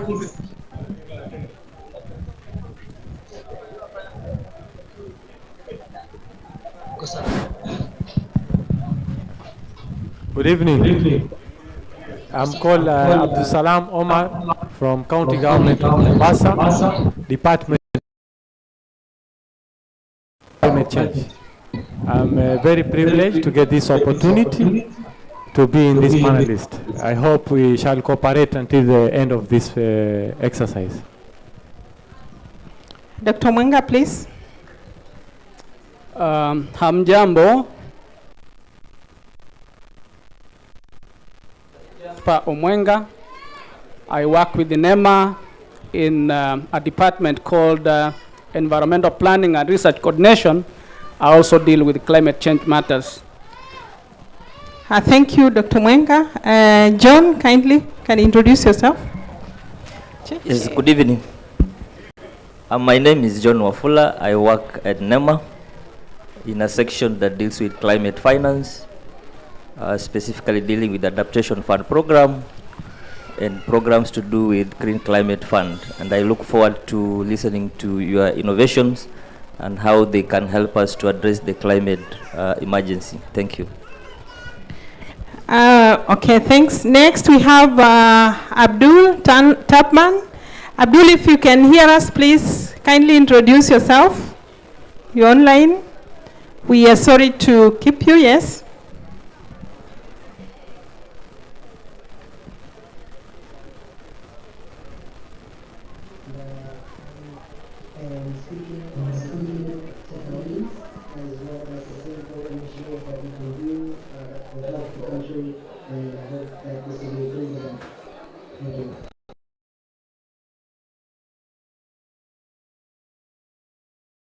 We kindly have your attention. I think we will be very brief to the point because we are starting our discussion very late in the evening. I think we are all aware of what is happening globally with regards to climate change. We are aware that climate change affects all sectors of the economy. It affects everything that we do. And we are also holding this discussion in a season where we are also having a lot of discussions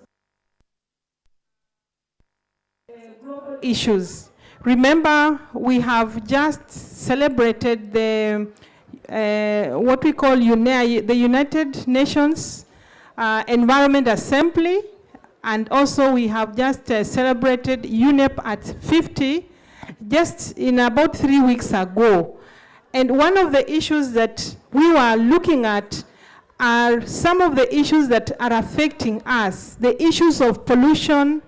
We are looking at the issues of climate change. We are looking at the issues of nature and biodiversity laws. We are looking at the issue of the circular economy.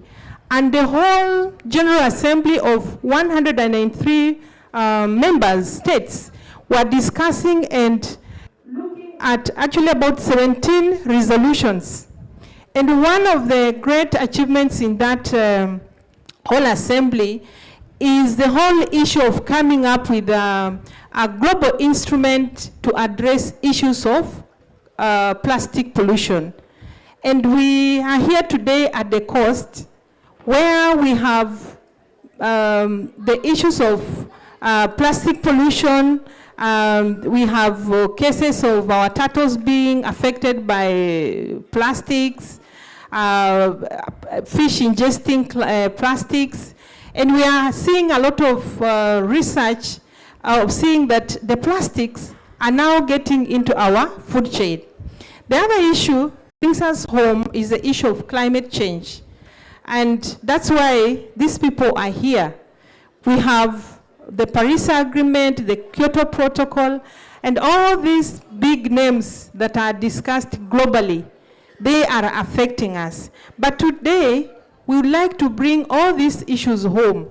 These global instruments that have been agreed at the global level, how are we as government implementing them? How are they affecting us? What are we doing about them? And more so, as young people, what can we do? can we be part of that conversation? And to be able to just unpack that for us, we have first Dr. Omwenga. Maybe briefly, can you tell us what kind of global instruments do we have? And as a country, what have we done about them? And more so, what opportunities do these young people in this room have in taking part in that conversation, in taking part in implementing those global agreements? Thank you, Dr. Catherine. I start by asking whether you've heard about climate change. I hope everyone in the room has heard that the climate is changing. It is changing, and in most cases when we talk about climate, the way it manifests itself, how we can be able to tell that the climate is changing is through the increased temperatures. The increased temperatures, now, these are not stories. We have a body of the United Nations called the United Nations Framework Convention on Climate Change. Now, in that convention, we have scientists, and I insist that we have scientists, researchers drawn from all over the world, highly learned.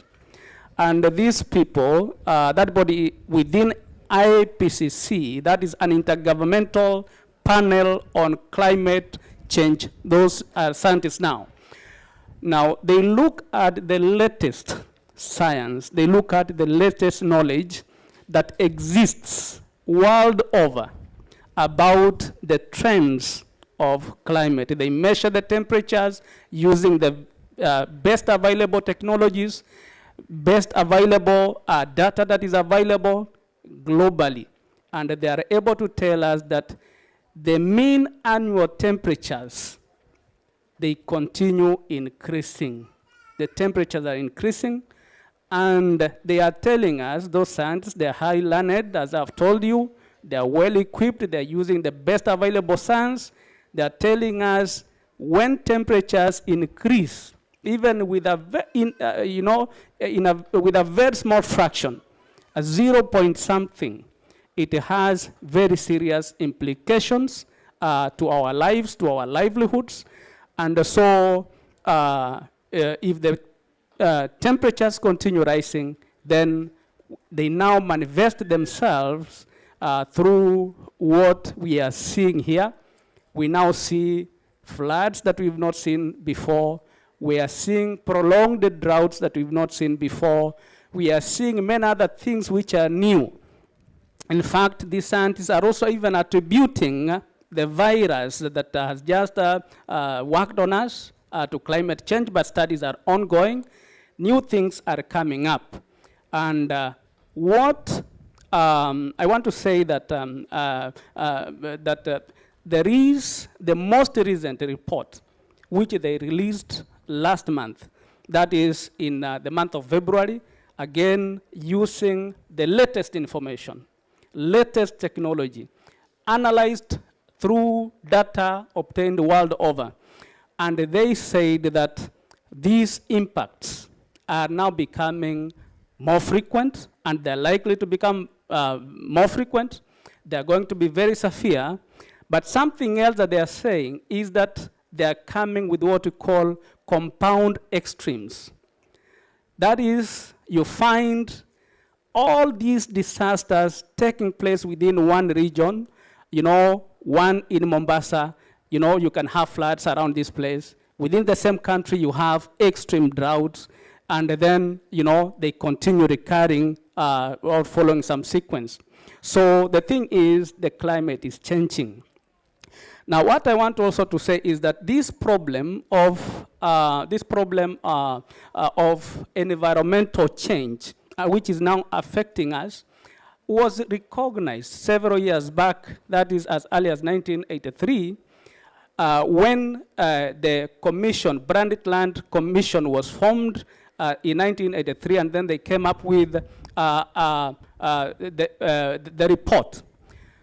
This report said that if we continue developing without taking care of the environment, then we are going to eliminate ourselves.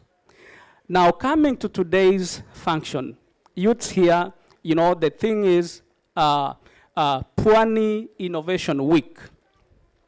Now, that report told us that, you know, we must develop, but then develop sustainably. That we look at development, which we are developing, when we talk about 4G, 5G, when we talk about the fourth IR, industrial revolution, that is we're in the fourth, generation?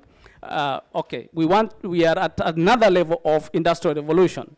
Now, that is development, and we need it. We need to develop. We are asking for employment. We are talking about increased productivity. Then we are saying that as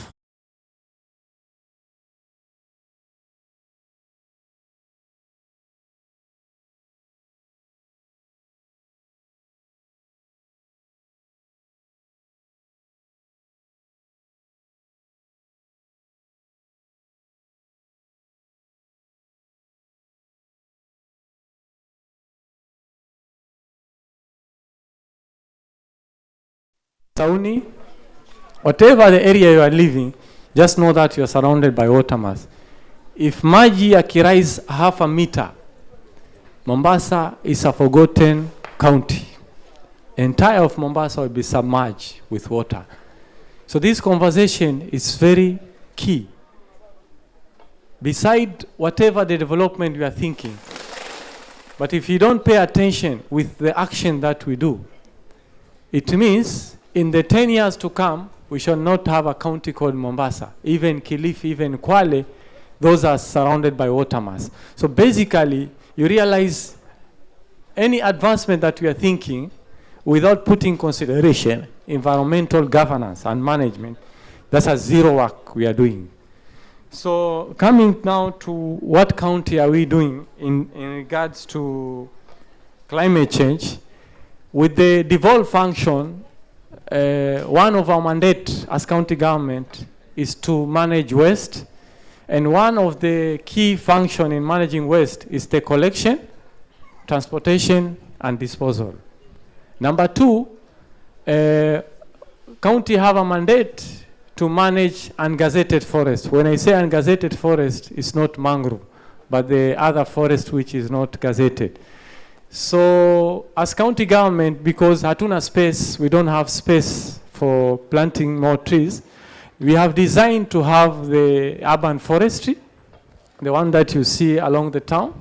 So that is the urban forestry whereby magari ni mingi, yana emit sana, so we need to have green vegetation to make sure that we absorb so much carbon that has been produced. At the same time, some of the opportunity that we are opening as county government, beside the mangrove, is not a gazetted, it's not under our mandate, but we have adopted so many sites within the mangrove Chuda Creek. And what we do as county government, we have groups on the ground that are managing those types of resources. So whenever we want to do planting, we normally buy those seedlings from them. And you can imagine, like 5,000, for example, if you plant 5,000 seedlings, so the least you can buy it is 50 bob. So you can imagine if any person goes and do planting, the group you can say 5,000 times 50 bob. That's a lot of money the group is getting just through mangrove restoration. And the mangrove, the advantage of mangrove is different from the types of trees tuko nazo. Zina self-sustaining. Ukieka inajipanda wenyewe. You don't need to monitor it. You just monitor it if it has failed or if it has succeeded. So if it has failed, you replace it. So the nursery is very easy to have. So hizo groups are easy na benefit from different stakeholders that we go to them. So like last year, we planted 100,000 seedlings with the partnership with Equity Bank. So the group got 2 million from Equity through planting of mangrove. So you can imagine they have used less effort, but they're getting good money in terms of investment. Basically, the mangrove restoration we are doing at a very high speed, because sisi kama we don't invest, mangrove is the only savior for Mombasa.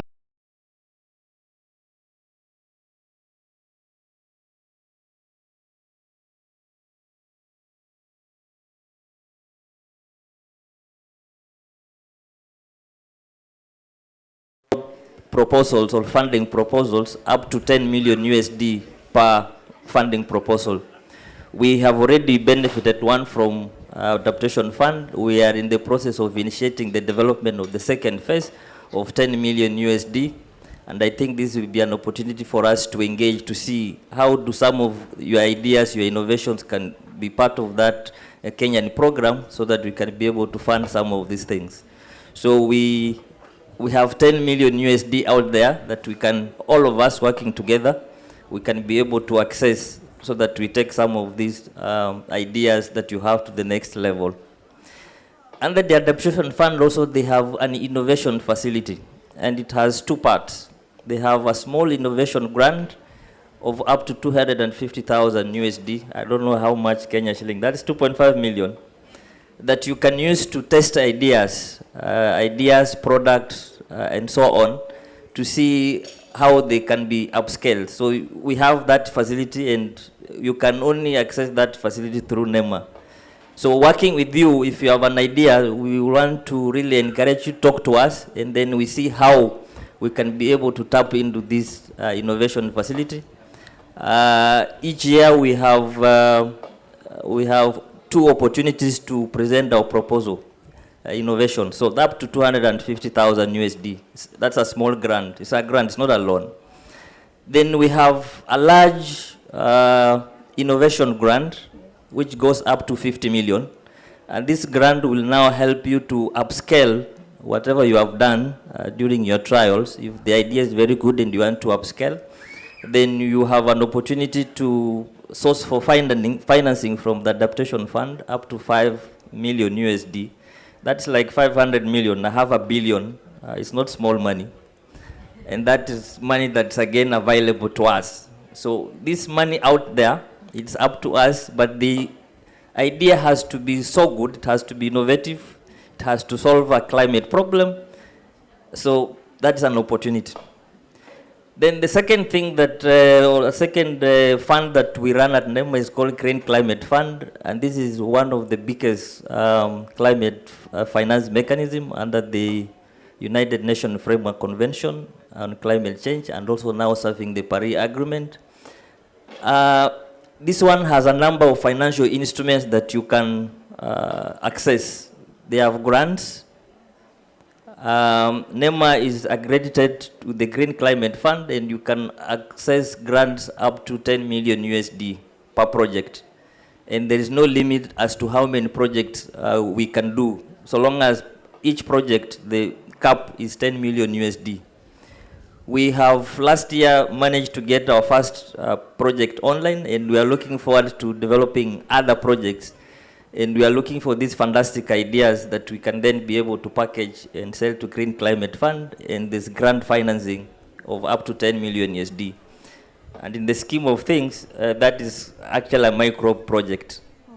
The other level is a small project, which is between 10 and 50 million USD. Then the medium is between 50 and 250 million.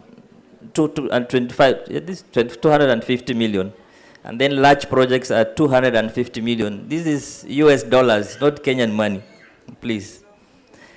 Now, the difference between the GCF and the adaptation fund, one is that the Green Climate Fund has a variety of financing instruments other than the grants. They have concessional loans. It means if you want to develop your business idea to, in a commercial sense, you can still be able to get concessional loans from Green Climate Fund to do your project. That's why we are talking about big money, like 250 million USD. I don't know how much Kenyan money that is, but it must be a lot of money. Yeah? They also have equity. In other words, you can partner with them, that you have this idea, then they can become partners in your business. So they provide equity financing also, and then they provide guarantees for you to be able to commercialize your ideas. So those are some of the very, very important avenues that we can share with you, and we hope to take this discussion forward so that we can be able to go into details on how we can be able to access this financing. And this financing is there for us, especially for developing countries, because the argument is the developing countries are not responsible for climate change. Our emissions are so minimal, and yet we suffer the most consequences. So there is transfer of resources from developed countries to developing countries to help us to cope, to adapt to the climate change, and also be able to contribute towards mitigation. So there are resources out there, but we have to be innovative, we have to be aggressive, and we can give our assurance that we are there to work with you so that we see that we are able to tap into some of these resources. Thank you. Thank you. Thank you so much, John. At least oh, you want to clap for him? Yeah, go ahead. Thank you. Thank you so much. Maybe I don't know whether I can take one question from the panel, from the audience. That's okay. Okay, thank you. Let me stand so that because of time, there's one hand that, oh yeah? Another one? There's also one You hand. Oh yes. Two actually. I will not ask him. Two. So let me 1, 2, 3, 4. Okay, let me take the five first, and then we can go on. Please make your question straight and short. Assalamu alaikum. My name is Mulki Muhammad, and my question is, as a scientist, you said that you have scientists who they can analyze the data. Yeah, how do you ensure that the trees are not being affected? Because trees, when they are dry, they conduct electricity. How do you ensure that? Because trees, they help us. They remove the carbon dioxide. And how do you ensure that they can be conserved and also trees are safe? Thank you. I hope Dr. Mwenga, you got that question. Thank you. For me, my question is, by the way, I hate we're being called a developing country. I don't like it. And then what kind of regulations have you kept in place so that you can control the greenhouse gases? Because at the same time, tunaona pia hizi magari zinatoka from the developed countries coming to our country. At the same time, they emit these gases.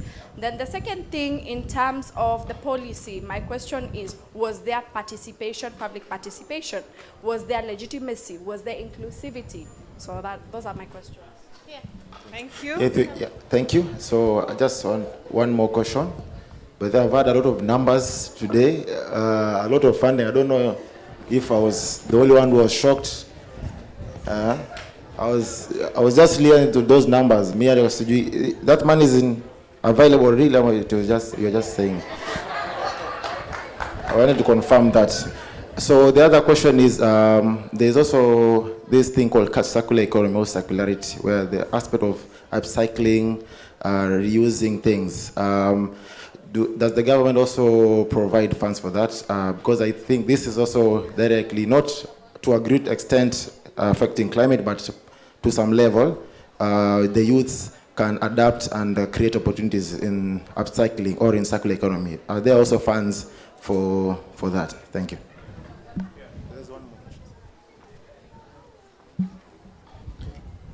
So my question is simple.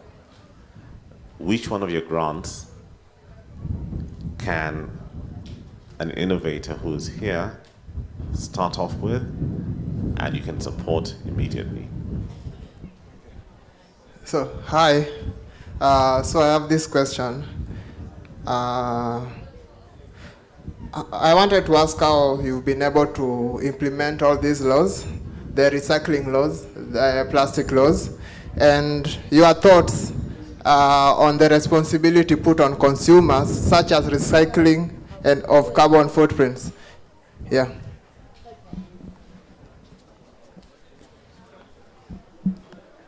My name is Shazmin Kasam, and my question is on the effects of mangrove forests to the health sector.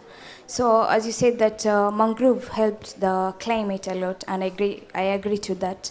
But we shouldn't forget that the mangrove swamp is a home to 96 species and more, among them being the marine amoeba and the mosquitoes.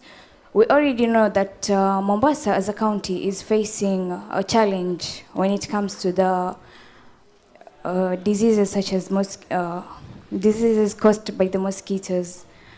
So what measures are there to make sure that as much as the marine swamps population is increasing, the health sector is not affected as such? Do you have another question?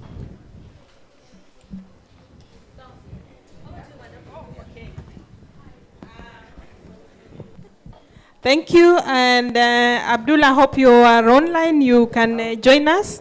I want to give the first question on the first question on tree planting. Tree conservation. Yes, isn't yes. it? To Bwana Omar. So I didn't get the question well, but Okay. I think is it geared on what efforts are we doing for tree conservation? Am I picking the question well? Dr. Omambia, did you, Omwenga? Oh, scientist. Yeah. Can I redirect that question to Dr. Mwenga because of the scientific nature of the question, that if you picked it? Okay. The first question was about scientists whom we said are there, and they're using the latest available science. And so, if I got you well, have they identified the role of trees in addressing climate change? Now, climate change as a problem, I think what didn't come out very clear is that you deal with it in two ways. The first one is through mitigation actions. Mitigation actions meaning that ways to reduce the amount of greenhouses already in the atmosphere, or reducing the emission of these greenhouses from various sources. So one of the mitigation measures, which also come with another benefit, is through encouraging tree planting, because it's a way that can be able to remove carbon dioxide, and actually carbon dioxide, which is the major greenhouse gas, from the atmosphere. So scientists have been able to prove that when we increase the vegetation cover, when we plant more trees, then they go a long way, or they assist very much in removing carbon dioxide from the atmosphere. So that one has been proven by these scientists that we talked about. Maybe I combine it with the last one about the mangroves. The mangroves, now look at, he told you about what can happen to Mombasa as a county, which is your home. I don't know whether you have another home elsewhere. If climate change now causes irreversible impacts, one of the impacts, the potential impact is the sea level rise, that this water now comes beyond where it is. If it comes even an inch, some meters, then even this place where we are, you'll not be there. It will be submerged. So what he's saying is that let's take every available opportunity to ensure that the temperatures do not rise, and then they cause sea level rise. One of the ways he has told you is through planting the mangroves, which can be able to remove carbon dioxide. That's a mitigation measure. And then as you plant, also there are benefits which come with it. There are other benefits that come with it. You know, the home even to those various other species. I'm sure not all species are harmful to you. You singled out mosquitoes, but did you talk about maybe the fish, yeah, which prefer such areas? You know that I'm sure that it is their breeding ground, and you know they break the strength of those waves that come from the sea, etc. So see mangroves as being very important for your being here in Mombasa, for your being here at home. Otherwise, you will be forced to move out of this place. Thank you. Maybe just to add. Yes, yes. Just to add on the question, mosquito don't breed in marine environment. But mosquito, we have two types of mosquito. Whereby there's one mosquito that breed in a dirty water, which is cause malaria. And then we have another mosquito that cause chikungunya, dengue fever. They breed in a clean, potable water. Mfano uko na maji ya fresh ama ya borehole, ni masafi, lakini you have not covered them. The mosquito that causes dengue fever, chikungunya, will breed in a clean water. Wewe unaweka maji safi, ukiacha wazi, wana breed hapo, wana cause ugonjwa. So the mosquito that breed cause malaria, mara nyingi inakuwa mahali maji doesn't run well, mahali manyasi hayaangaliwi vizuri, ni kuchafu, ama mahali watu wamefanya dumping site. Na by the way, sisi toka tuanze mambo ya kudeal na issues za illegal dumping, we have closed like 168 illegal dump sites in Mombasa. So this is something. So awareness is mosquito doesn't breed in a marine environment, but mosquito breed either in a stagnant water or in a clean potable water. So these are the areas that mosquito normally breed. Mangrove, amesema, but just to add, the research has been done. One mangrove tree species has a capacity to absorb 10 times carbon than one terrestrial plant. For example, if I have a one mango tree and I have 10 mango trees, it's equivalent to one mangrove in terms of carbon absorption. This is research. That's why mangrove is a very important species and ecosystem that we should not take it for granted. Beside it being our barrier, but also it has a 10 times capacity to absorb carbon compared to the terrestrial plant that we have. So, and currently Chuda Creek took roughly 3,300 hectares of mangrove. Ukicombine na Portrees Creek ambayo itakuwa affected na lapset, but currently tuko na 3,700 hectares of mangrove. But ile ya Portrees Creek kwa sababu ya port expansion itakuwa affected, and we have nothing to do, but we are only going to remain with Chuda Creek. And so you can imagine, na ukienda huko bado still kuna hiyo msitu iko na capacity ya kuabsorb even 10 million seedlings of mangrove of current. So na inakatwa kila siku na so basically it's a very important ecosystem that we need to research more. And I myself have done research in mangrove. So ethnobotany of mangrove, the social value. Thank you so much, Bwana Omar.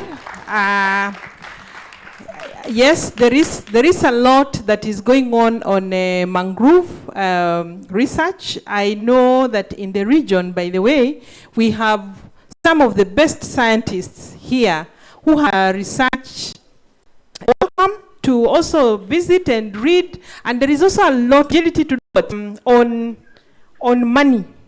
John, you talked a lot of figures. Are they available?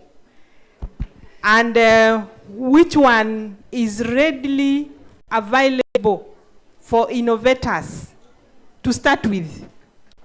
If I got the question right. Yes. Yes, you did. That money exists, all right? That's my first response. But you have to look for it. It's project financing. It means you have to develop a project, you have to convince them that this project works, it sorts our problems, right? It meets a certain criteria. So the money exists, and we have already tested that money, right? In Coast here, under the Adaptation Fund, we are working with the CDA, and we are doing a lot of work in Mangrove in Vanga, and which this other place, I don't remember the name, and also doing a lot of coral reef rehabilitation in Wasini, and a bit of shoreline stabilization in Yimbo, and so on. Using the same adaptation fund, we had 1 billion shillings, which we are just completing, and we want to look for another billion. And that's why we want you to be partners, so that when we do the next program, your idea can find its space in that national program. So that money exists, but you have to look for it. It's not money that you are going to be given. It's not money that sits in NEMA. NEMA facilitates the process. We'll work with you to develop the proposal, the concept, wherever it is, up to the approval, and then we see how to proceed. So it's really up to you. Now, in terms of which money is available again, there is no money that is sitting at NEMA. But for people who are in innovation, I talked about 2 grants. The small grant, which helps you to test ideas, basically get evidence of what works and what doesn't work. That is an easy thing for you to get. And then it's 250,000 USD. And after that, if your idea works, then we are talking about upscaling.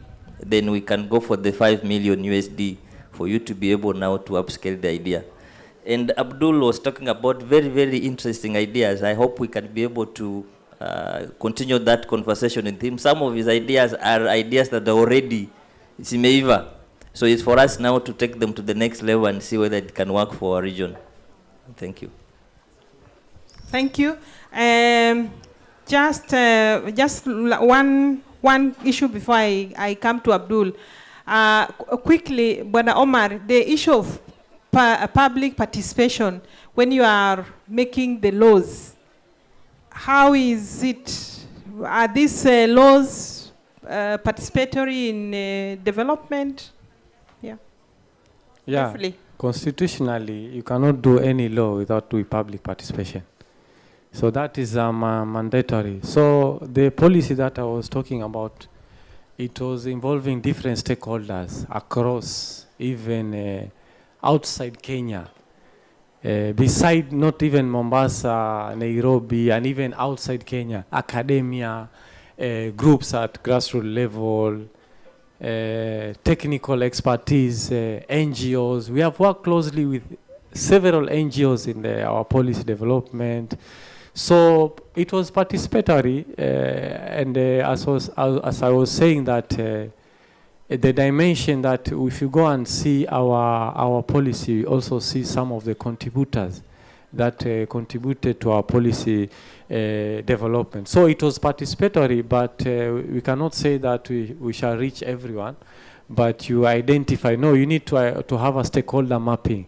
Then in your participation, make sure that that stakeholder mapping guide you, who is very key to give his opinion.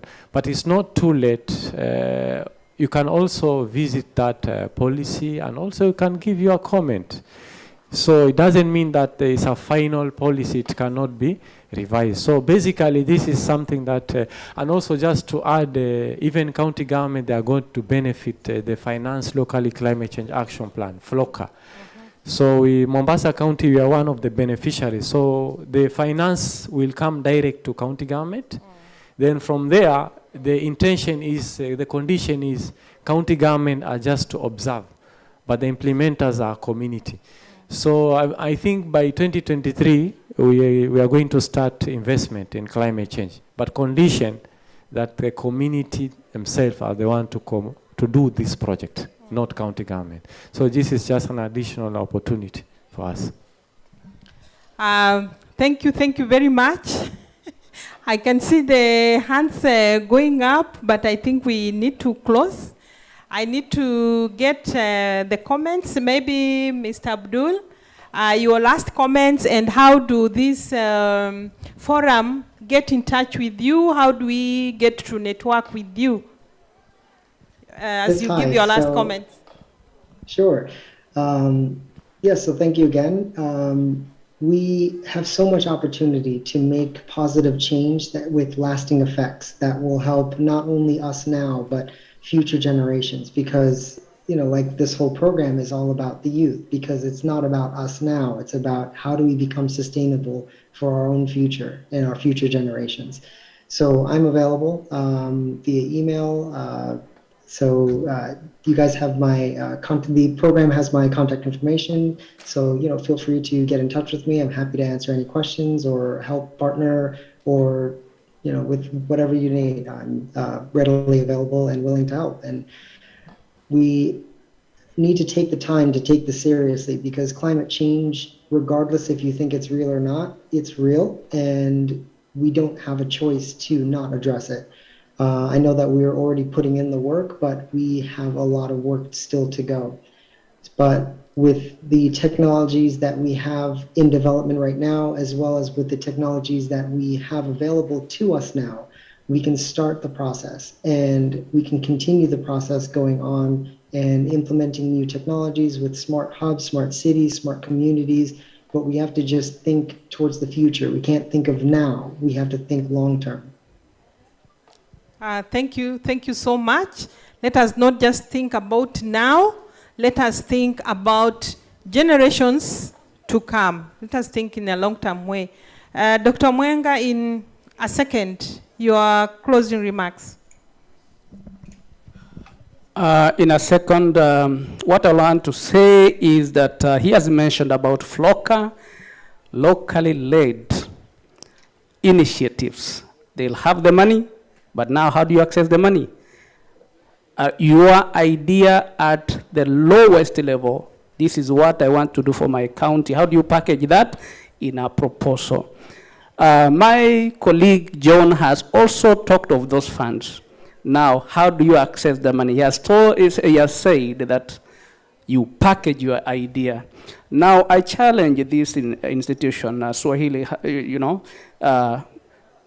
just the way that colleague from Arizona University said that is sponsoring or they have an opportunity for young people to learn some course. Organize also something here on proposal writing, so that all these youths, I can see, the willingness and the determination for them to get something by them staying up to this hour to listen to us. So just teach them on how to access these funds through proposal writing. Thank you. Thank you, Daktari. Bwana Omar, please, your last remarks in a second also. Mimi ningesema, my last remark is we are open to everyone. Tuko wazi mikono yetu, so whoever want to partner with us, you're very welcome. Na mambo ya climate change tusiachukulie kwa kudharau, kwa sababu yatatuathiri kimaisha yetu na pia kiuchumi, na all the investment that we are doing here, kama climate change hatutotilia maanani, itakuwa ni isa zero work and isa zero investment that we have done. So munakaribishwa county government, you are very welcome. Na mukiwa na pia activities zenu, you can also invite us to be part of that. Thank you very much. Thank you, Bwana Omar. John, your second? My second is the opportunity to address climate change is fast closing. This decade is going to be extremely important, and your innovations are going to be extremely important for us to address climate change. If we lose this decade, we are going to lose the planet. So let's get to work. There are resources for us to address the climate change. We are available to give any guidance. Please, let's continue the conversation after this. Thank you. Thank you all the panelists for your time. Thank you, Abdul, and for your patience. I know we have kept you on standby for some time, but thank you all of you for sharing your ideas and for being open. Mine is to ask everybody to join in this conversation. There is so much that is going on. Let us not be left out. This year, we have so many activities. It's the decade of ecosystem restoration. And the issue of climate change is really key. It's important. So let's join the conversation. Let's do something. Let's do something. Let's plant that tree. Let's keep that environment clean. Let us engage. Call us. These people have said they are willing. Call them. We also have very many people who can support you. They may not give you money, but they have a lot. The issue of technology transfer, the issue of what can we do. Let us join the conversation and make a difference. So God bless you. Thank you very much. A round of applause for this panel, led by the very able Dr. Catherine Baisi, Climate Action for Sustainable Growth. I think the message is out there and the jury is out there as well for the young people. John has said this is the generation that needs to wake up, otherwise they will sleep after that. So I think you have to take that home and relearn everything that you have learned and start making a change when it comes to climate action. Thank you very much. A round of applause as they leave the stage. Asanteni sana. And I think at that point, this will be the last panel for us today, but I'd want to remind you that we are having a networking event that is coming up shortly, which is the Ndoto Halisi Night, which is happening here. And so kindly enjoy the music and remember that is the session that is coming up next. Thank you very much. For those who are leaving, we'll see you tomorrow, same time, same place. Thank you for being an awesome audience today and being able to vumilia mpaka sasa hivi. Thank you very much and good night for those ones leaving. Lakini wale wako kindly, Ndoto Halisi Night is coming up next. Thank you. Kindly remember that if you're leaving tomorrow, we are here at 8 a.m. Tomorrow we are starting very early, so kindly make it a point to get here at 8 a.m.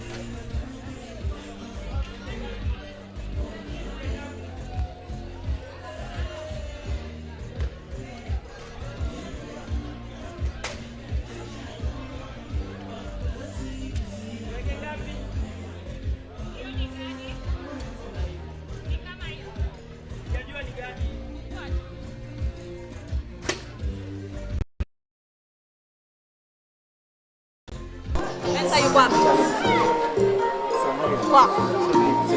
You know what they're saying makes sense. But sasa ndo tuhalisi wa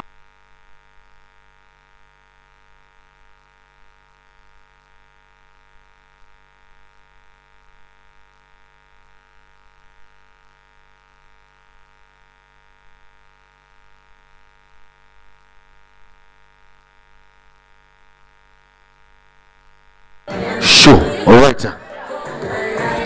Asante sana DJ. Jamani, kuna news imekuja. Naomba maana hapa setting inaenda kufanyika. Kwa hivyo sote tunaenda kule juu. Sote. Yaani stage yote iko empty, tuende kule juu. Tafadhalini, acha ichukue kama 5 minutes hivi. Thank you so much. Thank you.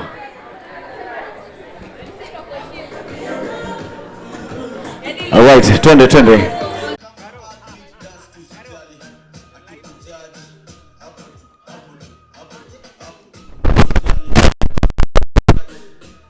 Yes, and that marks the end of day 2 Pwani Innovation Week right here at Swahili Port Hub, Mombasa County.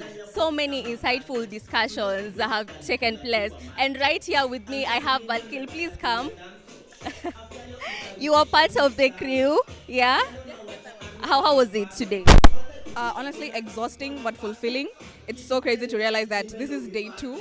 We've been planning for about like a month or 2 months, and in the morning we were sitting and realizing that it's ended. Basically, it's day 2, it's a wrap. So we're looking forward to day 3. But overall, it was so successful.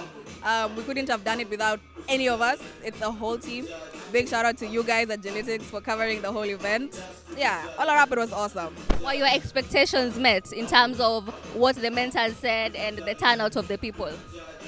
I think they were over-met because we had estimated a certain amount of people to come, but we ended up having a bigger crowd yesterday and even a bigger crowd today.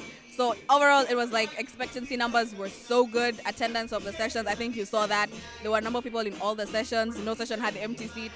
So I am a happy host. What about tomorrow? What's in store for people?